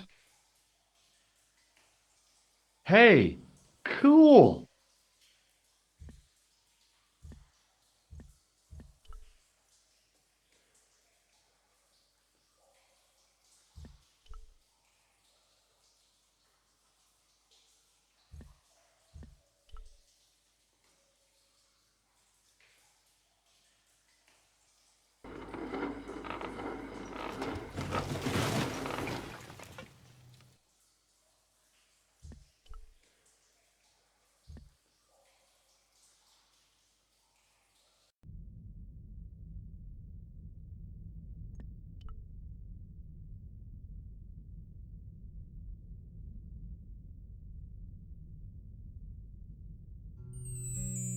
In the beginning was the end. An end wrought by our enemies began our darkness. In the end will be a beginning. An end to our enemies heralds our new day. Report. The military establishments are in flux. The end of the Cold War has left them with no clear goal and as obvious targets for budgetary cuts. We have successfully promoted a sense of betrayal in the upper echelons. They feel that the politicians have cast them adrift. The pattern is emerging. Our time is now.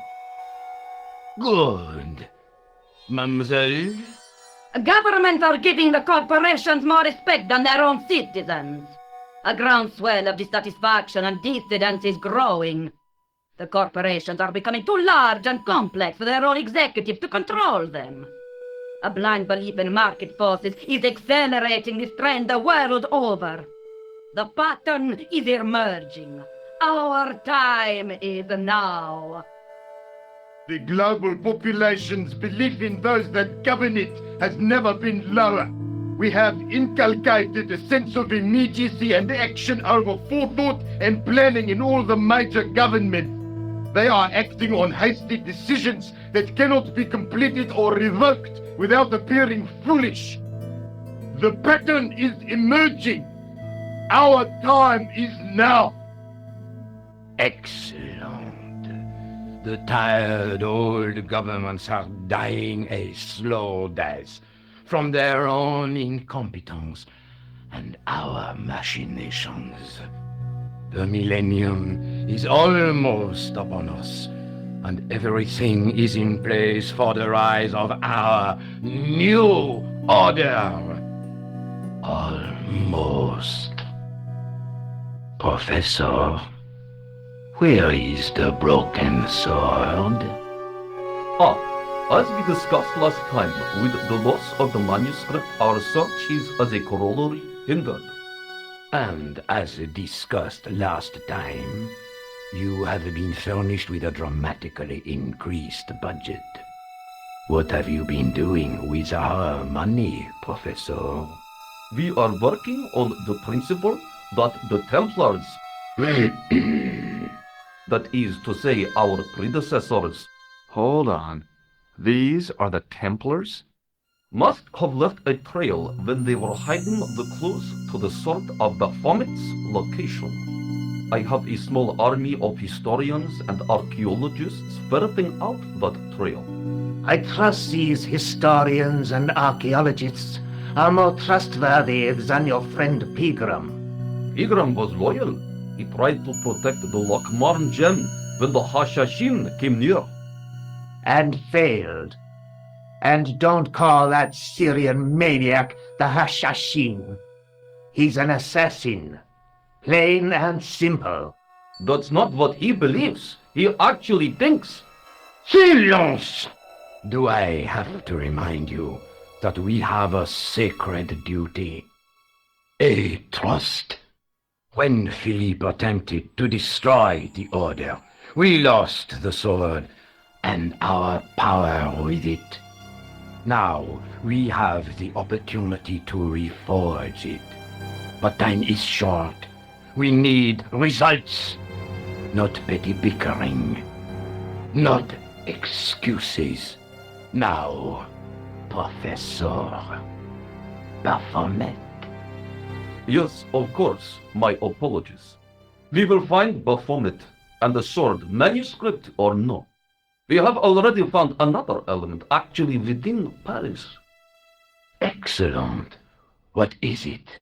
Well, we're not exactly sure at present. Ha! But I have my best people working on it. You would do well not to criticize others, Eklund. At least I have not murdered one of our own. Of course. That guy was the bogus doctor in the hospital. Marquet was a liability. Eklund dealt with him on my orders. I beg your pardon, Grandmaster. I did not mean to. Have you any good news for us, Professor? We already know 3 of the elements. We know that Klausner had obtained the lens before he vanished. Where was he? Syria. We know that he arrived, but after that, nothing. The assassin. I fear so. It's a shame. Klausner was a good operative.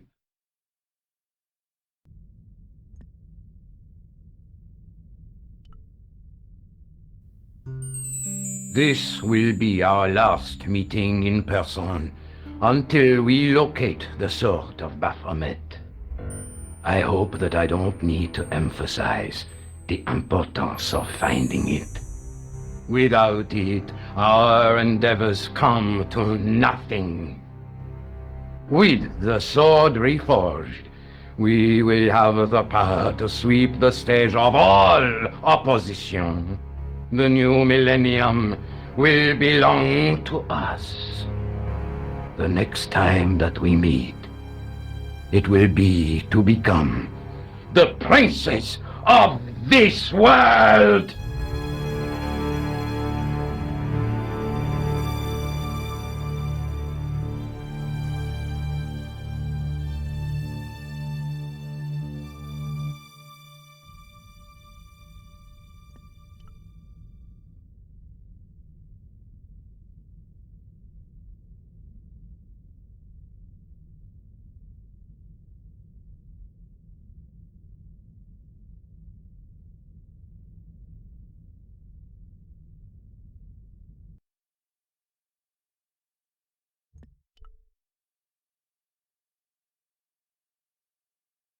I noticed 3 small notches around the edge of the stump's top.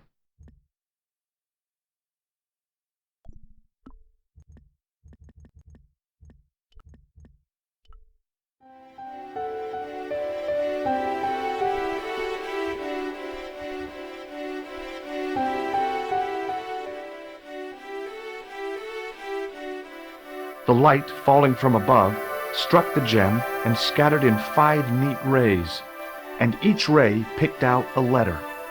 Starting from the seal, I could read M-A-R-I-B, Marib. Now all I had to do was figure out what the heck that meant.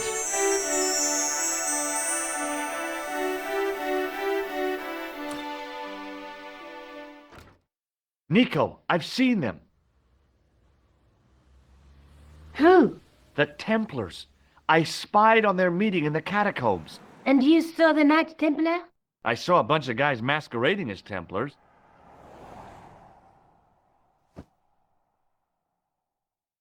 They're after something called the Sword of Baphomet. The bogus doctor was there, the guy who killed Marquet. The manuscript is the key, just as we thought.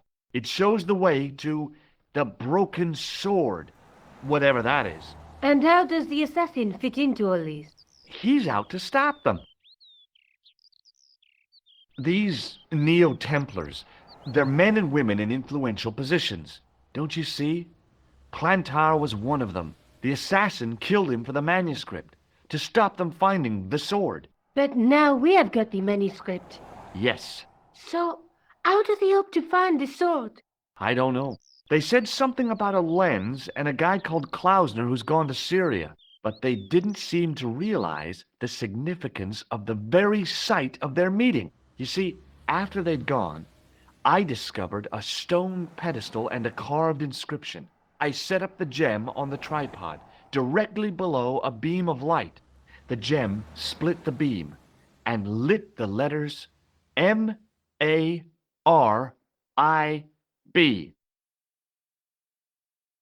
Marib is a village in Syria. Then the Neo-Templars are ahead of us. Klausner beat me to it. You're not thinking of going there yourself, are you? Why not? These guys are crazy and dangerous. That reminds me, you should leave the gem here. Okay, what about the tripod? I'll send it back to Andre, anonymously.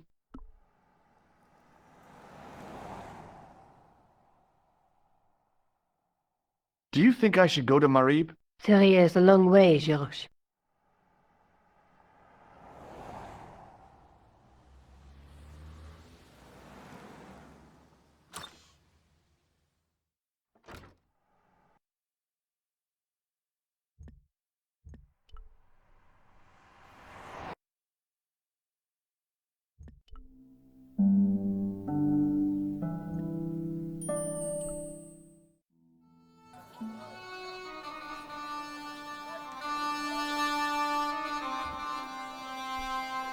Hi, I was wondering whether you could help me.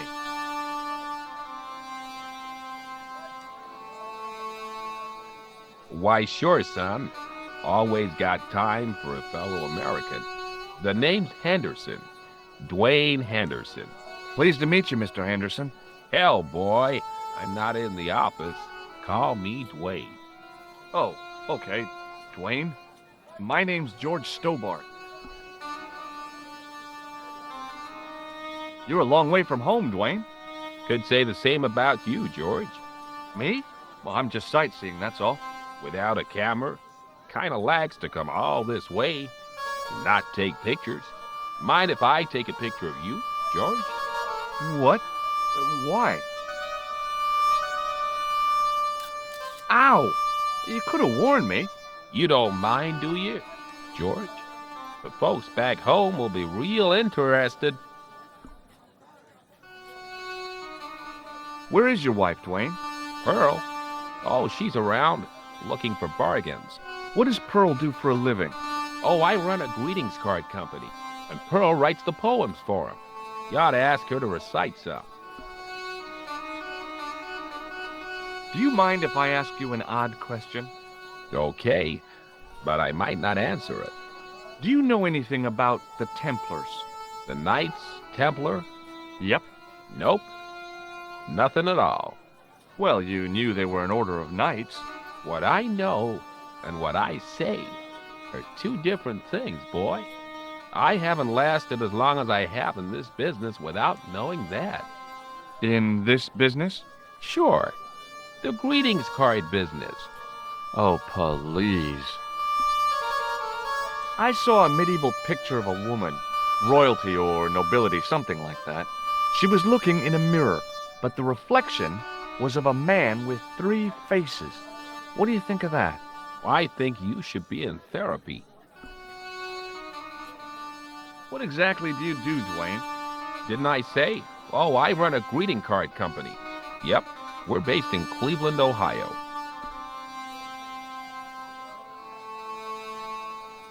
Okay, well, I'll see you around, Dwayne. Count on it, George.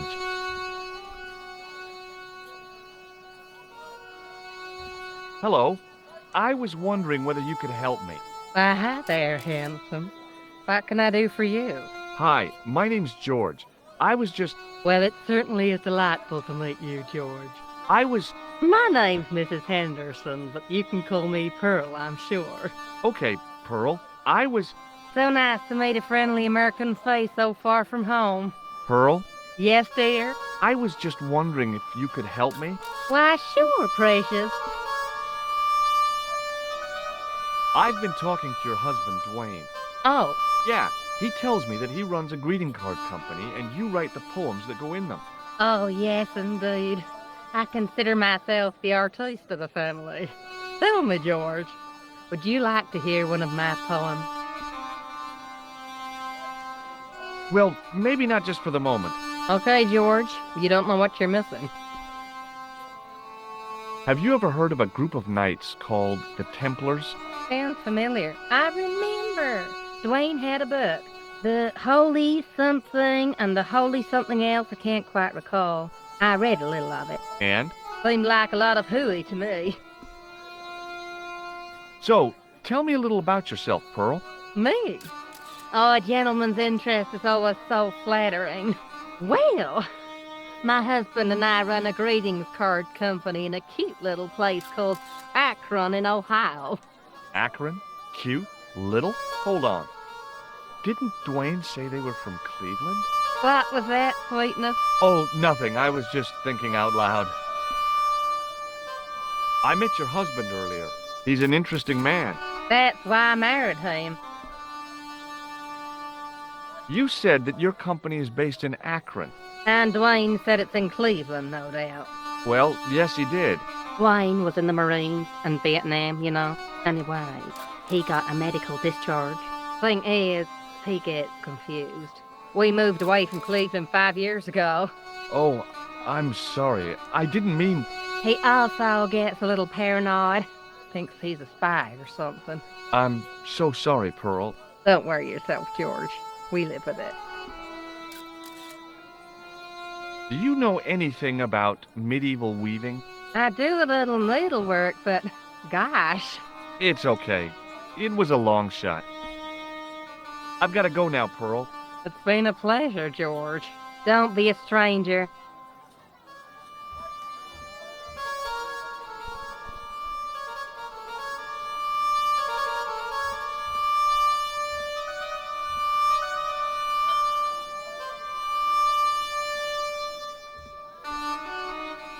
Hey there, young fella.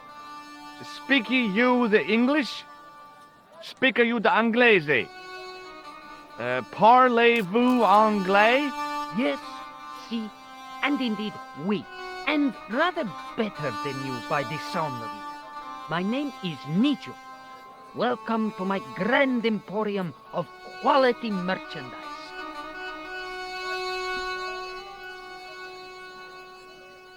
Here, shake hands, Nijo. I'd rather not, sir. At least not while you've got that shake and shock buzzer clumsily concealed in your palm. Oh, you noticed.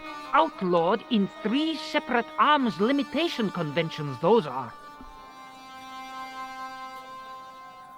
Is that your father lurking in the back of the stand? He is indeed. A roaring fellow. Ayup's his name. You don't sound like you respect him very much. Don't I? Not only do I respect him, I rather like him. For all his bluster, we get on very well. Does the word Templar mean anything to you? Templar. Ah, Templar. Huh? Templar.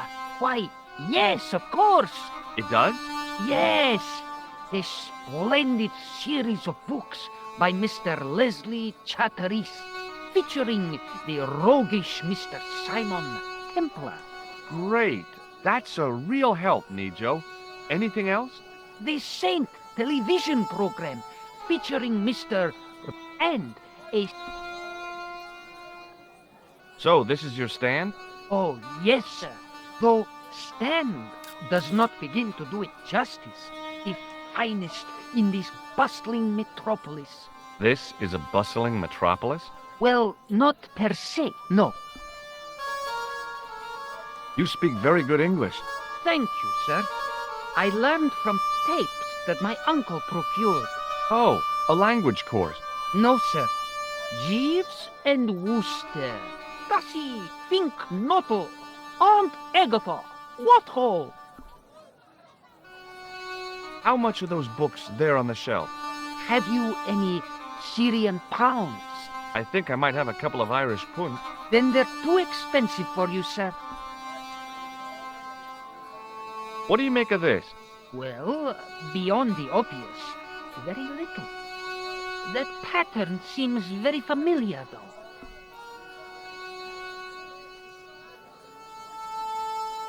So long, Nijo. Poodle pip, sir.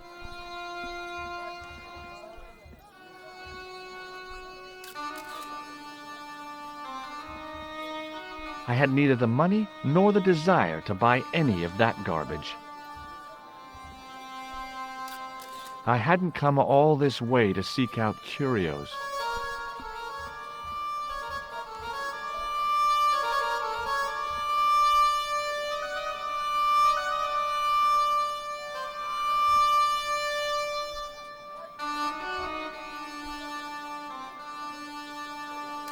As I didn't see the point of going all the way over there to get scratched, I stayed where I was.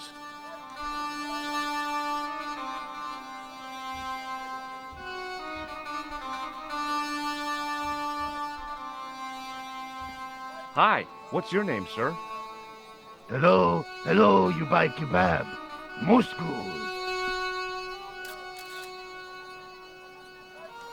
What do you make of this? Buy kebab. Most good. Well, goodbye. Have a nice day. Most good.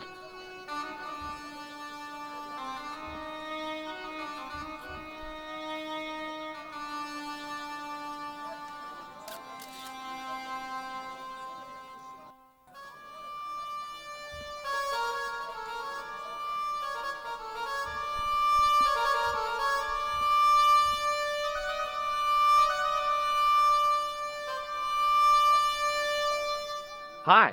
Hello, sir. Lovely carpet. Does this matchbook mean anything to you? Ah, give to me. Give to me. A la mousse.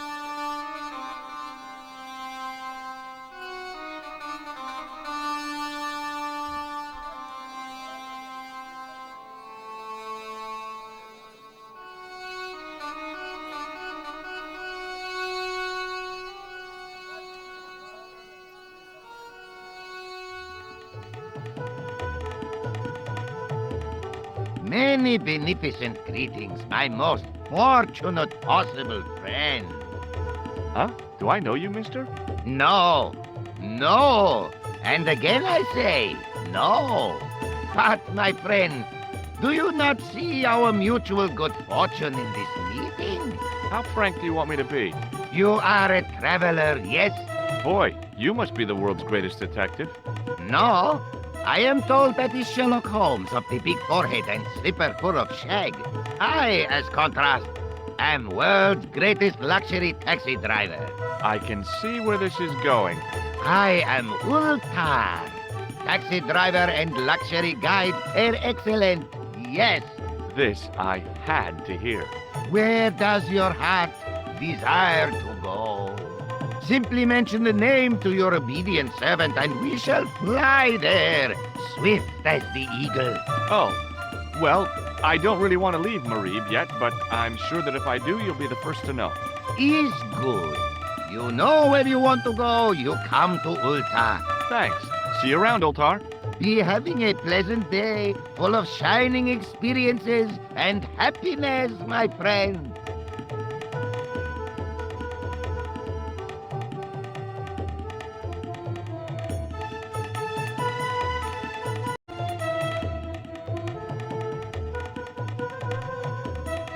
Hello again, Ultar. Great hellos, munificent foreigner, and possible future client. Well, you never know. Would you mind talking to me? Is most agreeable. This is how Ultar learned such splendid English, yes? Yes. What do you know about the kebab seller? A most miserable man. Ultar say, cheery up, matey mate, it might never happen. And he say, shut up, Ultar. Fancy that. Not at all. Arto has face like the drizzle that falls on the midweek afternoon. Whatever that is. What do you make of that boy in the market, Nejo? Nejo? Ha! Ayub's boy is too big for sandals. I speak splendid English and he laugh. He say, Ultar, you big ox, you split infinitive. I say, I split your head if you stay still long enough. Ha ha ha ha ha! Ho ho ho ho ho ho! Pretty funny, yes? Hilarious. You should be on cable. This place is certainly hard to find. Oh yes, it is most exclusive. The membership can be no more than... Kind sir, what would you guess the population of the village to be? Gee, I don't know, a couple of thousand? Ben, I would estimate the membership to be no more than a couple of thousand.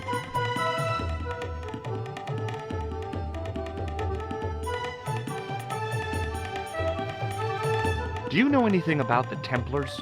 Of course. Yes? What can you tell me?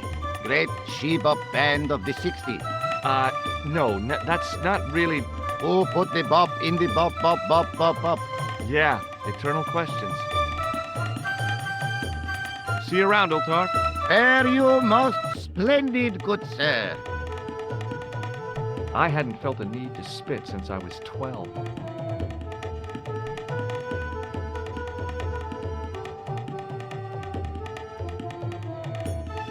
Damn, the door's locked. I'm sorry? Did you say something? He say you not to go in toilet. Read sign, matey. Matey? It lose something in translation.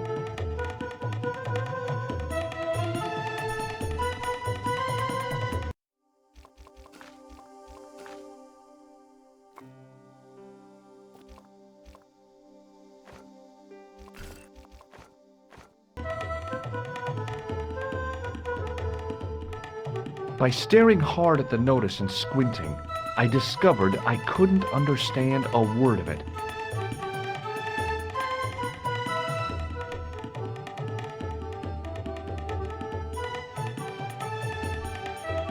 Hello again, Ultar. Praise be to Allah. I am blessed with your bountiful presence once more. Could you tell me what that sign means? It's a door stay shut until brush come back. Signed, the management. Oh, well, what does that mean? Manager buy lovely new toilet brush, leaves it by wash basin for 10 minutes. Come back, it been stolen. Not even out of wrapper. He damn cross. Lock up toilet and say, nobody use fine pristine toilet until brush given back. We say, what we do till then, eh? He say, cross legs and use superior willpower. And that's what you've been doing? No. Ultar use bucket. Bye for now, Ultar. May good fortune follow you, mister. Hello again, Ultar. Pray. Have you met the American couple?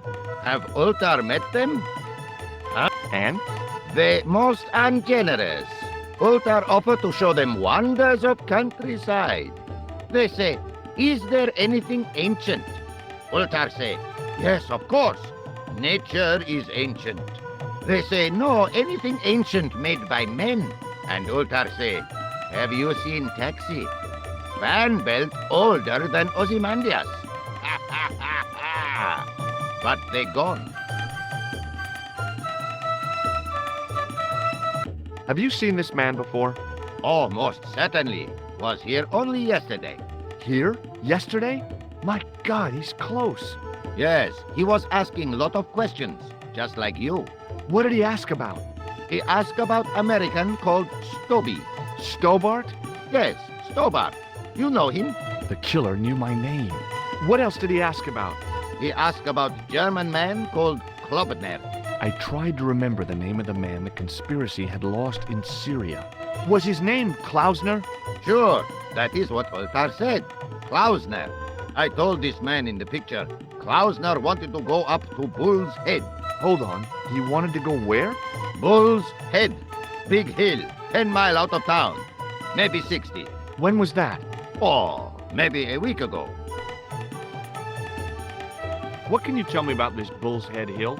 It's most magnificent. Lovely views. Worth visiting, yes, by indeedity. How do I get there? No. Let me guess. You need fine luxury guide to take you there in air-conditioned taxi. Woe is me. Where can I find such a guide? And Ultar is most luxurious guide for most literally some way, in any direction.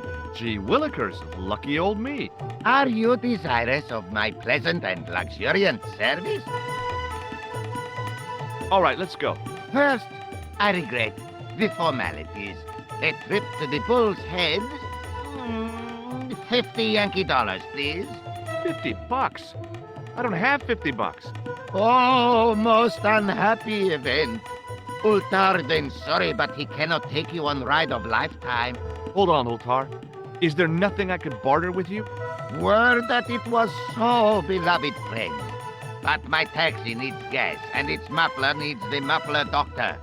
Trading for these things is not possible. My heart weeps for the injustice, but it's box or zip for unfortunate American. About Bull's Head Hill. Are you desirous of seeing this most splendid place? Well, maybe. A terrific bargain. Only 50 of your Yankee bucks.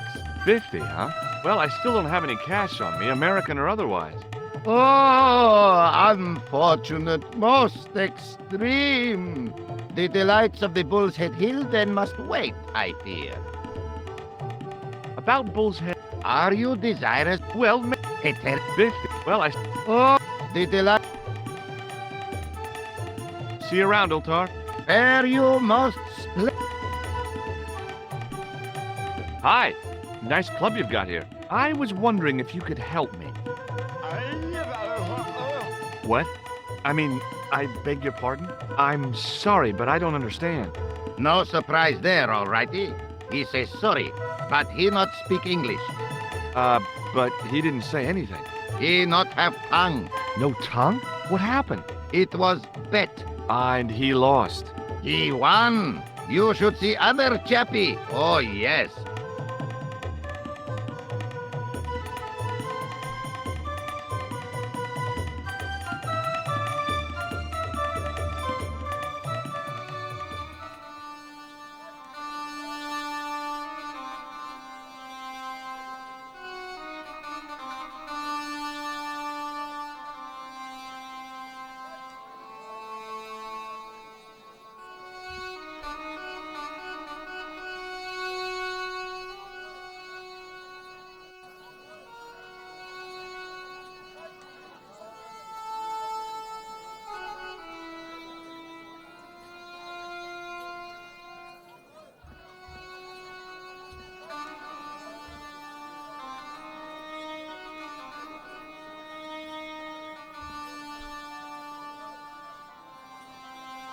In the still air, the smell hung around like bad smells do.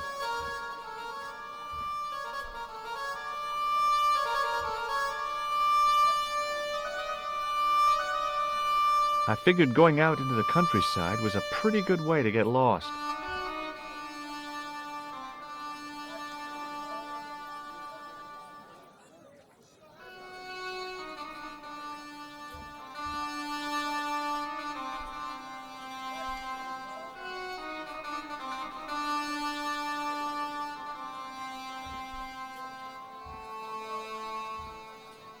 Hello again, sir. Hello?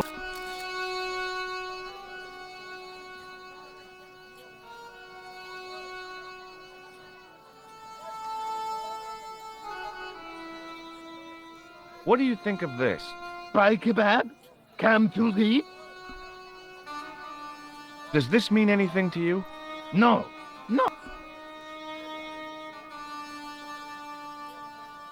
I'd value... Nah. Well, most good.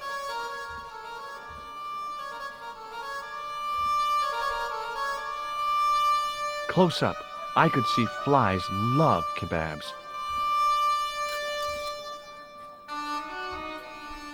Suddenly, I realized the horrific truth. The guy was basting the kebabs with a toilet brush. It may never have seen the inside of a toilet bowl, but it was still hardly appetizing.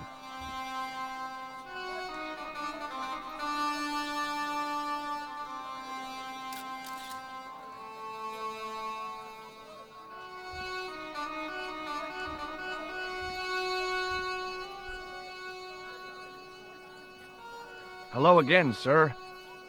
Hello. Well, most good.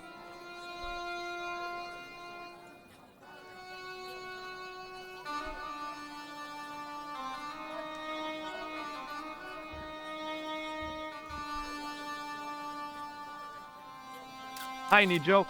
Hello again, sir. And how may I help you this time? Who's the guy selling the kebabs? Oh, that's Arto. A miserable blighter, to be sure, sir. He doesn't seem very happy. He never is. Day in, day out, a face like a wet Wednesday. Whatever one of those is. Does he speak any English? Not cogently, no. Look, this is going to sound a bit strange, but I need Arto's brush. What? The brush he bastes the kebabs with? Yes. Let me find some dirty postcards for you instead. Nijo, this is serious. Arto stole that brush he's using from a friend, and I want to get it back. Perhaps I could help you, old chap. Maybe? Perhaps? Maybe what? Perhaps what? I do not wish to seem mercenary, sir, but I am a merchant, and merchants trade. Merchant? This isn't Sears and Roebuck here. Well, if you're going to be disagreeable... No, you're right. What would you like? What have you got?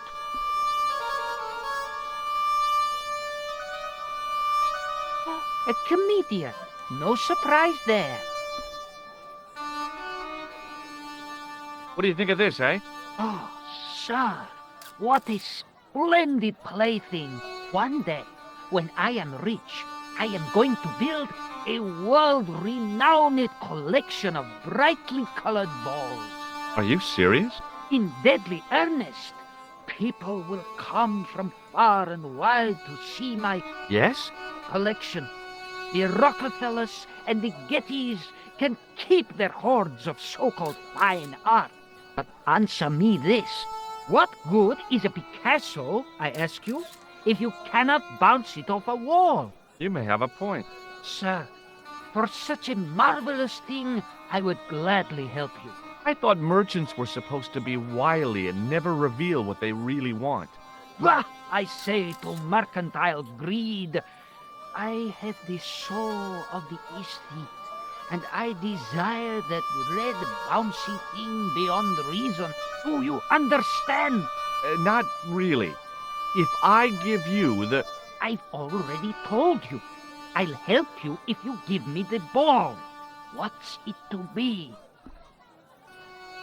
All right, here you go. People say bad things about Americans, but you're okay in my book. What people? What bad things? Never mind that now. Remember the brush? Right, yes, the brush. All you have to do with Arto is be polite. It lightens his day, makes it all worthwhile for him again. How can I be polite to the guy when I can't speak a word of Syrian? Arabic. That's what I meant. Simply memorize this phrase. Il ach il kalb. Il akal kalb. Close enough. Now, go over to Arto and deliver those honeyed words even unto his delicate ear. He won't be able to do enough for you. Really? Really. What exactly does il akal kalb mean? A polite but subtly complimentary greeting. He won't be able to do enough for you. See you around, Nijo. Ta-ta for now, sir.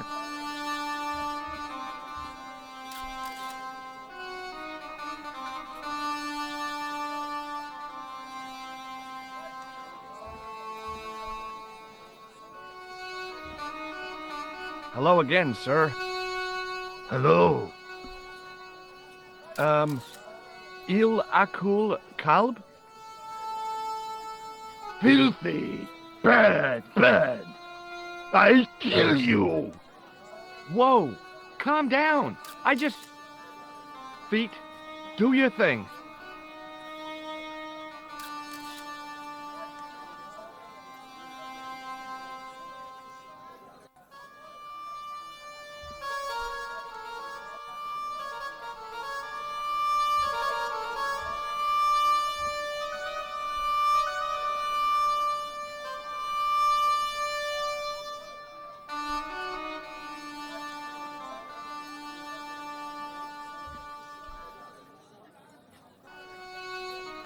Hi, Nijo. What the heck did you tell me to tell him?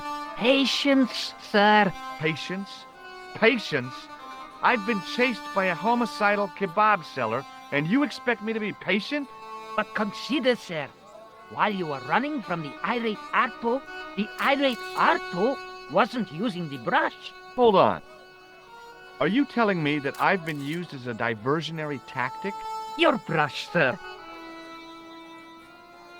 I can't believe that you put me on that kebab seller's death list for a toilet brush. The ends justify the means, sir. Yeah, but I noticed it wasn't your butt that was on the line, though. They also serve who only stand and wait, sir. Oh, spare me. That's not a very friendly cat you got there, Nijo. No, sir. It is a very unfriendly cat. Why do you keep it? Oh, it's not mine. It just rests where it pleases.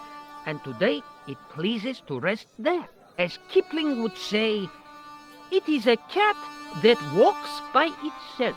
Fiercely independent. And it smells. So long, Nijo. Poodle peep, sir.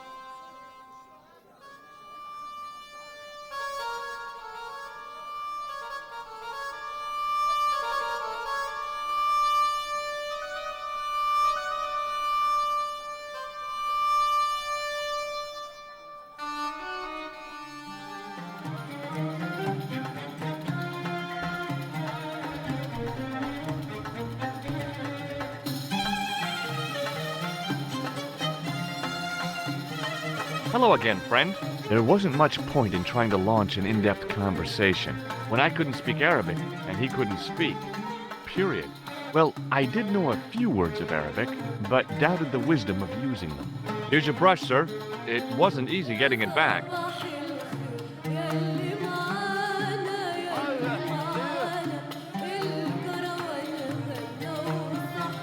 The manager took the brush from me, gave me the toilet keys as my reward, and stomped off. What was all that about? Manager, he say, bah, look at state of this. Need much cleaning and detergent before go around my you bend. He said all that? Body language account for much, you know. Oh, yes, indeedy.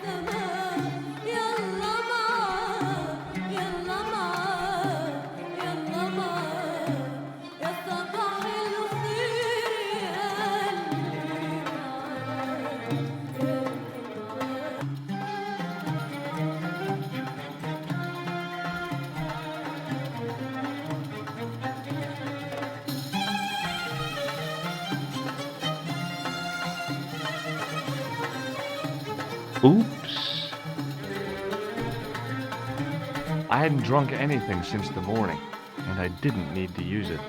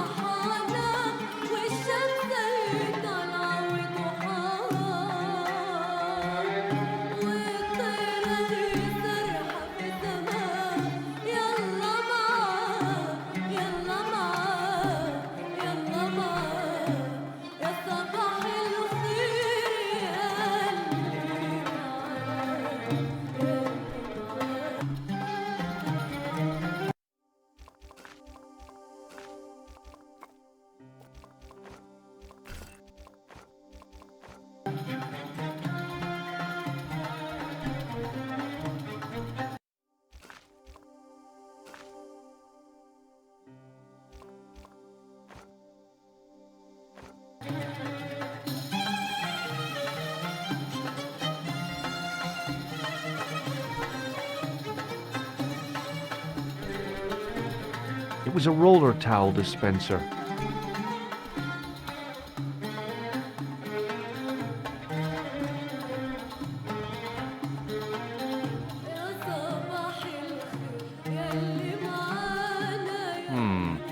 Maybe not.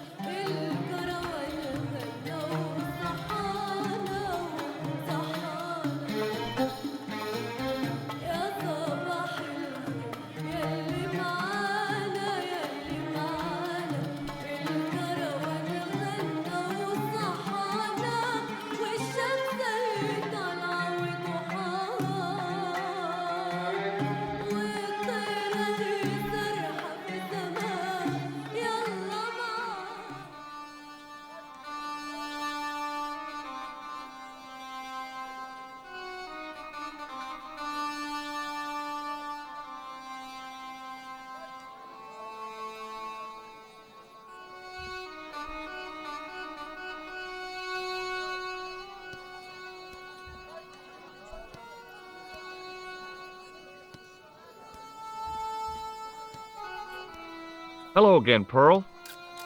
Why, hello, George. It's such a pleasure to see you again. Have you talked to the boy on the bric-a-brac stand? Oh, you've met him? His name's Nico, you know. Oh, he's just so cute, I could die. I'd love to bundle him up and take him back to Ohio. He might not thank you. I'm looking for something ancient, you know. Something to impress the folks back home. The poor boy was trying to do his best, but we still haven't found anything.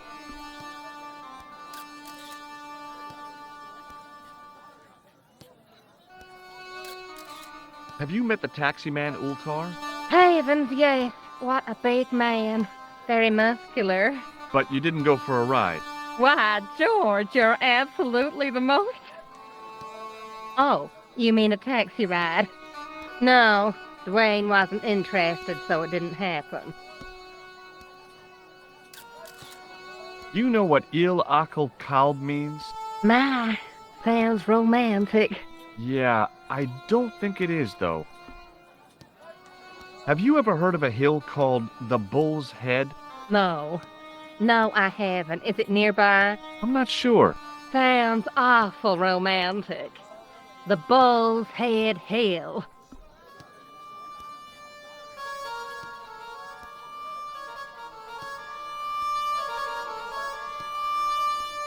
Have you had anything from the kebab stand? Heavens, no, with my digestion.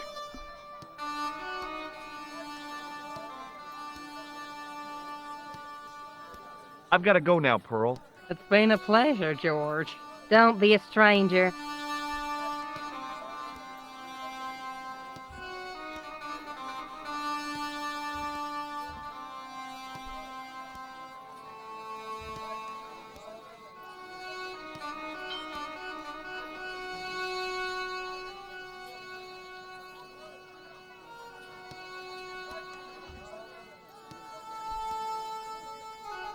Hi, Nijo. Hello again, sir. Oh, it's a...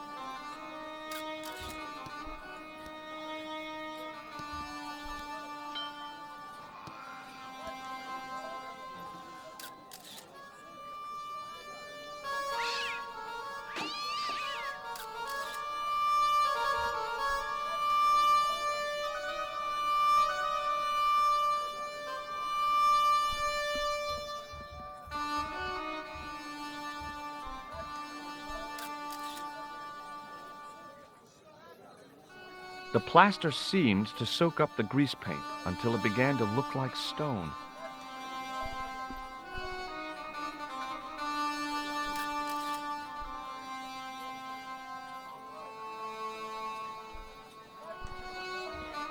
He didn't have anything that I needed.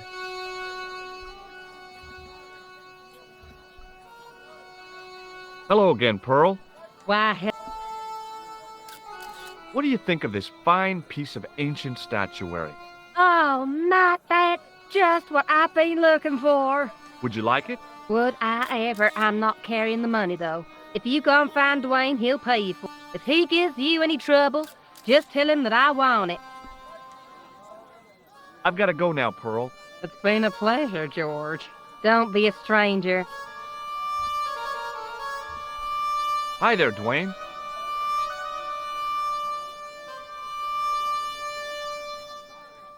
Hi there, George. How can I help you, young fella? What do you think of this? Good gravy. Looks old. Yeah, I had to turn this town upside down. Boy, your luck's better than ours. Looks Roman. I wouldn't know. What'll they say back home? How much do you want, George? Oh, I couldn't. It's the find of a lifetime. I mean... $50. Take it or leave it. I'll take it. Here you go.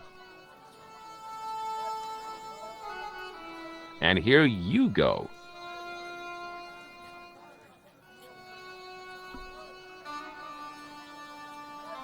Okay, well, I'll see you around, Dwayne. Count on it, George.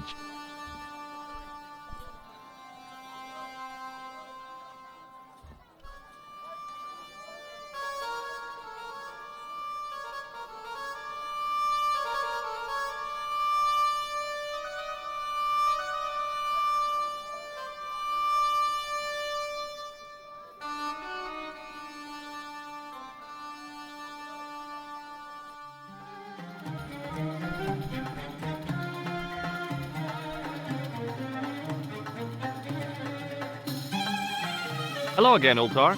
Praise be to Allah. Look, Ultar, $50 US. A splendid sum. Exactly sufficient for an exciting air-conditioned trip to the Bull's Head. What say you, oh adventurous one? Okay, it's a deal. Here's the cash. Ah, most splendid. As you say, the cash price moolah is correct. Mister, we make with haste. Where exactly is your taxi? Because the only vehicle I can see around here is an aging Army surplus truck. Yes? Ah, okay. I'll be along in a minute.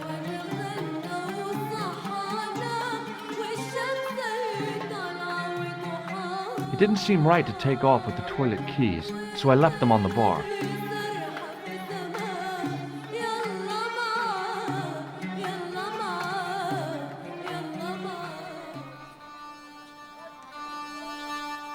again, Ultar.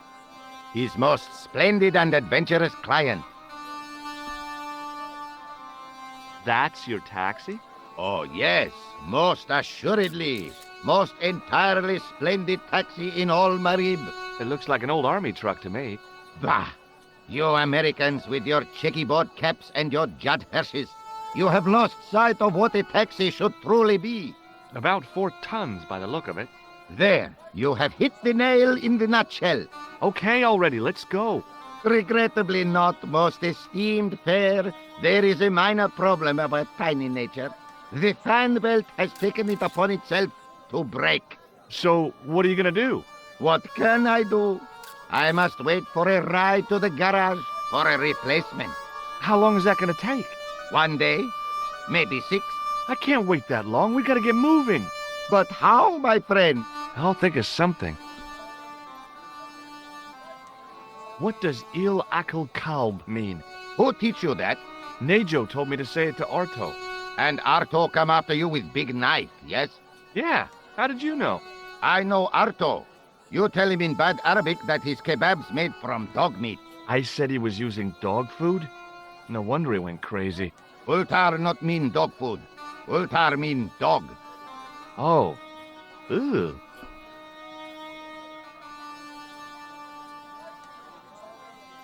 What does this toilet chain? You got brush back so you could steal chain?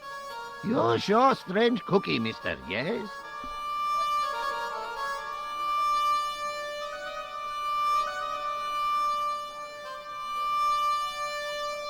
Bye for now, Ultar. May good fortune follow you, mister.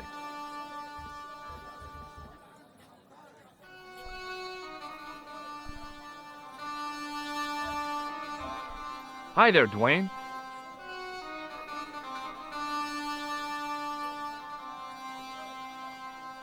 Hi there, George.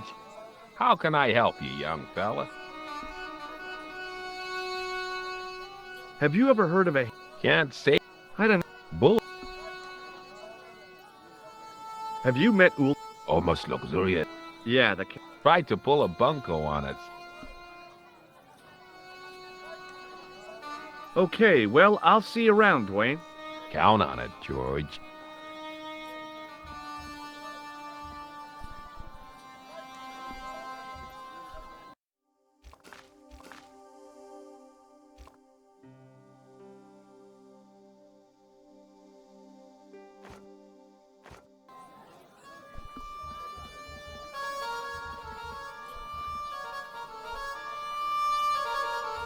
Hello again, Ultar. His most splendid and adventurous client. Have I shown you this? Yes, miss. I figured going out into the countryside.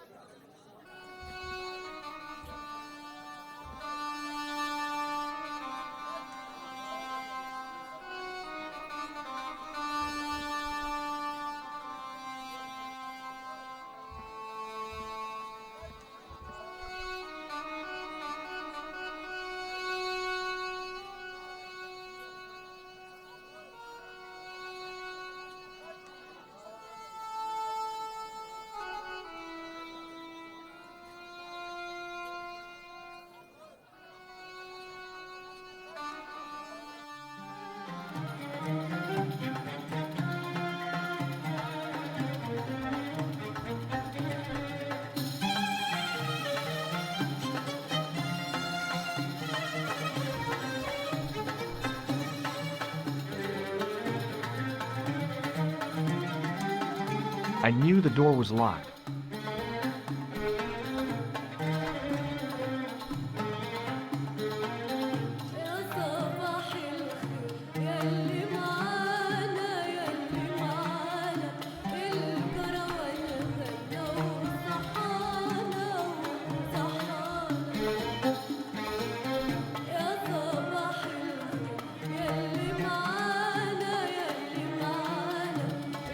It was a roller top.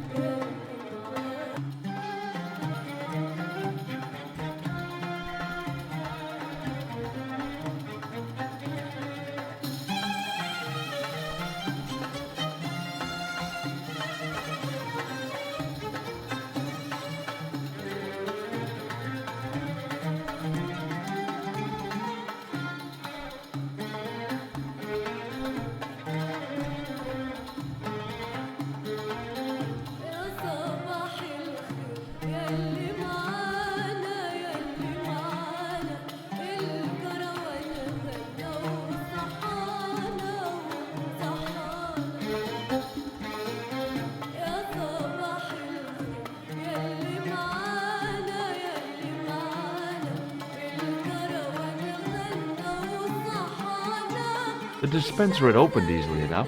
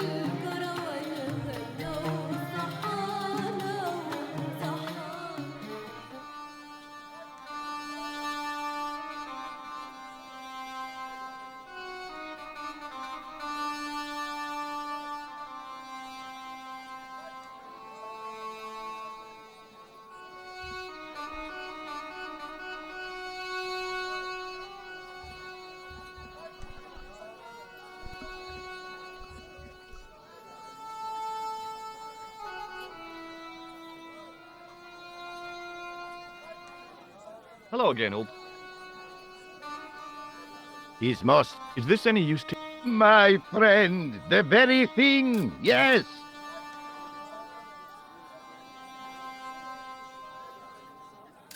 Ultar took the towel from me, cut it in two lengthways, and gave me half back.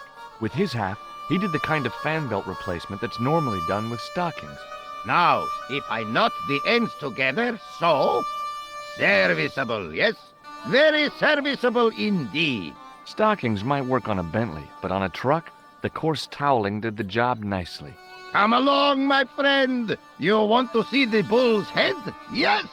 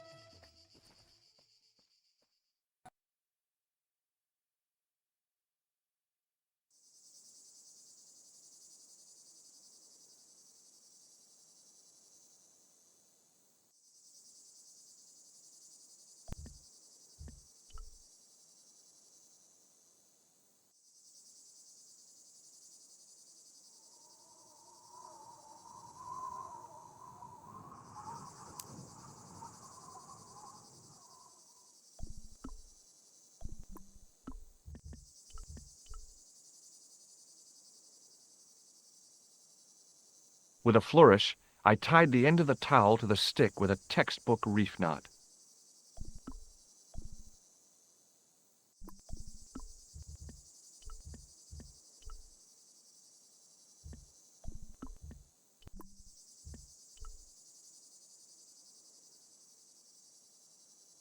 I could see that crack would make a good anchor point.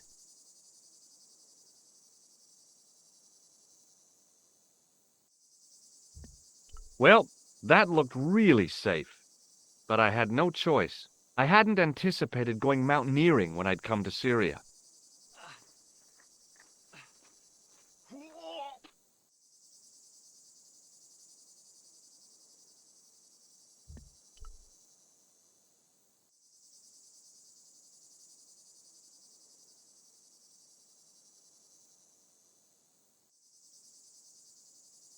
I didn't like the idea of putting my hand in there. But there was something in there.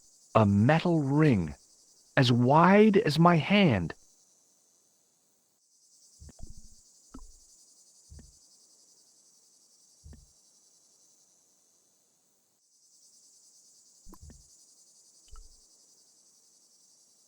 I took a firm hold of the ring and pulled. Whoa there!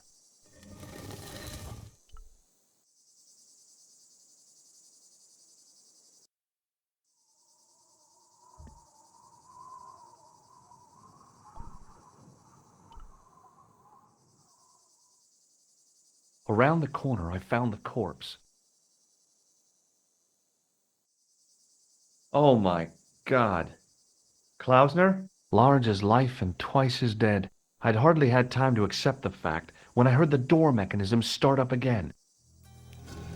Oh man, no!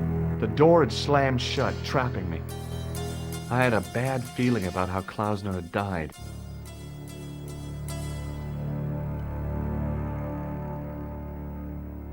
I couldn't think of anything to do with the statue, apart from scaring small children with it.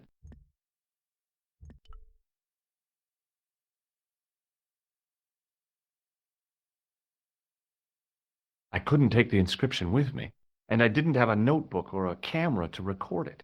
All I could do was stare at it and try to memorize it. In occidenta cita est, in ora mundi. Okay. That would have to do.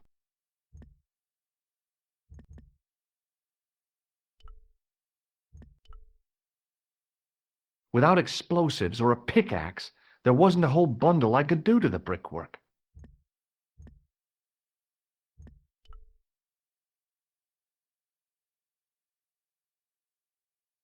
Okay, all right.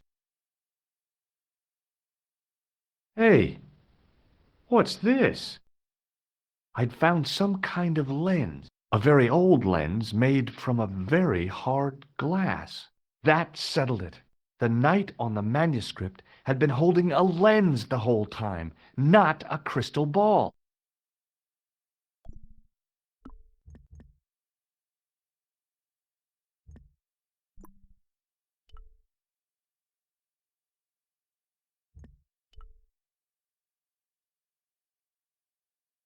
I examined the door carefully, high and low.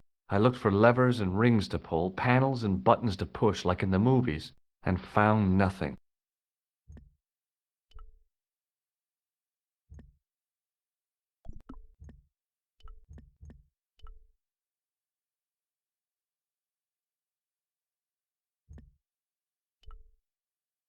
I'd searched Klausner once and knew that the lens was the only thing he'd been carrying. No portable phone, no demolition charges, no 5-course meal. You'd think international conspirators would go around better equipped. I couldn't think of anything to do with the statue, apart from scaring small children with it.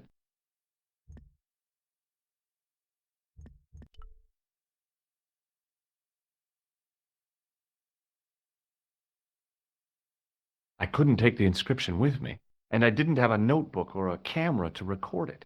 All I could do was stare at it. In occidenta cita est, in ora mundi. That would have to do. The mouth's opening. It must be Ultar. My God, if he comes in, we'll both be trapped. Ultar, don't come in! It's a trap! Stay where you are! You! Hello, Mr. Stobbart. We meet in the most unusual places. Please, do not make any sudden moves. I have no desire to maim you. Did you say maim? I did. Dead men tell no tales, as you say. And I want to hear everything that you have to tell me. And what if I don't want to talk? Then I shall, most regrettably, have to kill you. Rest assured, however, that I am an excellent shot. You would not suffer. Oh, that's good. Believe me, I'm really assured. It is rather dark in here. I think we should conduct our business outside. Why should I make myself an easier target? If I fire at you, Mr. Stobbart, I shall hit you even in here. But, unfortunately, my marksmanship will suffer. It could be the difference between hitting you in the leg or the groin. Boy, it sure is hot in here. No sudden moves, Mr. Stobbart.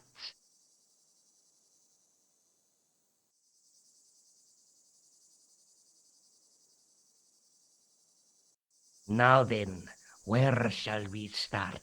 How about being bosom buddies and you putting that gun away? Klausner, do you know where he is?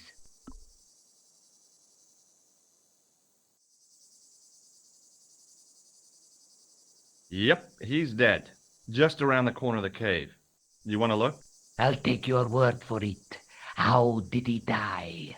Starvation or dehydration by the look of it. He was caught in this trap you were shouting about? Yes, I suspected as much. The Templars were not ones to give away their secrets lightly. Was he carrying anything of importance?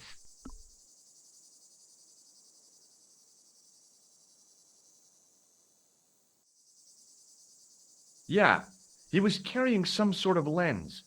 I've got it with me. Give it to me. I don't think so. Don't be a fool, Mr. Stobbart. If I give it to you, what's to stop you killing me? What is to stop me killing you anyway? You might hit the lens. Not if I shoot you in the head. When I fall, the lens might get broken. Yes. You plead convincingly, Mr. Stobbart. Perhaps you will live to see another day. Perhaps. Was there anything else?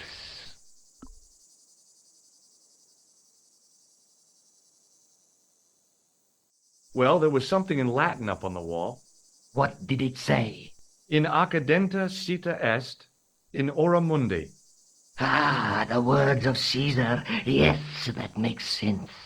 Well, I know that roughly it means to the west, to the edge of the world. But what the heck is that about? It tells me where the sword of Baphomet lies. Mr. Stobbart, I am sure that you are just what you appear to be. A gifted amateur. Thanks, I think. But I can no longer tolerate your interference. There is far more at stake than you realize. I cannot risk you inadvertently helping my enemies. So what are you going to do? I regret that we must end this here and now. What exactly do you mean? I am a professional. You will feel no pain. Oh, man. You're going to kill me? Your only choice now is whether you die like a man or like a dog. Okay, you're the boss. I'll take my medicine.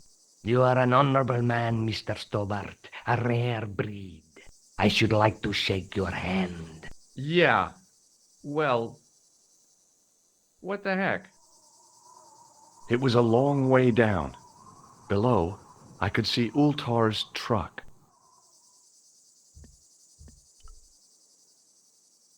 Okay, let's get this over with.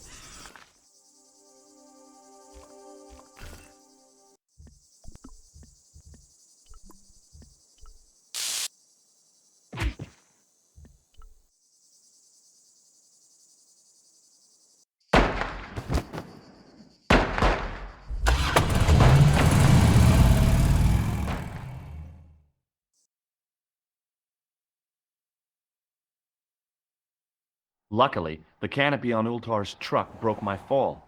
Thank goodness for that. The worst part of the experience was Ultar's driving. What about the lens? Is it still in one piece? Oh, yeah. Well, it's good to see you again, George. Really? Well, I have to say, I'd have enjoyed Syria a lot more if you'd been there. I wouldn't have been much help. Anyway, you did just fine on your own. Have you any idea what this lens might be used for? As a magnifying glass, obviously. I'm sure you'll find it very useful. I'll be back as soon as I can. Okay.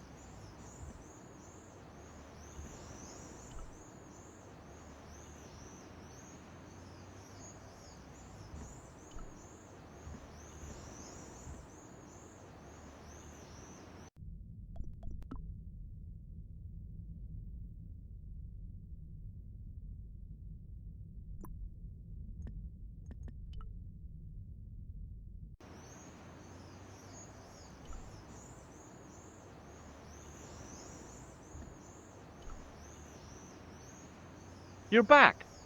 Oui, I have returned. Hello again. Hello again, monsieur. Well, I wasn't expecting to see you back here again. No? Well, it is a strange thing, but I am here on duty. On duty? But you're just sitting there drinking wine. No, I am not just drinking wine. I am undercover. I must be missing something. You're in uniform. Precisely, monsieur. My cover is that of an indolent, wine-guzzling police officer. You've got me convinced. Merci. But in reality, my every muscle is poised, every nerve honed. I am drawn tight, ready to pounce. Bang! Who or what were you planning to pizzang on? You must have heard, monsieur, of the terror that is gripping Paris. You mean the killings? Oh, at last, someone's taken action.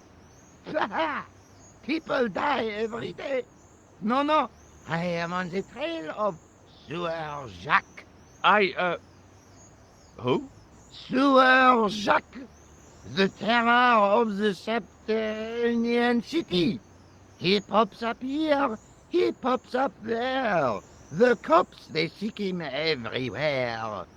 Is he so hush or beneath the neck? That damned elusive Sieur Jacques. Bravo, that's very good. Merci. I was up half the night writing that. Who is this Sieur Jacques character anyway? Ah, if we but knew that, we could have him in custody in an hour.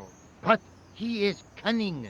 To despoil the sewers of our fair city, he has committed many deceptions. He has pretended to be a police officer and deluded a poor war veteran. Uh-oh. He has pretended to be a jongleur. Wow, is that the time? And an American tourist. What nationality are you, monsieur? Canadian.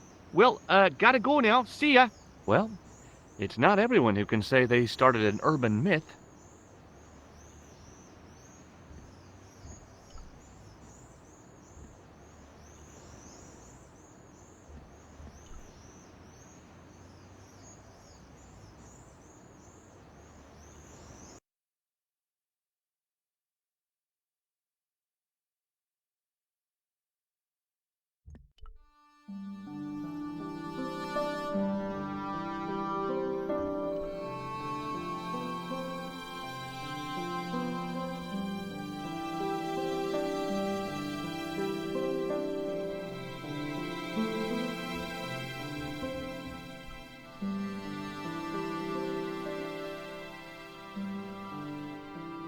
Hi, Andre. Hello, Georgie. What's with the long face? Haven't you heard? The tripod was stolen. No kidding. I just don't get it. So many other treasures, and the thieves choose the tripod. A modern-day alchemist, perhaps? Who knows? There's no shortage of crazies in Paris. Hey, I visited Nicole's apartment. Yeah, she told me you came by. Ooh, quite a fine Georgie boy. I didn't expect anything quite so sexy. I hope you're referring to the manuscript. Oui, of course. Where have you been? Nicole said you were away. I just returned from Syria. Syria? On the trail of the Templars? It's a long story, but I found the bull's head. It was referred to on the manuscript, remember? Yes, what is it? A secret cave built into a high cliff face. In the cave, I discovered a map bearing a phrase in Latin. In occidenta cita est in ora mundi. The island of Britain. Lies at the edge of the world, to the west. Strange. That map seems to contain a series of pointers. Like I said, it's a treasure map. What did you make of the manuscript? It dates from the time of the Crusades. We guessed that from the Templar seal. It's a story and pictures like a modern-day comic book. What story does the manuscript tell? I don't know.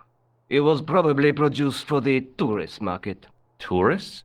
Oh, oui, pilgrims in their thousands on their way to Jerusalem. The tourist trade is nothing new, you know. It's been around for centuries. Ever since Joshua made a packet selling souvenir bricks from the walls of Jericho.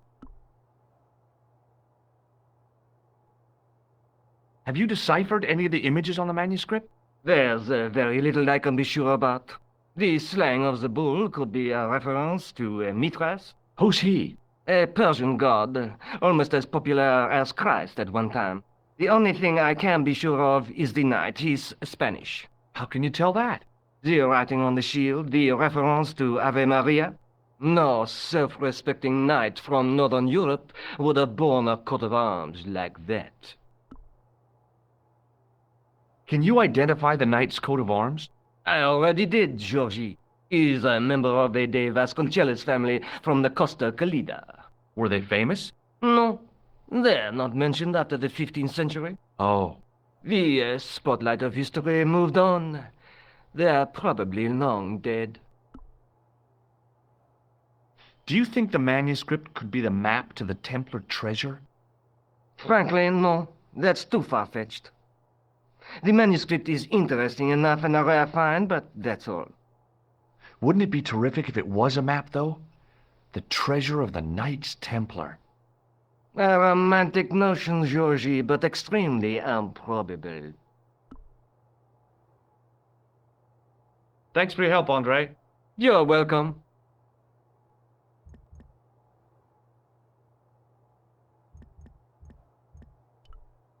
Pardon me. Oui, monsieur? Oh, it's you. Well, what do you want now? You're not going to try to hide in that closet again, are you? I hear your tripod was stolen. Nothing travels faster than bad news. It is true. It happened last night. I always said that alarm was no good.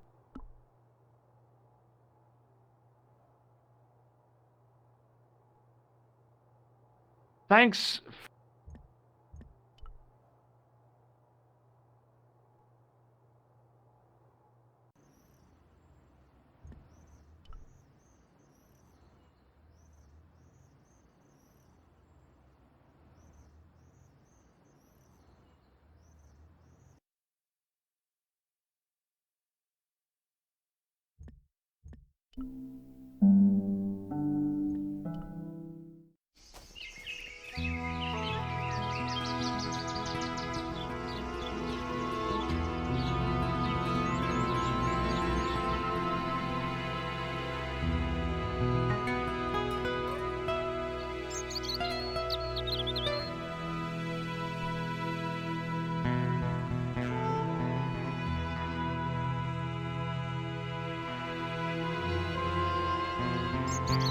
Hi, is this the De Vasconcelos house?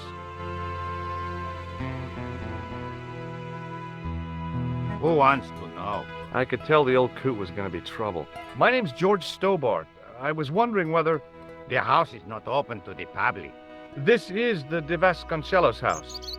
And what business is that of yours, senor? Look, all I want is to speak to the head of the household. There is no household. Only the Countess and myself. What do you know about the Templars? Who wants to know? Are you angling for a bribe or something? You have nothing that I want, senor, except the pleasure of your absence. The guy was obviously protecting the Countess against the whole world. But why? Tell me about the Countess de Vasconcelos. She doesn't receive guests. That's all you need to know. You don't even know what I have to talk to her about. She hasn't won the lottery, has she? No, she hasn't won the lottery. A more cunning man might have claimed that she had. Oh yeah? They might have, might they? And that more cunning man would have been kicked off the premises. The Countess doesn't do the lottery.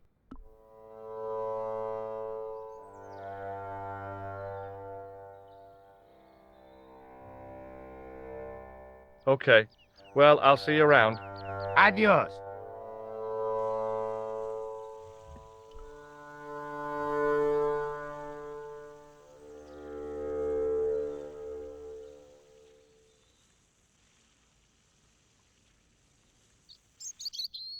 Hey, you. Yeah? What is it? You would not like it if people just wandered into your home, would you? Well, no, I guess not.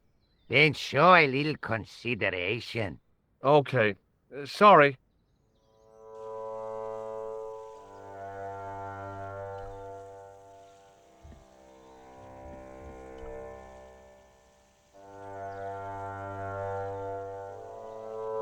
I didn't like the idea of carrying 30 yards of hose around me, so I left it alone.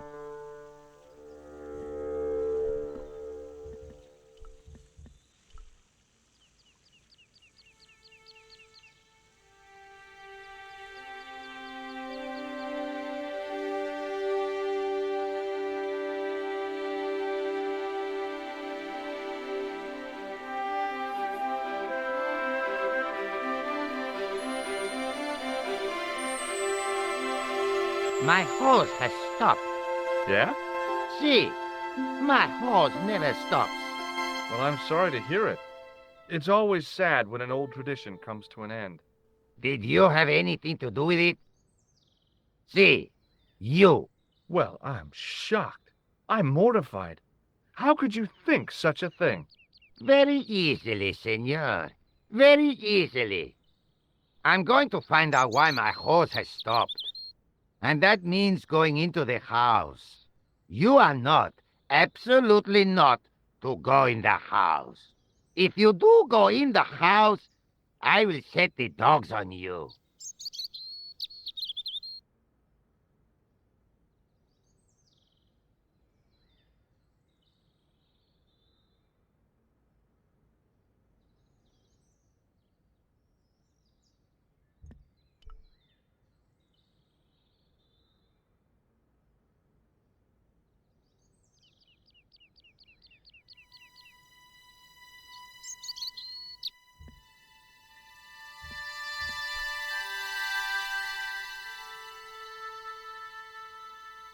The armor was about my size.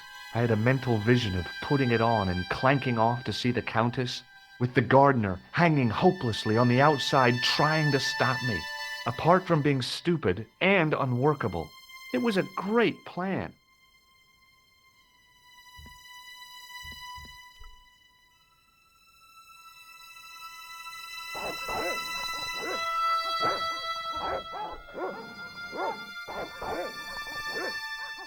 I hid behind the armor and waited for developments.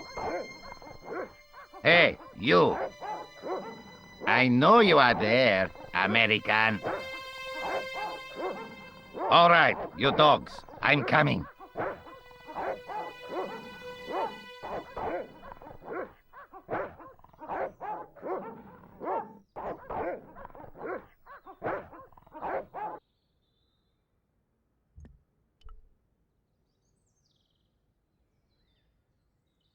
It was just a little utility room with no exit, unless you counted the window, and I didn't.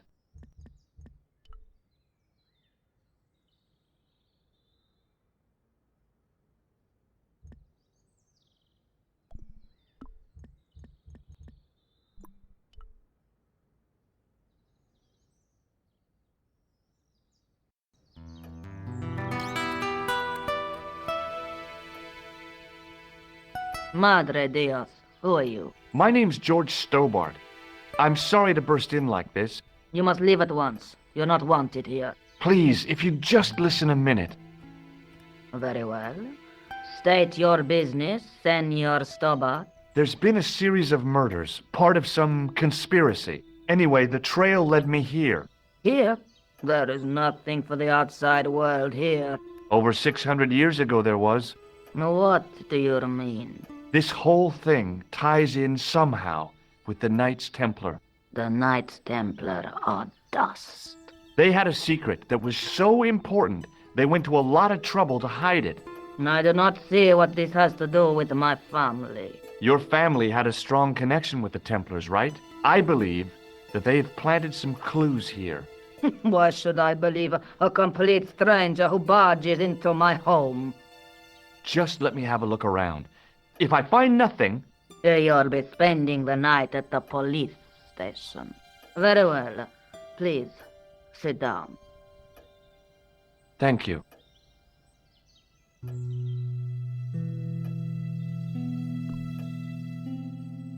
I know your family is involved with the Templars, but I don't know how. You should be asking how my family were involved, Senor Stobbart. The Templars ceased to exist centuries ago. And as for the De Vasconcelos, the line dies with me. I'm sorry. Don't be. Okay, whatever happened almost 700 years ago. So, if the Templars left any clues, they're going to be in stuff that dates back to the early 14th century. Obviously. So, what do you have around here that's early medieval? Early medieval. Let me think. Well, the house is relatively modern, a scant 3 centuries old. Or, of course, the chess set. That chess set is over 600 years old? It must be worth a fortune. Indeed it is. Not that I would part with it, of course. No, I wouldn't either. That's the sort of thing that gets handed down to your children. Sorry. Its value is less than you might think. The set is not complete. One of the pieces is a modern replacement. As to the original, it was lost a long time ago. Nobody has any idea where it is? No. The children had it when they were taken. Children? What children? All in good time, Senor Stobbart. May I examine the chess set? Certainly. But do not move any of the pieces. Okay, thanks. Close up, the modern piece stood out like a sore thumb. There was something else odd about the set. All of the original pieces had irregular bases. My lady, I have to warn you, there's a... You! Why, I feed you to the dogs. Lopez, what have I told you about feeding intruders to the dogs? But, my lady...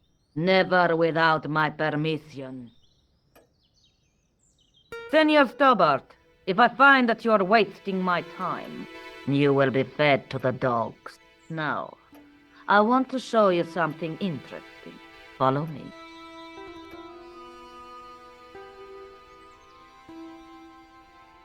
Lopez, unlock the door, por favor. This is the only remaining structure on the estate contemporary with the Templars. Nice. What is it, a summer house? A mausoleum, Senor Stobbart. Oh. Come with me. Hey, senor. Yeah? I do not know what you have told my lady to be shown these favors, but I do not trust you. You've got nothing to worry about. Aren't you coming in? No, the dead do not interest me. My garden is a living thing. I will be there.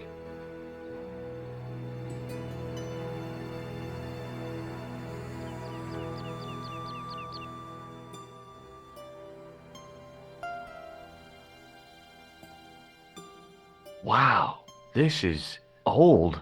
It was constructed in the 13th century as the final resting place for the De Vasconcelos Templars. It's well maintained. These are my ancestors, and they deserve respect. I come here at least once a week to say a prayer for them. Mind if I have a look around? By all means.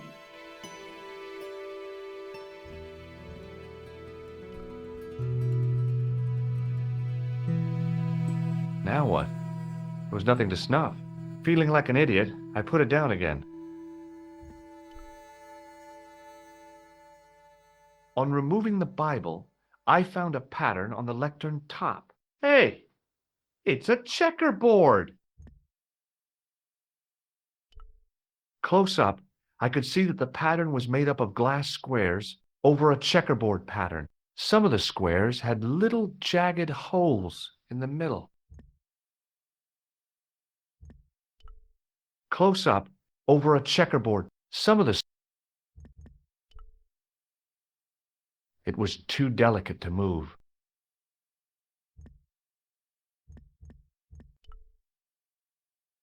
I couldn't reach up there.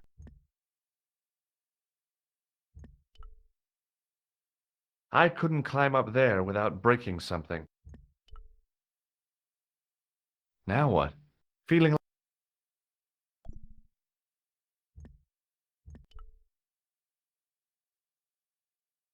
May I ask you something? You may ask. What's the story with the glass chessboard? Glass chessboard. Oh, the pattern on the lectern, purely decorative, I'm sure. There are pieces of glass missing from it. Oh, it has been like that since I was a girl. The gaps in the glass chessboard look awfully deliberate. No, it is ridiculous. What possible significance can it have? It's part of a chessboard, and the gaps are for... Senor Stobbart. You cannot mean... This place was built for the Templars. Your chess set is as old as the Templars. It's kind of suggestive, isn't it? Is the Virgin Mary really the right person to be sharing a mausoleum with 5 knights? You are showing your ignorance, Senor Stobbart. The Templars were dedicated to the Virgin Mary. That's a big candle. Where would you buy a thing like that from? You could not. It is an antique, unique to my knowledge. Just how old is it? It dates from the Middle Ages, when the Moors controlled Spain. The candle was to be lit as a signal to the estate workers if the Moors attacked. I think this must be it. This is what the manuscript is pointing to. This is extraordinary.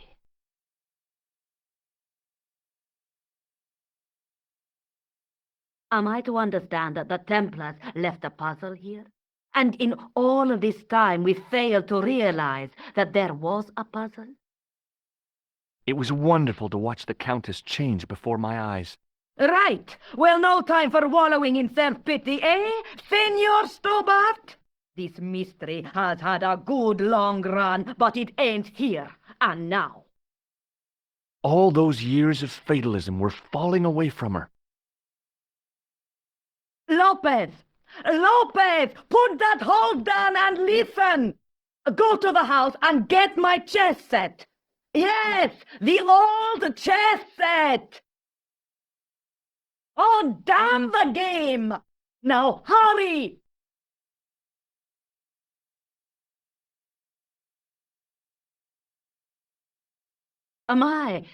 This is exciting, is it not? Don't get too excited. This could be a blind alley. Oh, I do not believe that for a moment. It's good to see you happy. Happy? You know, I think I am. You certainly know your history. What's your opinion of the Templars, Senor Stobbart? The Templars? Well, they seem no worse than a lot of the knightly orders. You are mistaken. compared to the simpering politicians of the Hospitallers or the brutish Teutonics. The Knights Templar were the embodiment of chivalry. The filthy, money-grabbing French king and his pet pope did a great wrong. A bane settled upon my family at the whim of that self-seeking tyrant. It was all a long time ago. Some things don't die. Injustice is one of them. While we're waiting, I'd really like to know what happened here. I mean, the curse and everything? It all began at the time of the dissolution of the Templars. Don Carlos had already left their ranks to become a scholar. Don Carlos, is he the guy who went missing? Si, but he had reckoned without the local bishop. Their bishop envied us our lands and determined to use the papal edict as an excuse to destroy us. Don Carlos was on one of his scholarly journeys when the Inquisition arrived. When Don Carlos returned, it was to find his loyal manservant slain and his children gone. They took the kids? But why? Oh, we will never know. The bishop denied all knowledge of the children's disappearance. But witnesses had seen his men kill the servant who had been charged to protect them. What happened to Don Carlos? He swore he'd find his children if he had to go to the edge of the world. He put on his armor and took up his sword and shield and rode out alone. He was never seen again. Lopez, you have the pieces. Si, my lady, as you asked. Por favor, Senor Stobbart, would you be so kind? My lady. Calm yourself, Lopez. I believe Senor Stobbart's motives are pure. Very well, my lady. My lady seems to trust you. But you don't. No, senor.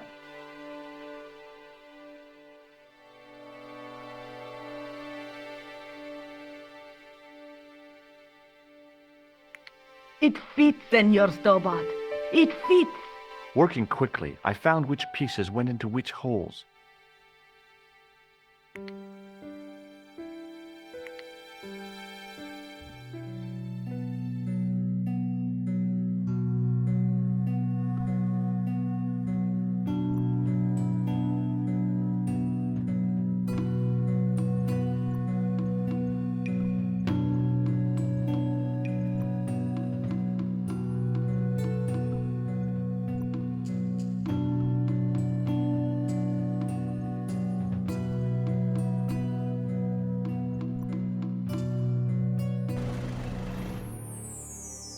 Senor Stobbart, look!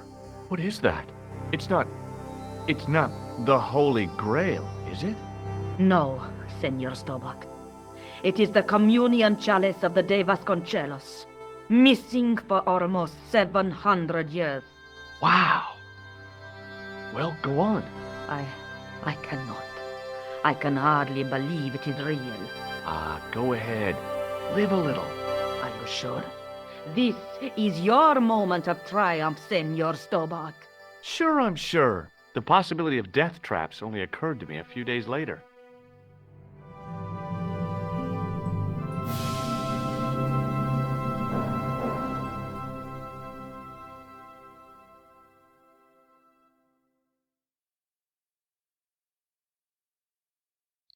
So the curse of the De Vasconcelos is lifted?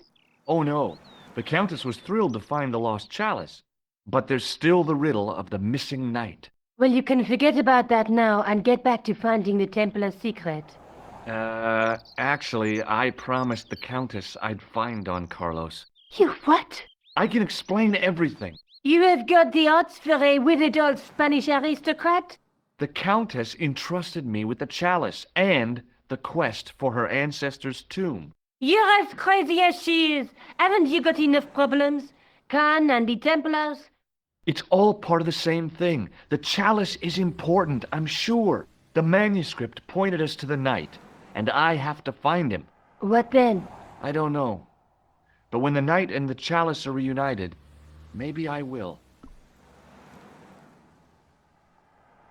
This is the chalice I discovered in Spain. I still can't figure out why the Countess gave it to you. After losing it for all those years, she simply gave it away to a total stranger? She's one prawn short of a paella. The Countess is a fine lady. You shouldn't compare her with seafood. I wouldn't be surprised if there's something going on between you and that Countess. Are you serious? She's old enough to be my grandmother. I'll be back as soon as I can. Okay.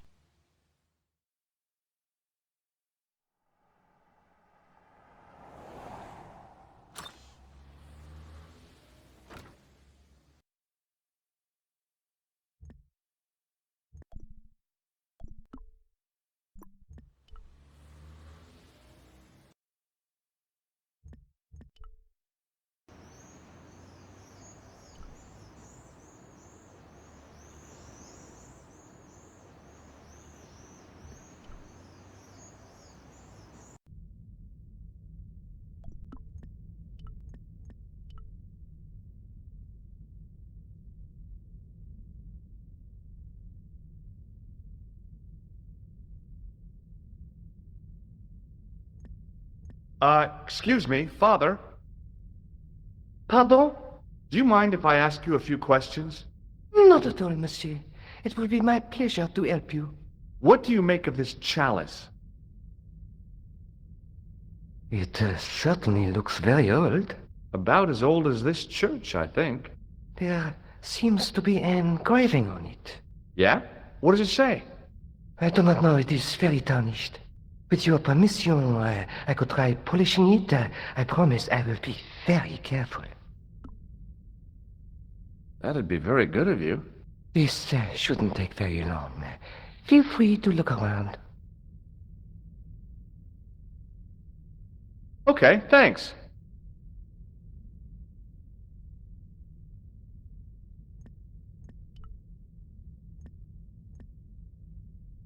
The statue had any secrets. It was...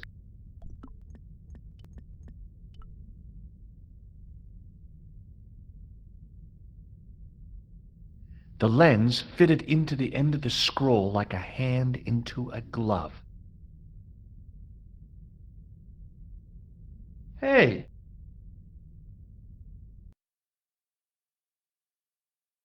A Knight Templar burning at the stake, and a date.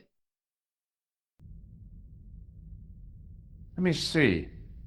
MCCC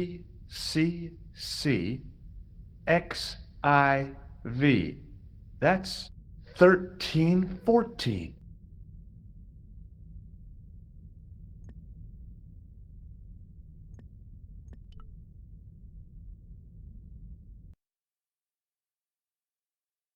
A knight.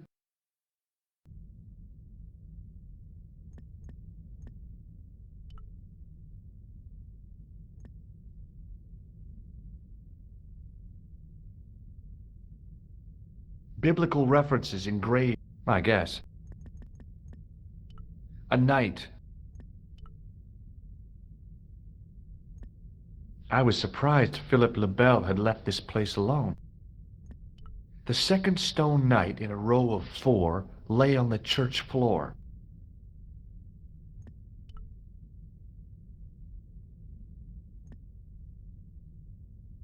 A stone knight carrying all that armor. A stone knight. I wondered if this guy had died in combat.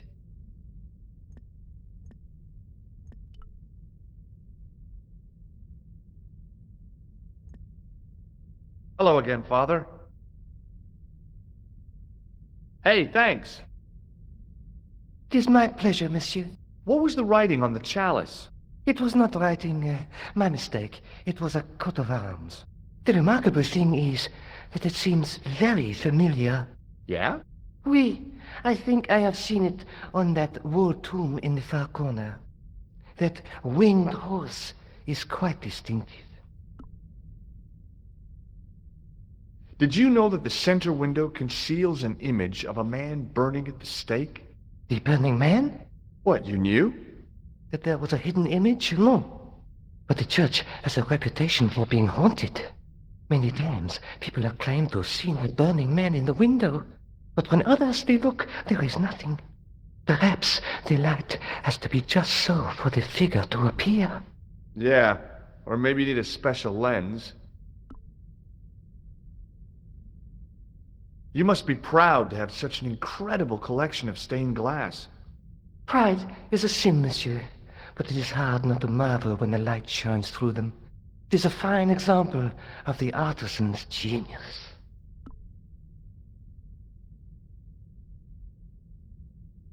What do you know about the Knights Templar?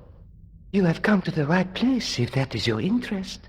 Many of them were executed in the square outside. It was a disgrace to France.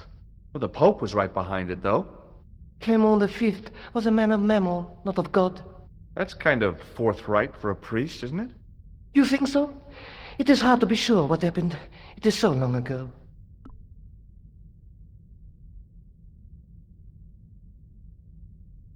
How long have you worked here? Hardly work, monsieur. This is a calling. I have been helping Father Flambert for nearly 6 months now. I guess you don't know much about the history of this church, then. Just a little. Catch you later. Au revoir, monsieur.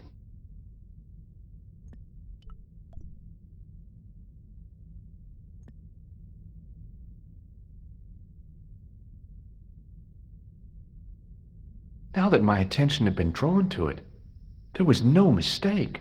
There was no name on it, but the coat of arms was undeniably the Pegasus of the De Vasconcelos family. I'd found the last resting place of Don Carlos. My eye was drawn to the biblical references carved into the edge of the tomb. Hey, maybe these biblical references mean something. Psalms 32:7, John 4:11, Corinthians 1:4-5, and just one more, Psalms 22:21. I may not be perfect, but I've got a memory like a steel trap. The chalice had led me to these inscriptions, but it looked like a happy coincidence to me. After all, the De Vasconcelos arms were already on the manuscript. Nope, I was still convinced that the chalice had some significance all of its own.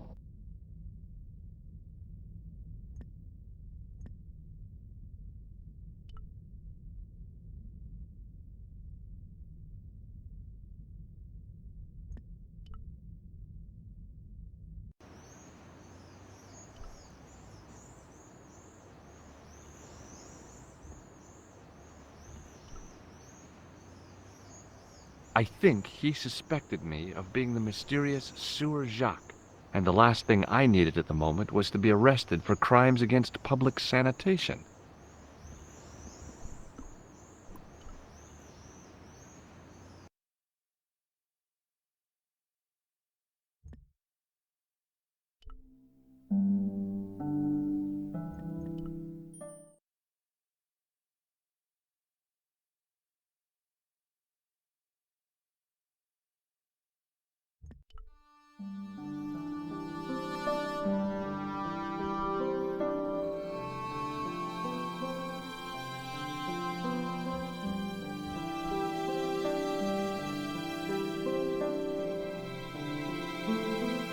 Hi, Andre. Hello, Georgie. While I was in Syria, I discovered a strange pagan statue. It was like a head with 3 bearded faces. Horrible. That sounds as if it could be Baphomet, the idol described by the Templars. The poor Knights of Christ had an idol that looked like that? Allegedly. The description of the idol came from the evidence extracted by the Inquisition. Mind you, not one statue or idol was ever found on Templar property. Until now, that is. Just last month, a statue of Baphomet was unearthed right here in Paris. Where? At the Institut Hermétique de Naval. The statue is beneath the foundations. It was discovered by some workmen while renovating the building. Can you tell me any more about the statue of Baphomet? It's a fearful image, even now, a bearded head. The base of the statue is carved with Templar symbols. One of the workmen noticed a curious stain at the base. He claimed it looked like blood. Blood? That's right. What do you make of this cup, Andre? It's a 14th century communion vessel. Spanish, probably. You sure know your onions. Thanks for your help, Andre. You're welcome.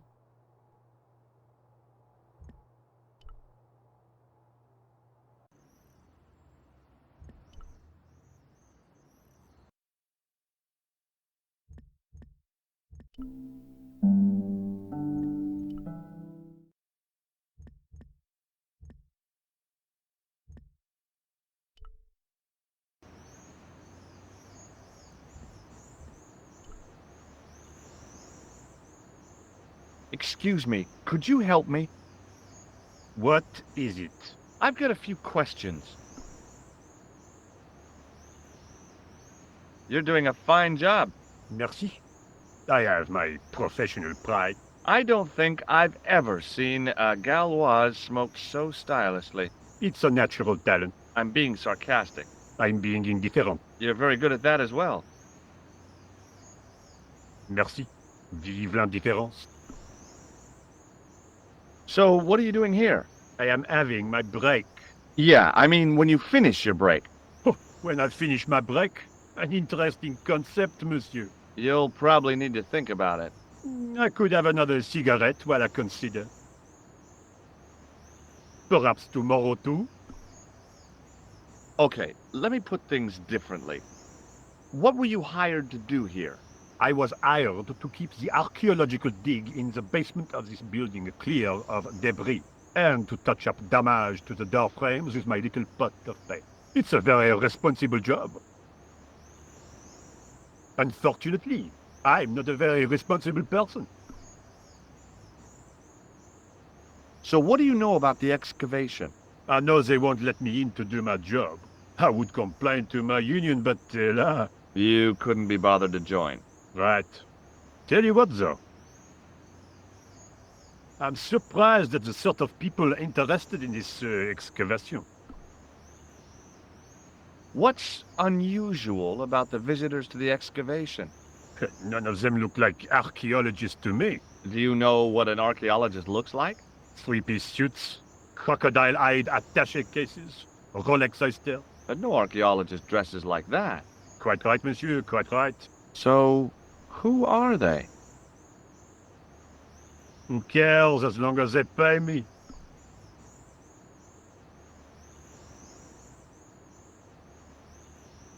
Be seeing you. Au revoir, monsieur.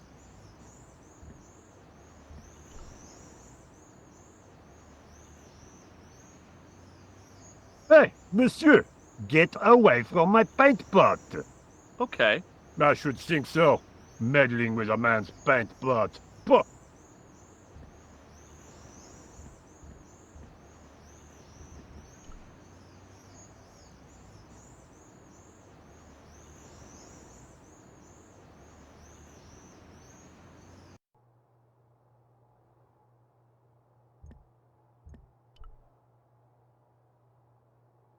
Hi? Excuse me? Oui? So, what exactly are you doing here? I'm guarding. You expect to find me shearing sheep? Take it easy. I just didn't realize you were a guard. I'd like to know what you're guarding, please. That's a secret. It wouldn't happen to be an archaeological site, would it? Are you asking me or telling me? I'm telling you. Then why ask? I had a feeling this was no normal hole in the ground. What do you know about the Knights Templar?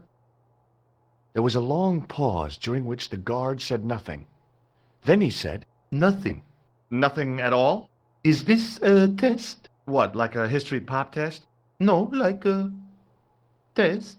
Okay, yes, it's a test. Then I know absolutely nothing about the Templars. The guard was being amazingly evasive. It was going to take more than goodwill to get past him. Talk to you later. Au revoir, monsieur. The doorway led to an old utility closet that had lost its door. There was nothing interesting in there. I couldn't imagine what I'd achieved by turning the dial.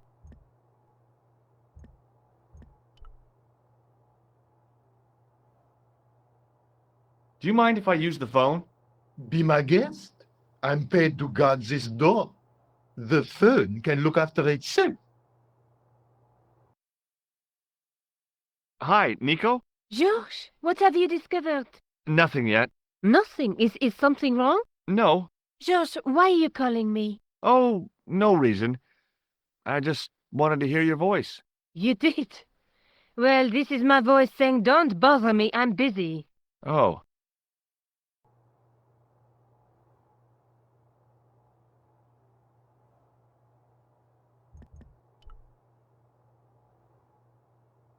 There was a closed door with toilets scratched into the cheap veneer.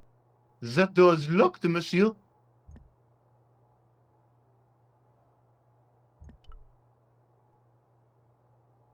Hi again. What is it? Trying to get into a locked washroom. I had the strongest feeling of déjà vu. I'd like to use the washroom, but the door's locked. Oh, that's no problem. You can have the key. Thanks. Talk to you later. Au revoir, monsieur.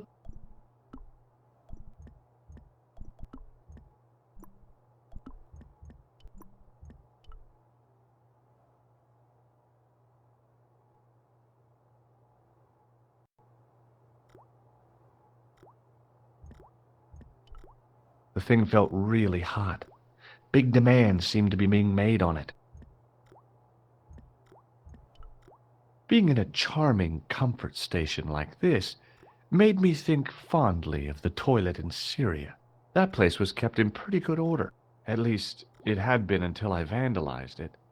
Still, it was all for a good cause. I didn't want to use that unless I really had to.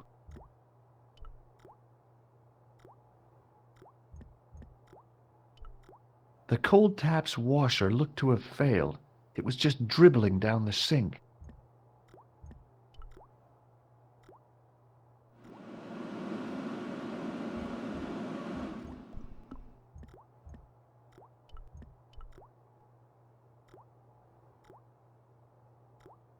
I made an impression of the big key and the cake of soap.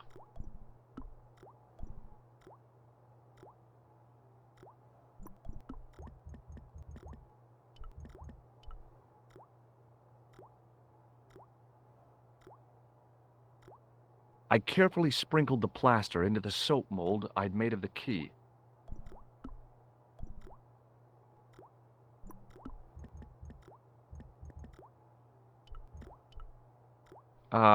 No.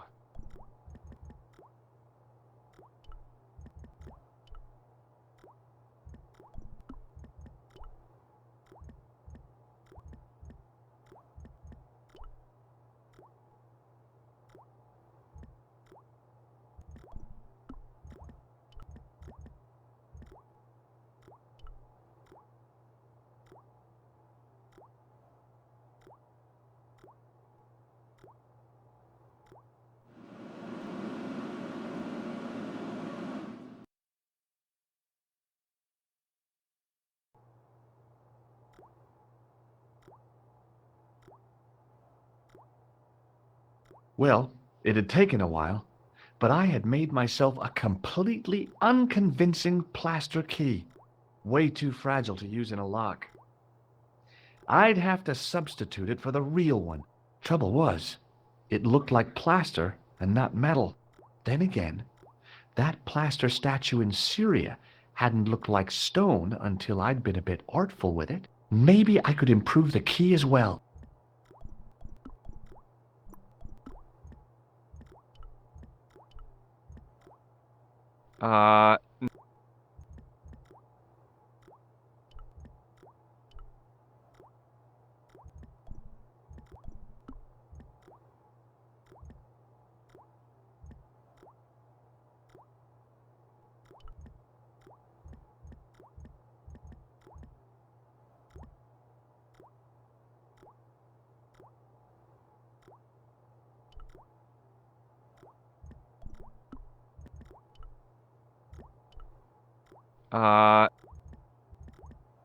It was my plaster copy of the excavation.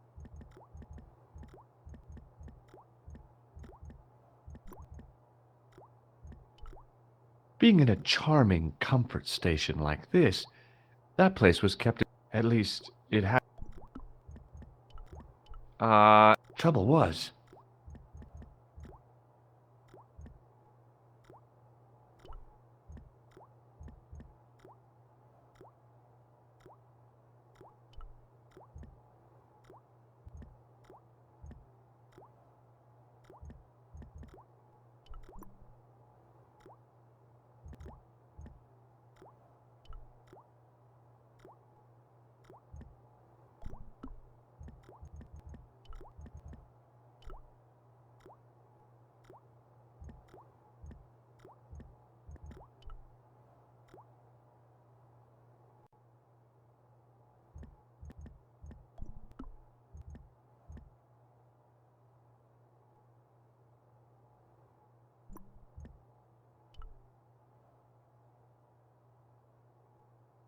I couldn't imagine what I'd achieved.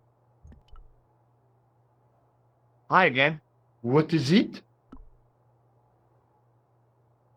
Here's the keys. Thanks. Merci, monsieur.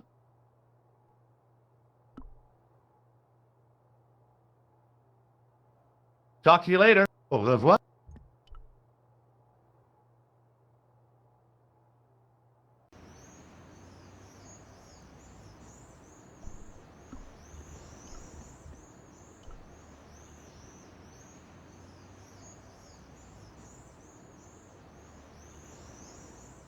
Hey, monsieur, get away from my paint pot. Okay. I should think so. Meddling with a man's paint pot. Puh.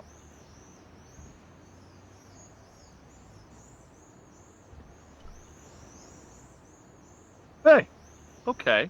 I should think. Hi, it's me. What? I made this key out of plaster. A thrilling. How clever. How pointless. I was pretty sure the shaken shock had shot its bolt in Syria.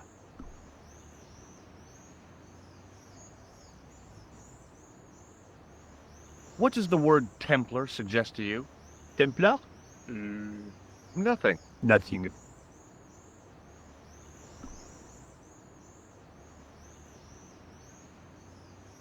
Be seeing you. Au revoir, monsieur.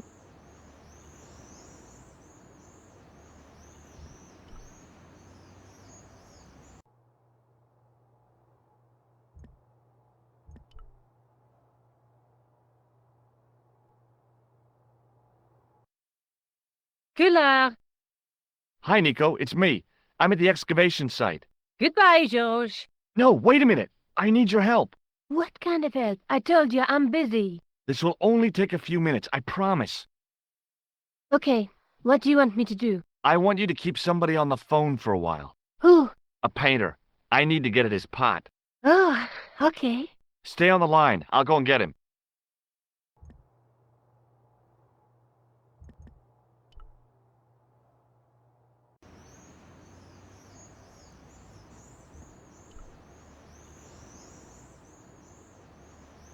Hi, it's me again. What now? You've got a phone call. For me? Are you certain? It's a woman. She sounded hot. What woman? She must be mistaken, monsieur.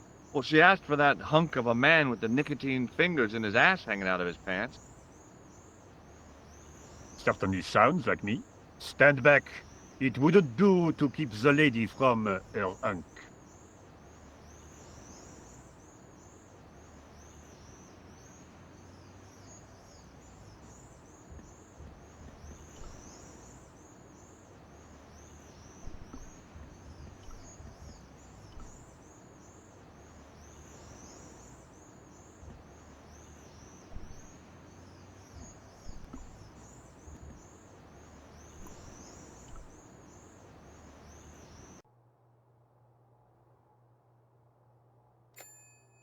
Well, monsieur, what a strange woman.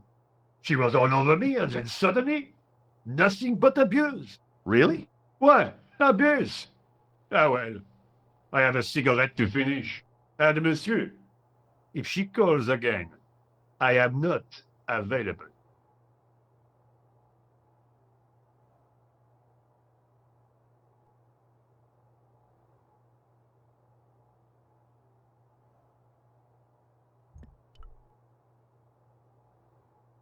Hi again.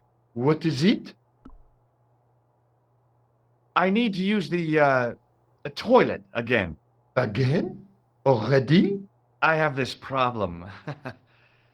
How technical do you want me to get? Never mind. Here's the key.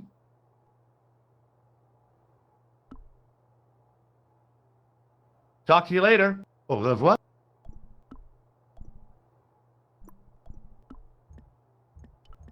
I figured this was better done out of the...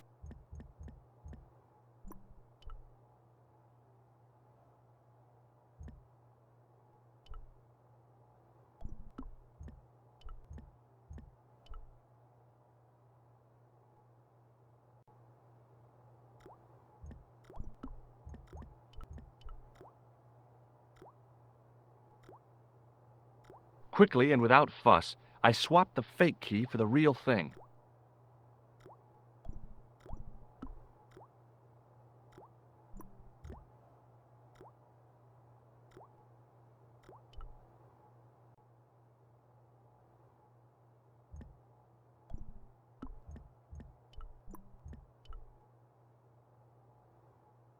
What is it?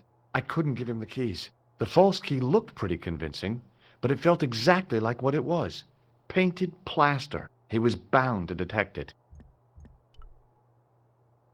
I couldn't imagine what I'd achieved. The doorway led to an old There was nothing interesting.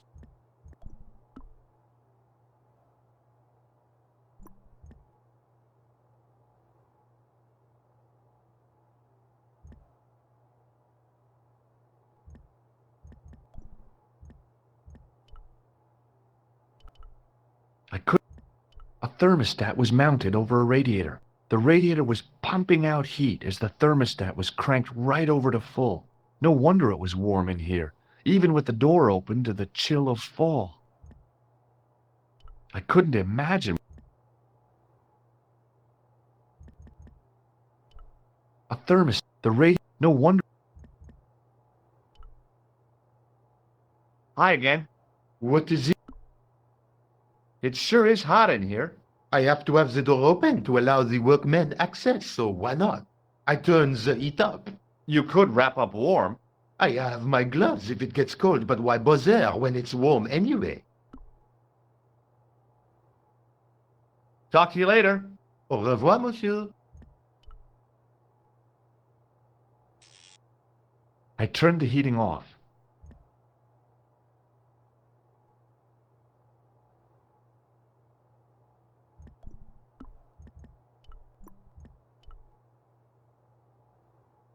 What is it?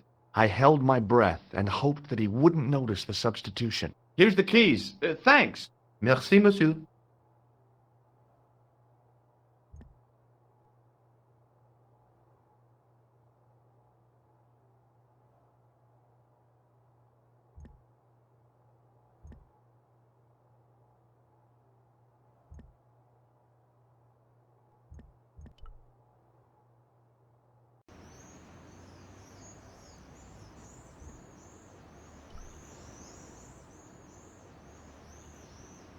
Hi, it's me again. What? Be safe. What is...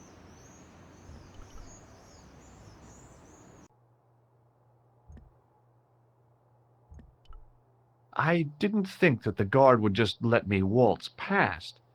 Besides, I had a hunch that door was locked.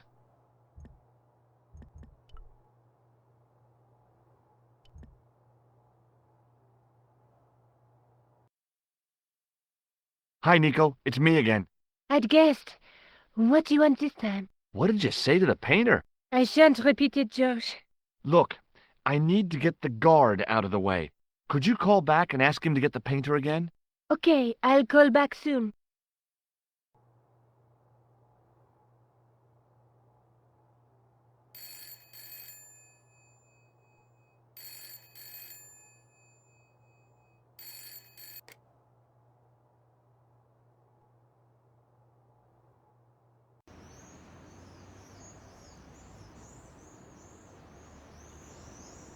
This looked like a good place to watch things develop.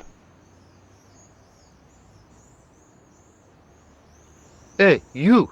It's the phone. Yeah? Who is it? How should I know? What am I, your social secretary? It's not a chick, is it? Yes, it's a woman. Are you going to answer it? Does she have a warm, sensual voice like molten chocolate? Yes, she has a really sexy voice. Now get a move on. I'm not talking to her. I can see that. You're wasting time talking to me. No, you don't understand. I refuse to talk to her. You refuse. You refuse. I'm wasting valuable time. Don't make me laugh. Your time valuable? You just stand around all day.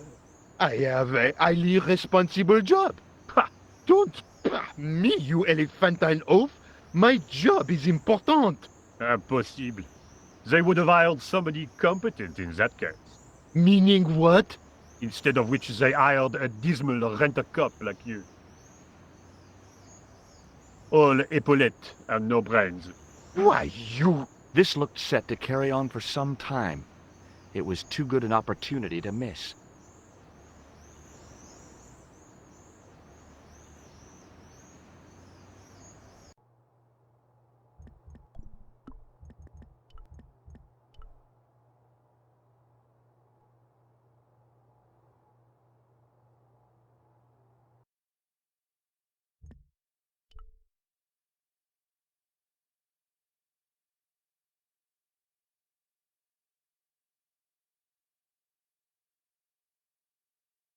There was no doubt about it.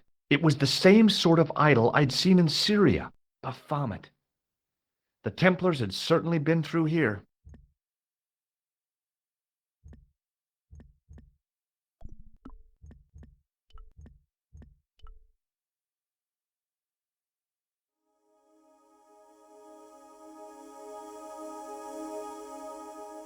And there it was, decoded by the curves of the chalice, the image of a church.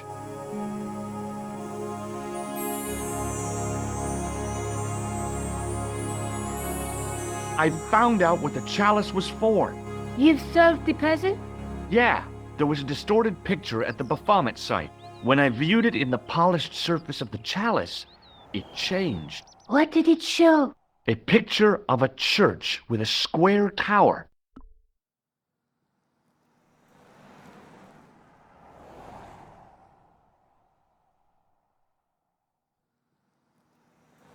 I guess I'd better return the chalice to the Countess. Hurry back, George.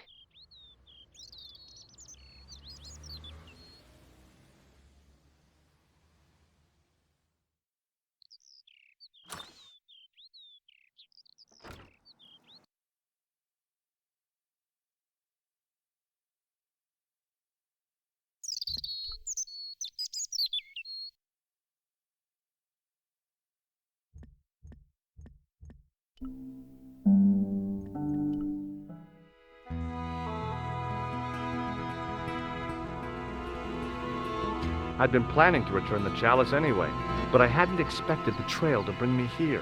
The Villa de Vasconcelos was as picturesque as ever. The weather was still clear, and Lopez was still watering the damn lawn. I was beginning to suspect that he was surgically attached to that hose.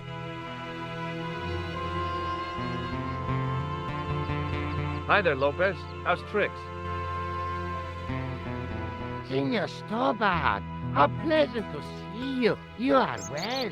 Fine, thanks. Is the Countess in? She is waiting for you. I will show you up. It's okay, I know the way. Senor Stobbart, I feel I owe you an apology. No, you don't. I was impolite on our first meeting. Look, Lopez, just forget about it. I came on like a snake oil merchant. I wouldn't have trusted me in your shoes. You do not understand. Finding the chalice has given my lady a new lease of life. It's a marvel. She smiles, she laughs. The tradesmen are saying that she is on Prozac.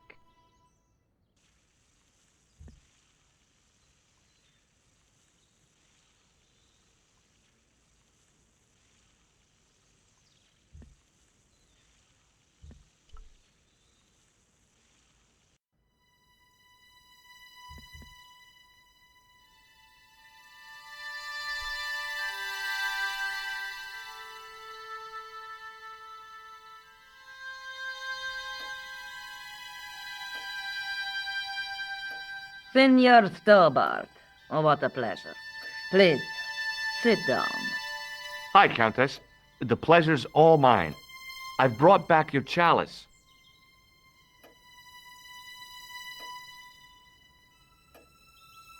Why? You've had it cleaned. Yeah, I met an obliging priest with a soft cloth. Have you resolved the Templar mystery? No, not yet. I don't even know what it is I'm after. There are many stories of the knight secreting great wealth away. Whatever. All I know is I don't want the bad guys to get it. Ah, to be young and live in a world of moral absolutes. There's something else that I discovered carved on Don Carlos's tomb. Biblical references. What are the references, Senor Stobbart? Psalms 32:7, Corinthians. I am not a good enough scholar to know the Bible chapter and verse. I meant, what are the quotations? You know, I forgot to ask the priest. I discovered something amazing with that chalice. In Paris, I found a church where they recognized the coat of arms. I found the tomb of Don Carlos de Vasconcelos. You are sure? There can be no mistake? The coat of arms on the chalice matches the one on the tomb. Incredible.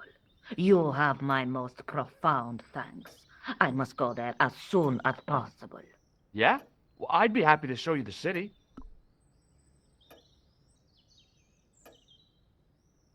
I'll have a look around if that's okay. My home is your home. I shall remain here.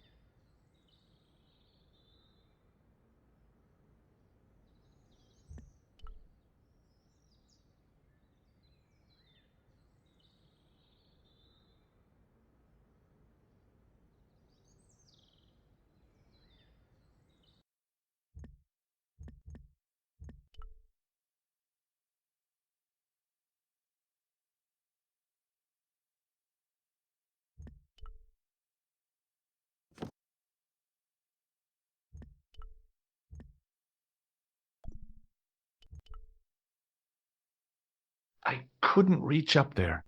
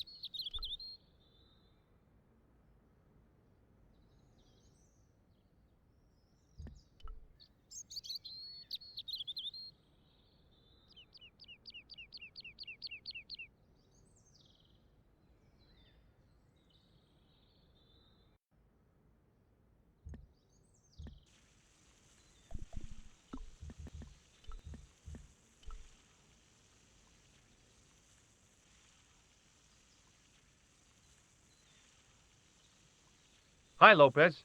Got a minute? Certainly, senor. How can I help you?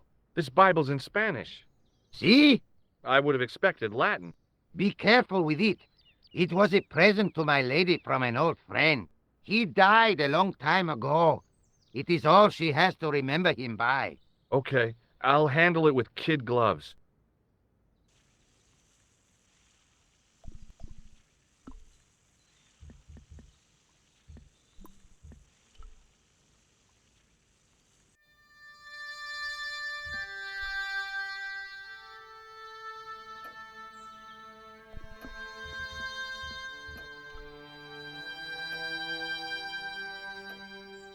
Hello again. Here's the Bible from the mausoleum.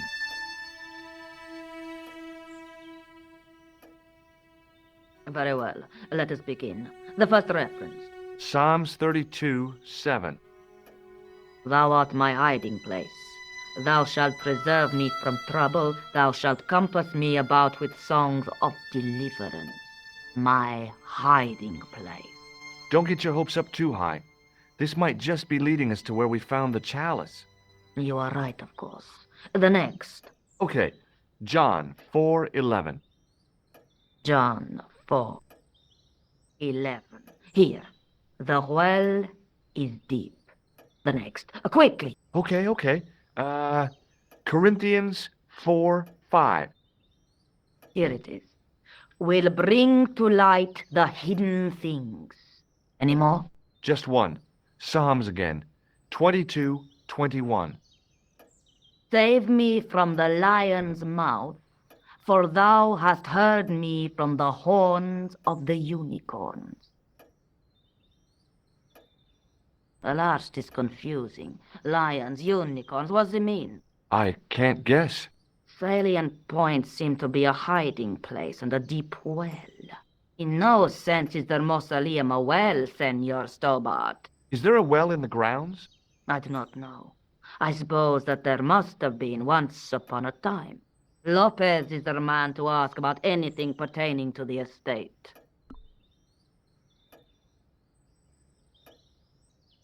I'll just have another look around.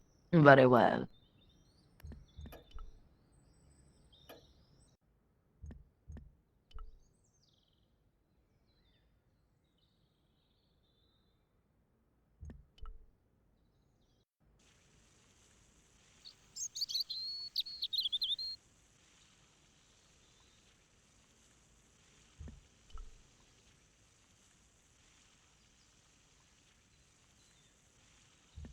Hi, Lopez.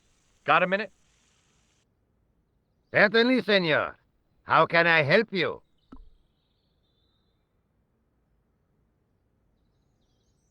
You must know just about everything that there is to know about this place. See, I have lived my whole life here in the service of the Vasconcelos. Do you know of a well anywhere around here? A well? Si, senor. This used to be a fortified villa. How can you last a siege without water? Great! So where is it? How should I know? The well was covered over in the last century. It was dangerous, you see. And you have no idea where it was? None. It was hidden even before my grandfather's time. Well, you must have a vague idea of where the well is. It must have been in the old house's courtyard, so that would put it around here. Here? Okay. Now, how do we find it? There might be a way. Let me think about it. Any ideas yet? Not as yet, Senor Stobbart. I shall give it more thought. What's the story behind the chalice vanishing? When the Inquisition raided, in the absence of Don Carlos, it was believed that they had taken it. Naturally, they denied the charge, as they denied taking the children. And naturally, nobody believed them. But they were telling the truth. The chalice was hidden from them. You don't suppose they were telling the truth about the children as well, do you? Madre de Dios! I had not thought of that. But then what happened to them? I don't know. If the Inquisition didn't take them, then who did? You must speak to my lady of these. Count on it. So the Countess feels that the curse is lifted. I would not put it so strongly. Your discovery of the chalice was proof that the Templars never abandoned the De Vasconcelos. It counts for a great deal with my lady. Catch you later, Lopez. Adios, Senor Stobbart.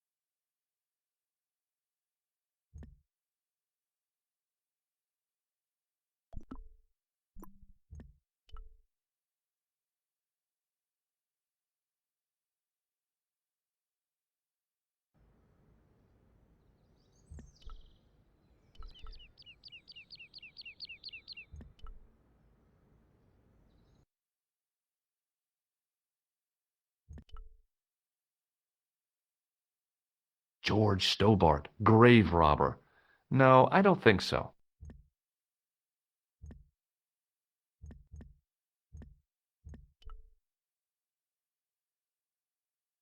I couldn't reach up there. Hanging from the ceiling was a huge yellowed candle. It looked really old and had never been lit.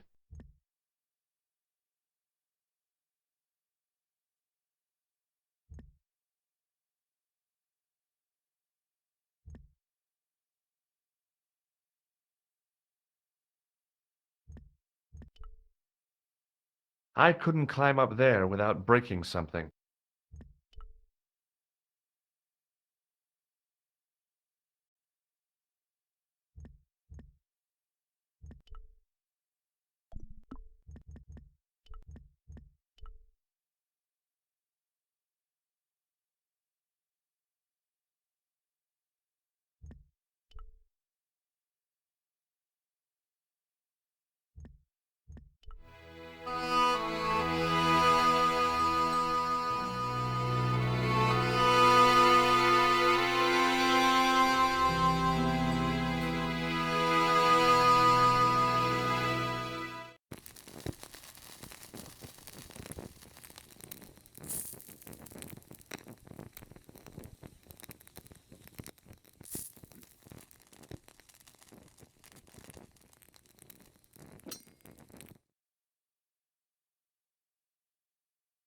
The candle had burnt brilliantly, but only for a couple of minutes. Some kind of special formulation, I guess. And had yielded up this, a complex shape expertly cut in stone. I figured it was some kind of key.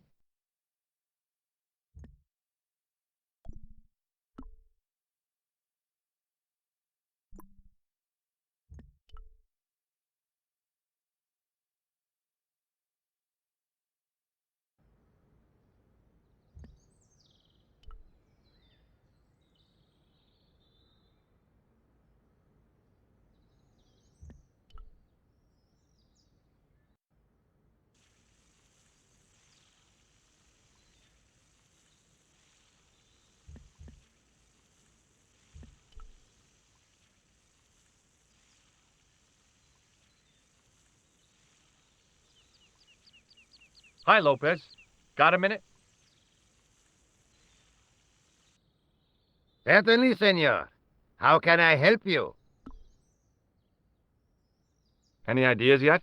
We are looking for a source of water, see? Yes. For generations, the Spanish country folk have had a secret way of locating water, even if it is meters beneath the ground. Ah, you're not talking about water dowsing, are you? Eh? You know, you get a stick and walk around until the stick twitches and dig there. Oh, you've heard of it. Yeah, I think most of the planet has. Okay, let's get a stick. Uno momento. It must be a special stick. A Y of hazel. Right. Do you have any hazel trees? See, here. That is hazel. Catch you later, Lopez. Adios, Senor Stobbart. I went over to find a suitable stick. I don't believe it. There wasn't a single usable Y-shaped branch on the whole damn thing.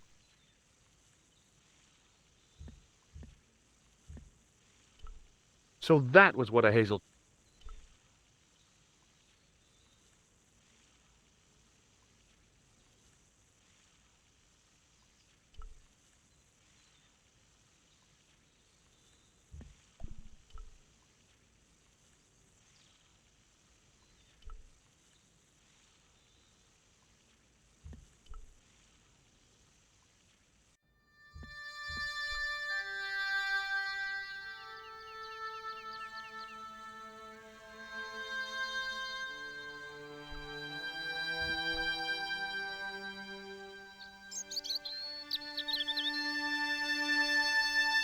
I went over to find a suitable stick. Aha!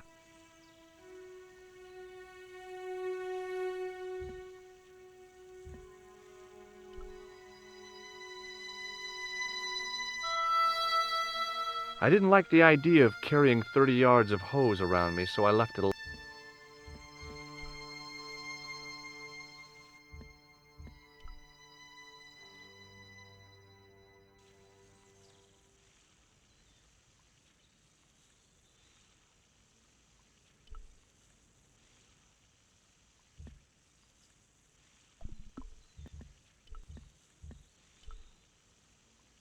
Hi, Lopez. Got a minute?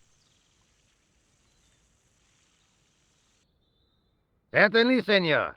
How can I help you? Well, I got my divining rod. Now what? Simplicity itself, senor. Hold the wand at the upper ends of the Y. Apply a little tension with your wrists so that the slightest movement of the wand's tip is clear, and walk slowly and steadily over the area. Sounds easy enough. We'll find this well in no time.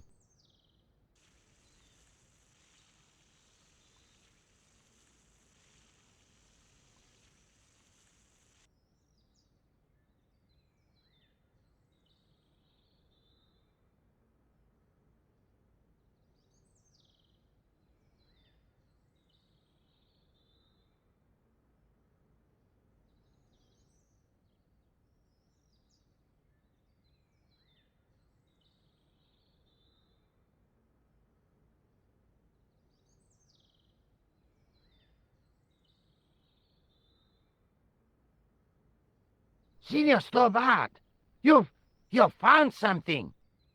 This is it. This is where we find the secret of the Templars. Hidden here for hundreds of years. Lost from the sight of man until now. The mystery is revealed. It's a tin can. I've been walking up and down with a twig in my hands, looking for a tin can. It had water in it. That's what the dowsing stick must have detected. I'd have to check with an archaeologist, but I don't think the Templars left that. In truth, Senor Stobbart, the loan was laid many, many years ago. This can could date back to the Napoleonic Wars. Get rid of it and I'll try it again. Lopez threw the can away. It seemed to fall an awfully long way.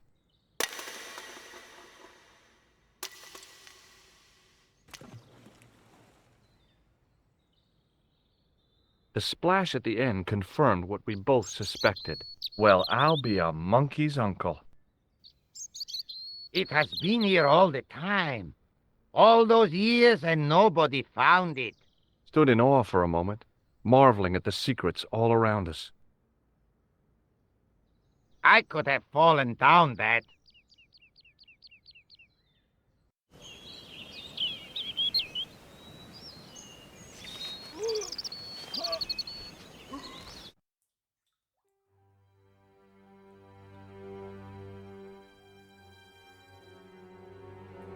The well had been lost for decades at least.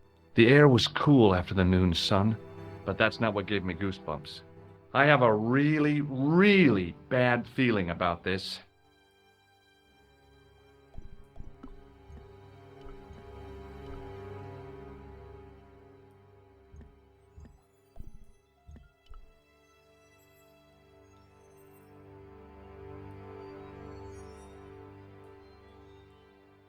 From a distance, the lion's head had been impressive.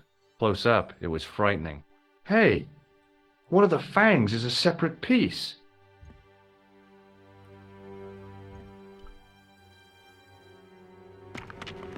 I could hear the sound of a lot of stone moving, and I knew I was in danger.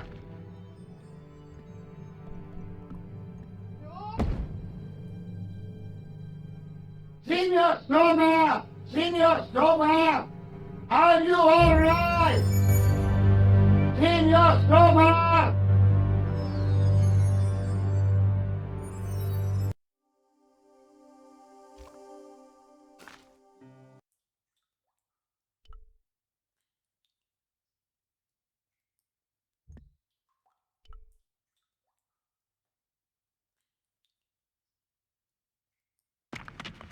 I could hear the sound of a lot, and I knew.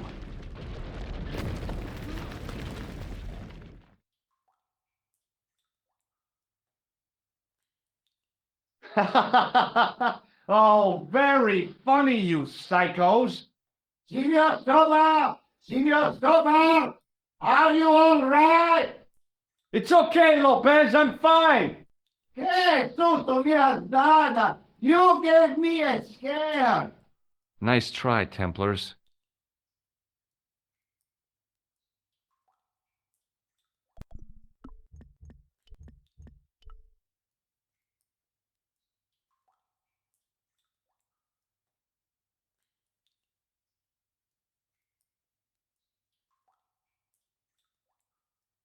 There, in the middle of the door, I could see some kind of socket. It looked like this wasn't quite the dead end it had seemed.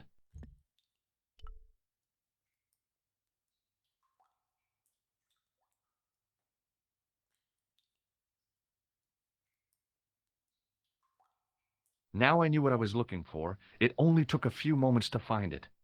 And there it was, a worked socket, as smooth and perfect as if it had been carved only yesterday.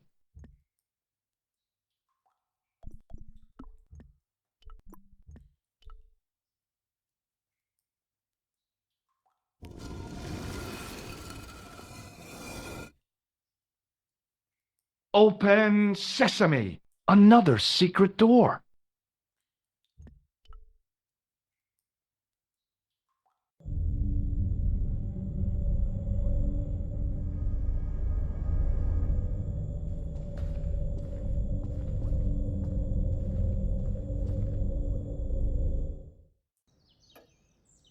Before I left, though, there was one last thing to do.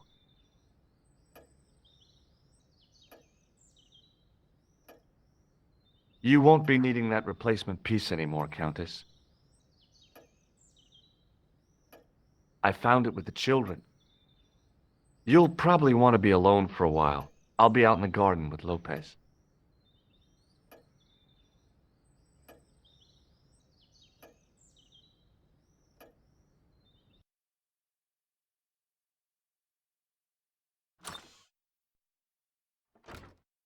George, welcome back. Come in, George. It's good to see you again. Is it? Sure. What did you find in Spain?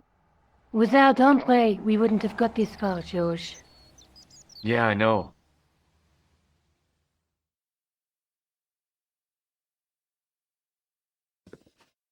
The clues led to an underground chamber at the bottom of a well. The Templars had left a tapestry showing a chessboard. The white pieces were vastly outnumbered. There was a stream running across the board. and a Templar knight on a horse. Does it mean anything to you, Andre? No, nothing. Maybe we should tell Andre what else you found, George. There's a map and a Latin inscription to the west at the edge of the world. George found that in a cave in Syria. Yeah, where the assassin almost killed me. Then we've got the burning of Jacques de Molay and the date, 1314. From the window of the church in Montfaucon Square, one of the few places where nobody tried to kill me. Then we have the image of a church that George found at the excavation. I don't recall anyone trying to kill you there either, George. And finally we have the tapestry in Spain.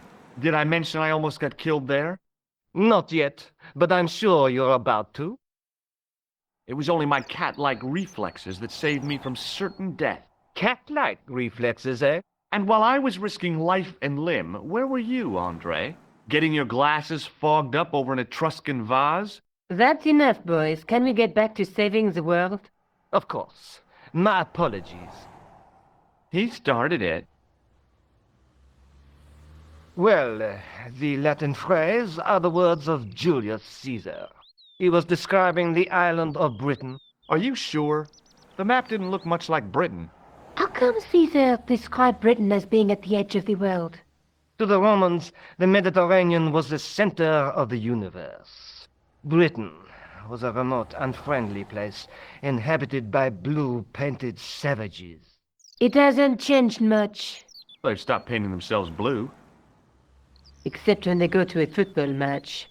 They used an extract from a plant called woad, Icetis tinctoria. The Scots were using it until fairly recently in the wars with the English. Fairly recently?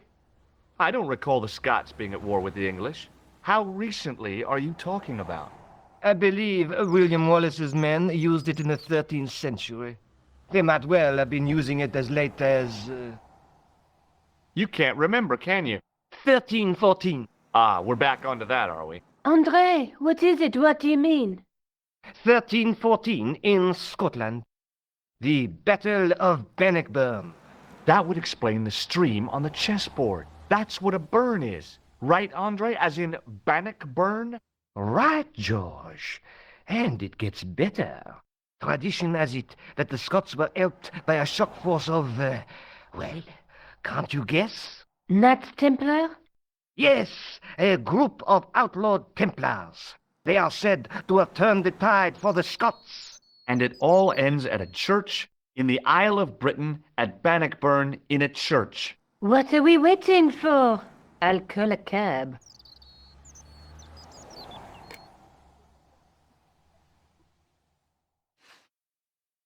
I can't go.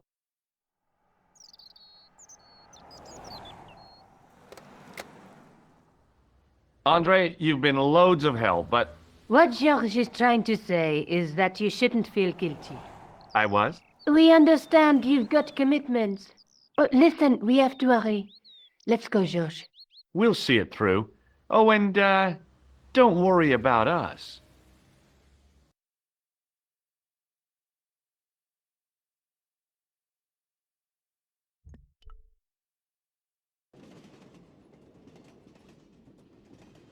Oh, it must be dawn. Oh, I guess so. And we must be nearly there. Somewhere, out there in the dark, is Scotland. We've come a long way together to get here. Yeah. Let's hope it was worth it.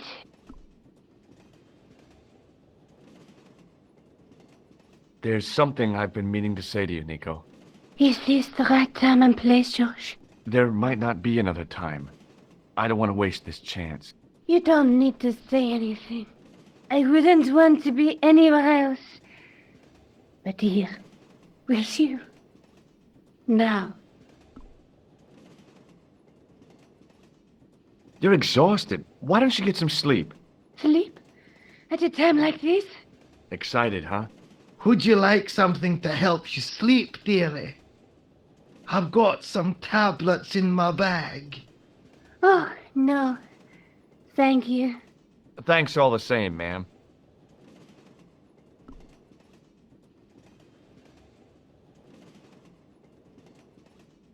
Do you want to look after this ticket? Not me. I don't want to get involved with the British Railways official.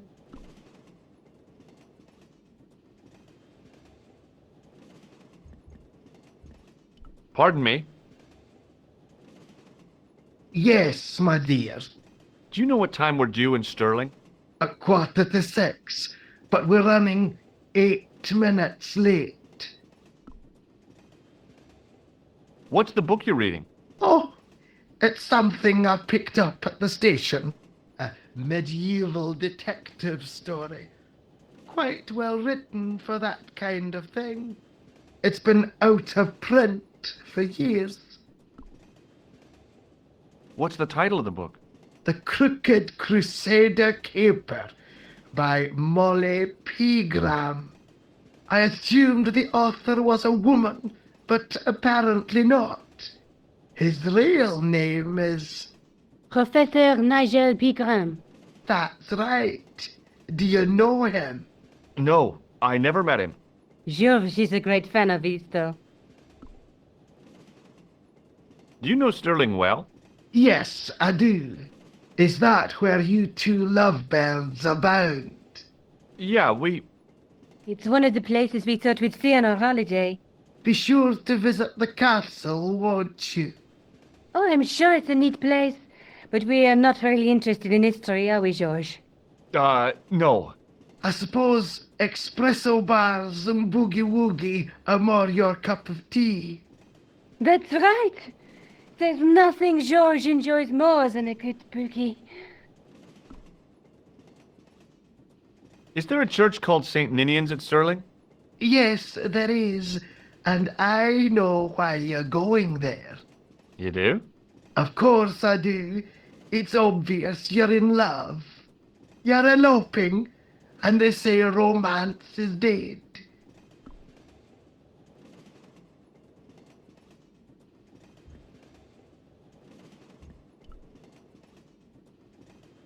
Where are you going, George? Do I need to spell it out? Don't snap at me. If you're going to take a leak, why don't you say so? Okay, I'm going to take a leak. L-E-A-K. Tickets, please. Oh, hi. That's a standard full-price peak return. Don't you have a senior citizen's rail card? I rarely travel by train. My ticket is perfectly valid, is it not? Well, yeah, but you could have saved up to 1/3 of the cost. I do not need to indulge in puffling thriftiness. Blimey, you're a funny old bird and no mistake. Tickets, please, sir. Here.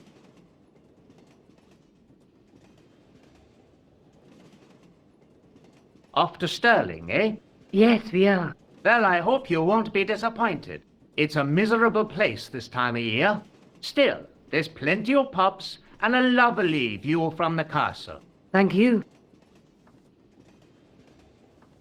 I don't want to worry you, but there was something familiar about that guy. Are you sure? You're tired. Perhaps you're mistaken. Maybe. But I didn't like the look in his eyes when he spoke to you.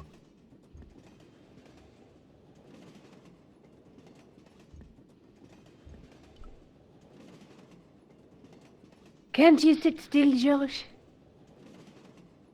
I need to go to the John. While you're there, check out the buffet car, George. Unthinkable though it is, I am hungry enough to eat English food. Okay.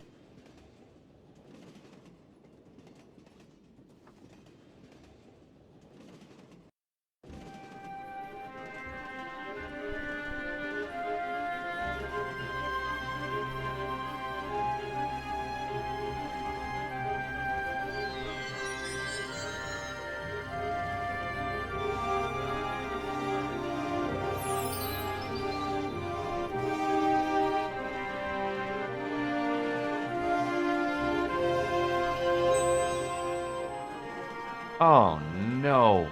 That gangster creep from the hotel, Guido. Well, he didn't scare me. Hey, Buster. This is a no-smoking car. Okay, maybe he did scare me. It got worse. I suddenly realized who the conductor had reminded me of. Eklund, Marquet's murderer. I really didn't want to shoot the breeze with this guy. The door was locked.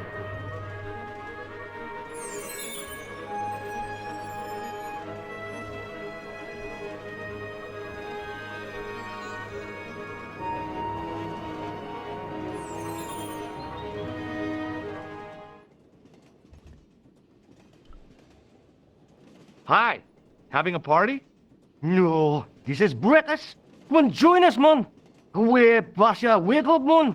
What's company? His breath was like the outlet from a chemical factory. Excuse my mate, he's taking a nap. Sleeping like a bobby. I'll wake him up when we get to Newcastle. We passed through Newcastle half an hour ago. And I never noticed. Listen, I need your help. What's the matter? There's a guy on this train who's trying to kill me. Relax, man. You wouldn't try nothing with us in Basharia. We are veterans like, so action at Brightlingsea. I don't recall the British Army being involved in a conflict in anywhere called Brightlingsea. Well, you just take it from me, pal. You're in safe hands.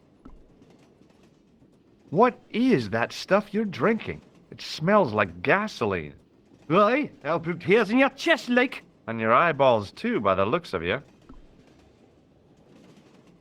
See you later.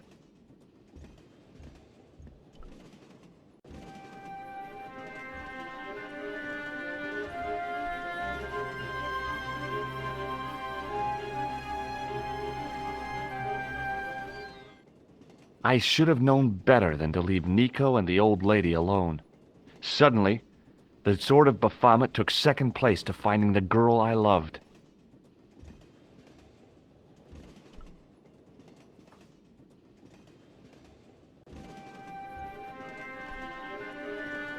The door was locked.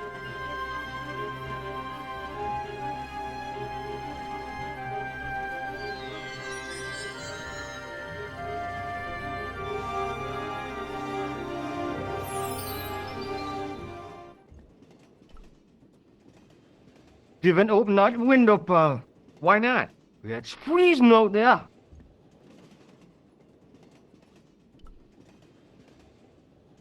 Leave it alone, man. The window seemed to have been sprayed with tiny flecks of froth. I didn't want to wake him. To be frank, without a cold water hose, I didn't think I could wake him. Hey, buddy. Did you see what happened to the young woman in the next compartment? No, pal, I didn't. Have you lost her, like? She's disappeared. The old lady, too. I think they're in trouble. Oh, yeah, man, an old lady, too? Yeah. You gotta help me. Maybe they went to the toilet, like? I don't think so. They never go on their own. Always in pairs, you know? No, she's been abducted, I'm sure. I've got to go look for her. What's stopping you, pal? The conductor. He's not what he seems. You want to avoid him, like? That's about it, yeah. No problem. See you later. Don't do it, pal. Don't jump. I don't intend to jump. I'm going to climb on top of the train. You're kidding, aren't you? Just watch me. Hold on there, pal. I'll give you a hand, like.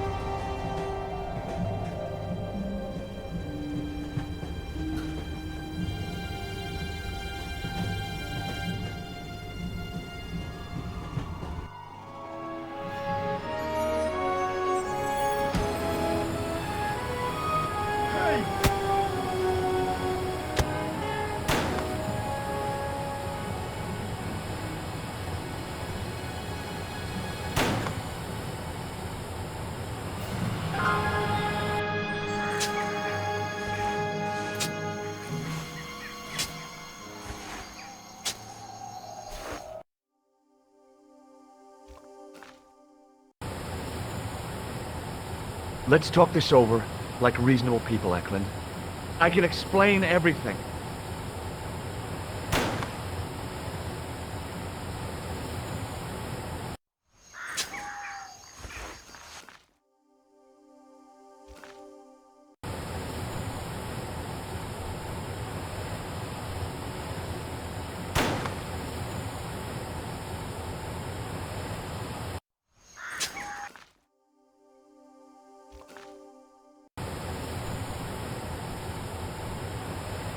It was a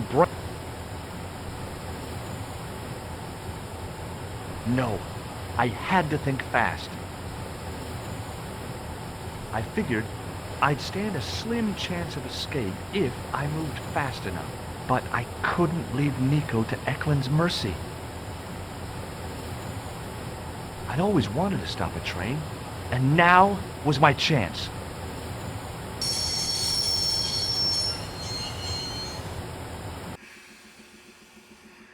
You saved our lives, but why?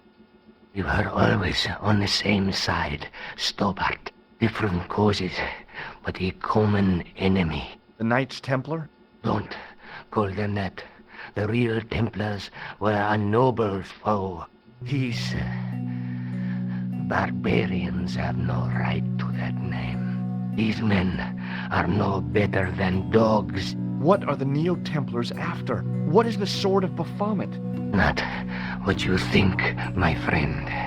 It is a weapon, yes, but one which our enemies will find difficult to wield. A double-edged sword. A power older than Timolay, older than Solomon.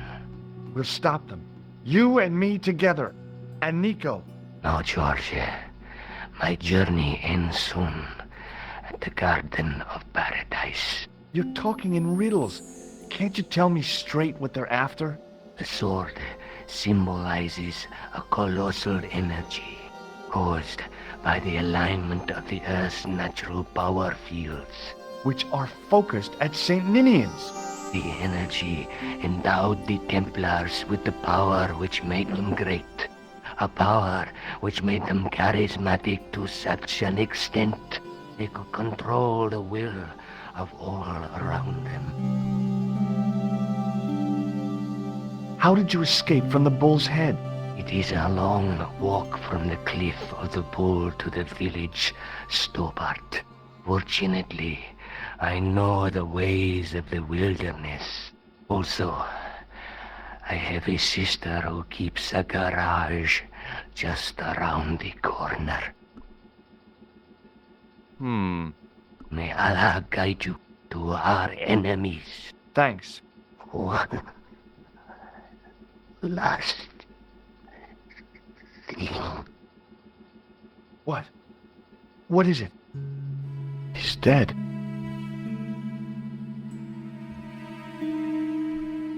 Underneath that heap of tumbled crates was Eklund.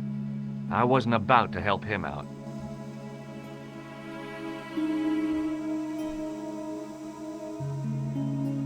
Don't even think about it, George.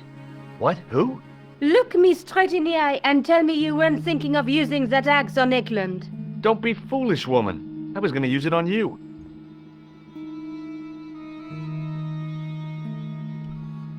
Don't even think of... What? Look! Don't be I was gonna use it on... I couldn't think of a single way the extinguisher would be of use in the absence of a fire.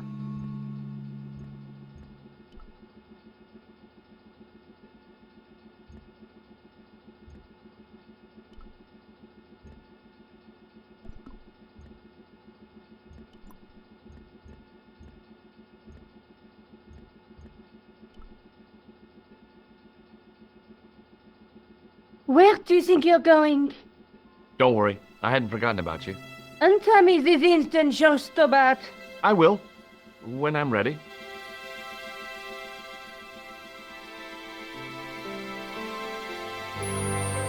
I was not there, George. No.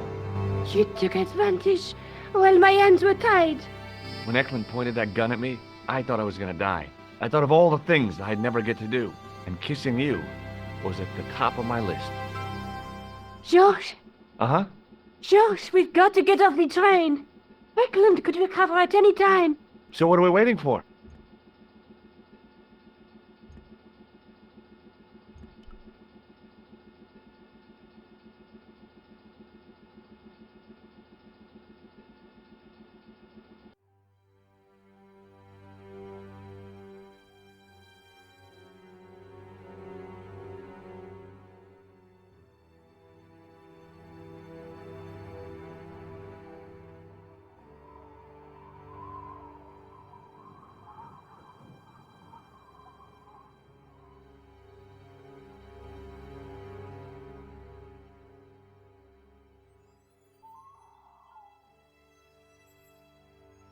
I'd feel happier if we had a gun or something. Khan gave me something. What? His handbag. Oh, great. If we run into any killers, we can give them a good buffeting. Didn't he have any weapons? You don't know half of it. This bag's full of C4. Wow. Why didn't you say so? Boy, we'll show him now. What's C4? Plastic, Josh. We're going to shop our way to victory? 2 kilos of plastic explosive. The detonator's broken now. No problem. We'll buy a box of matches somewhere. It doesn't work that way. It takes a small explosion to start the big explosion. Well, that's not much use then. What does that sign say? Apparently, during the English Civil War in the mid-17th century, this place was used as an arms dump. Yeah? What happened? Look at the state of this place, George. You work it out. Oh, stray spark? You got it. The tower was the only thing to survive the blast. I hope the explosion didn't destroy the Sword of Baphomet. Do you? I rather hope it did.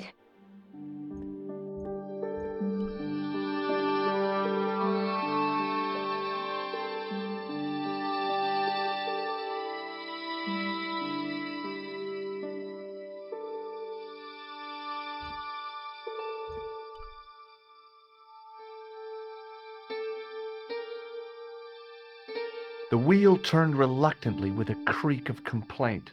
There was no obvious way of removing the wheel from its housing. The handle turned easily, and the larger wheel began to revolve. Damn! Then the handle came off in my hand.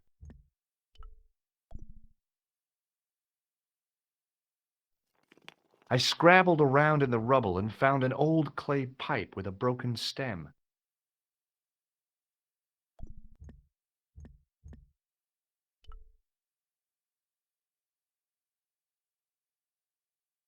Now that the handle was gone, it was easy to remove the cog and spindle.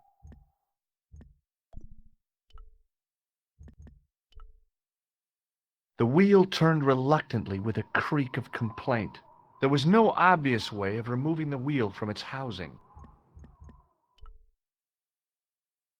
Examining the demon more closely, I realized something about its face.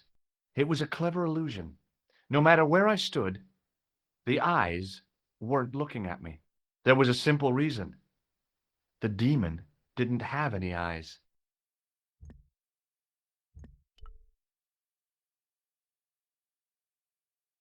I tried pushing the panel, but wasn't surprised when it failed to move.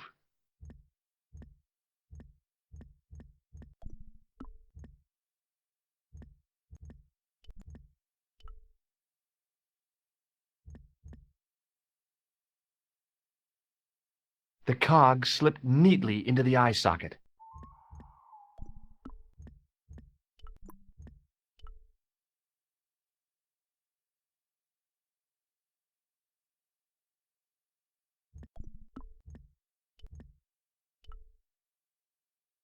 With the clay pipe in his mouth, he looked happy, homely, like somebody's granddaddy. What do you think you're doing, Josh? I wondered if there was a secret mechanism in the demon's mouth. Maybe you should show a little more respect. For a mythical medieval demon? Give me a break. Okay, go right ahead. Meddle with forces you don't understand. Incur the demon's wrath and burn in hell. Just see if I care.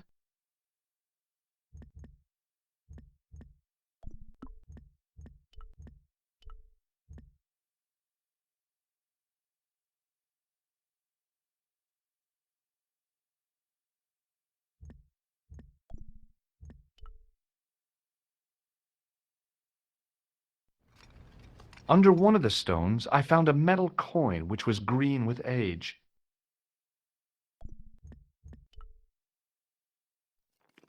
It was caked with soil, but what I'd found was a small cog and spindle.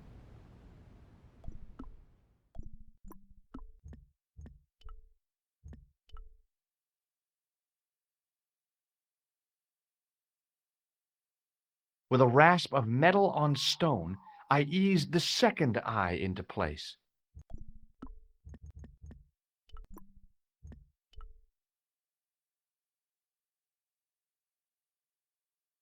I pushed the handle into the demon's mouth. The cogs all meshed. I began to turn.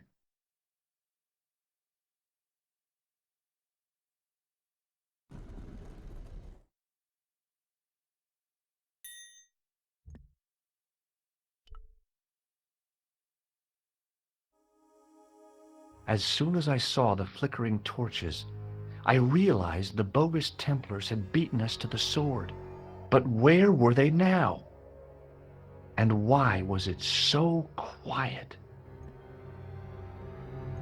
It was definitely gunpowder, but it had solidified over the centuries it had lain here undisturbed.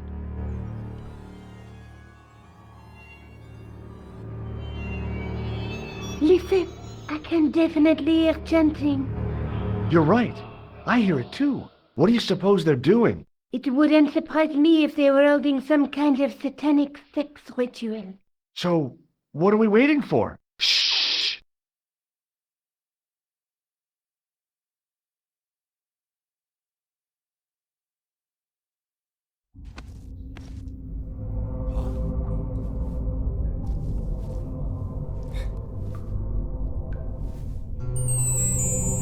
Will you look at that? Baphomet. Lobino was right.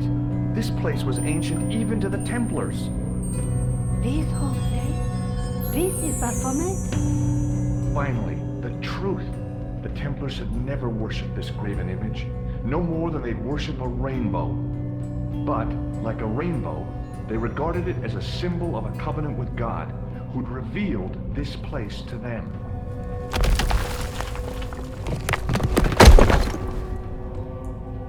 Rosso!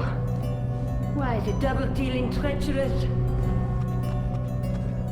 On the contrary, Inspector Rosso has been the model of obedience, an important quality in a true Templar. Now be quiet and watch if you wish to live much longer.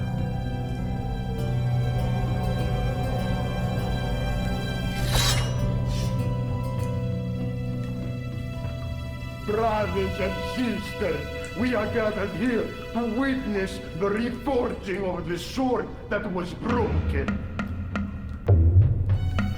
Here before God's sentinel, Baphomet.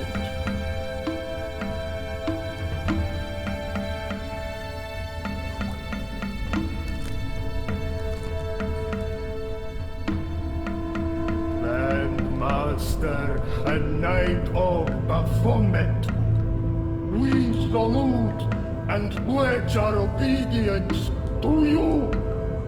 I salute you, gatekeeper of the temple.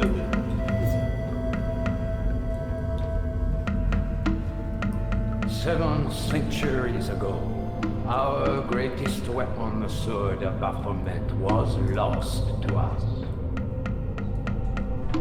Now we prepare to reforge it, to wield against new enemies.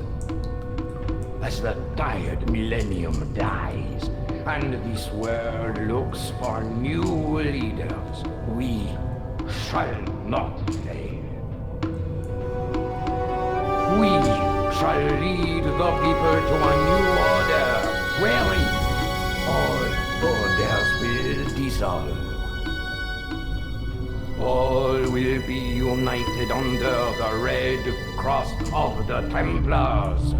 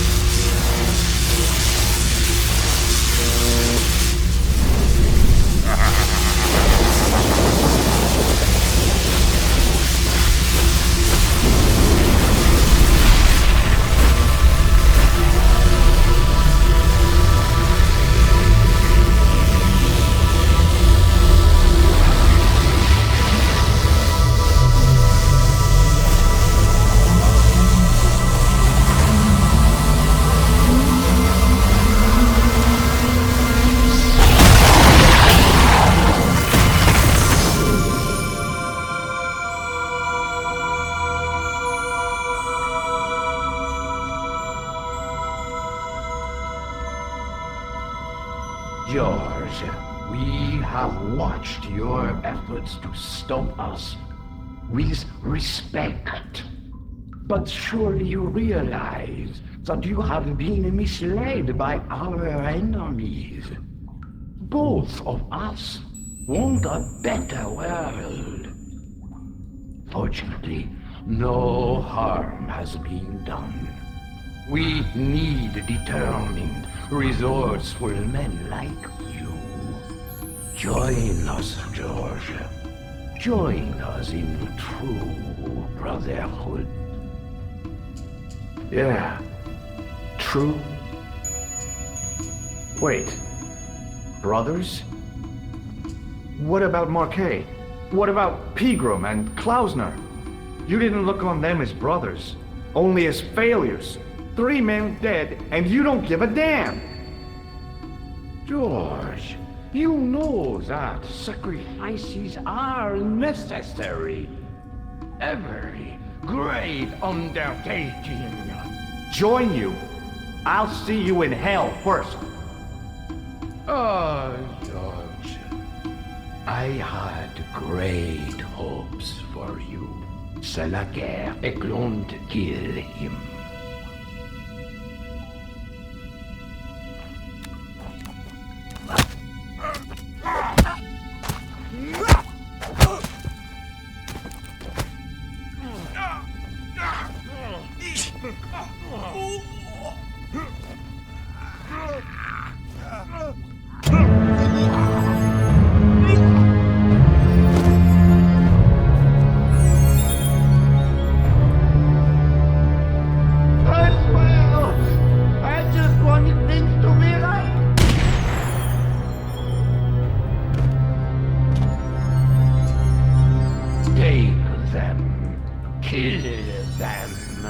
They will not escape.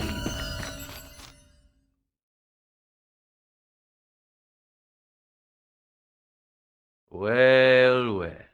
If it isn't the great detective and his beautiful assistant, it's going to be a pleasure killing the pair of you. George, what are we going to do?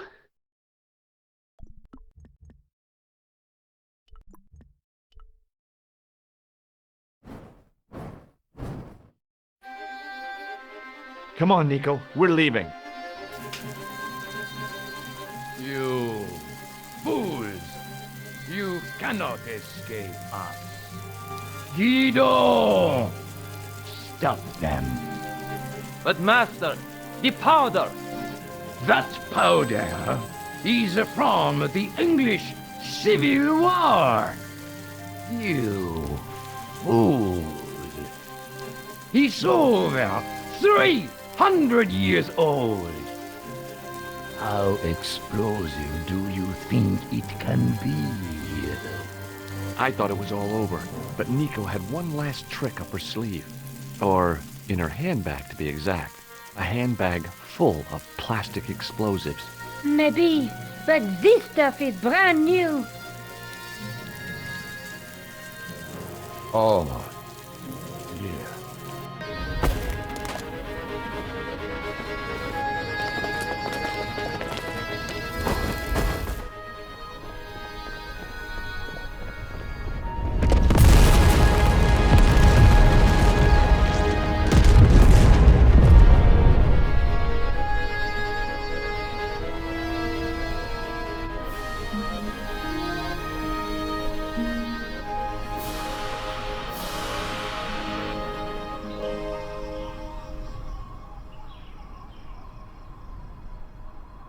You know, you'll never be able to write your story now. I don't care. I've got what I want. Huh? Just tell me one thing, George. Is our life together always going to be this crazy?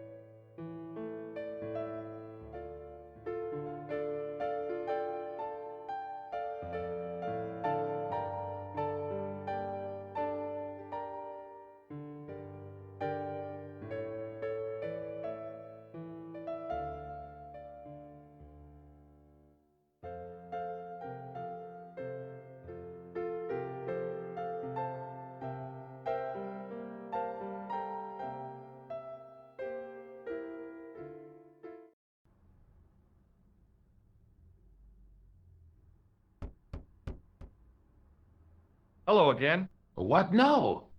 Do you know anything about medieval manuscripts? No more than you, I'll bet. Does this gem mean anything to you? Aha! Is it real? It must be worth a small fortune. You stole it, I suppose. I'm not a crook.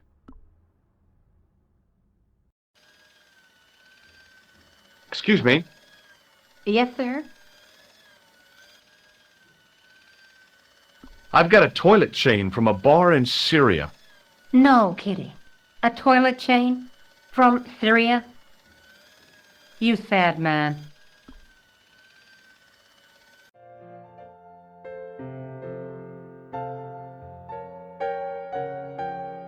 What now, monsieur?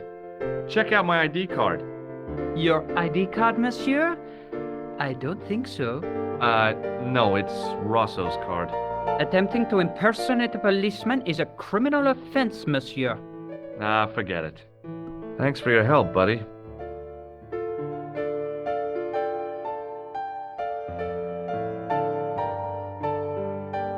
Hi, ma'am. Hello, George. What can I do for you now? Does the name on this card mean anything to you? Augustin Rosso? No, dear, nothing. It conjures up the image of a Gaulois-smoking, absinthe-drinking French policeman. I'm sure the real Inspector Rosso is nowhere near so romantic. I think you'd be surprised.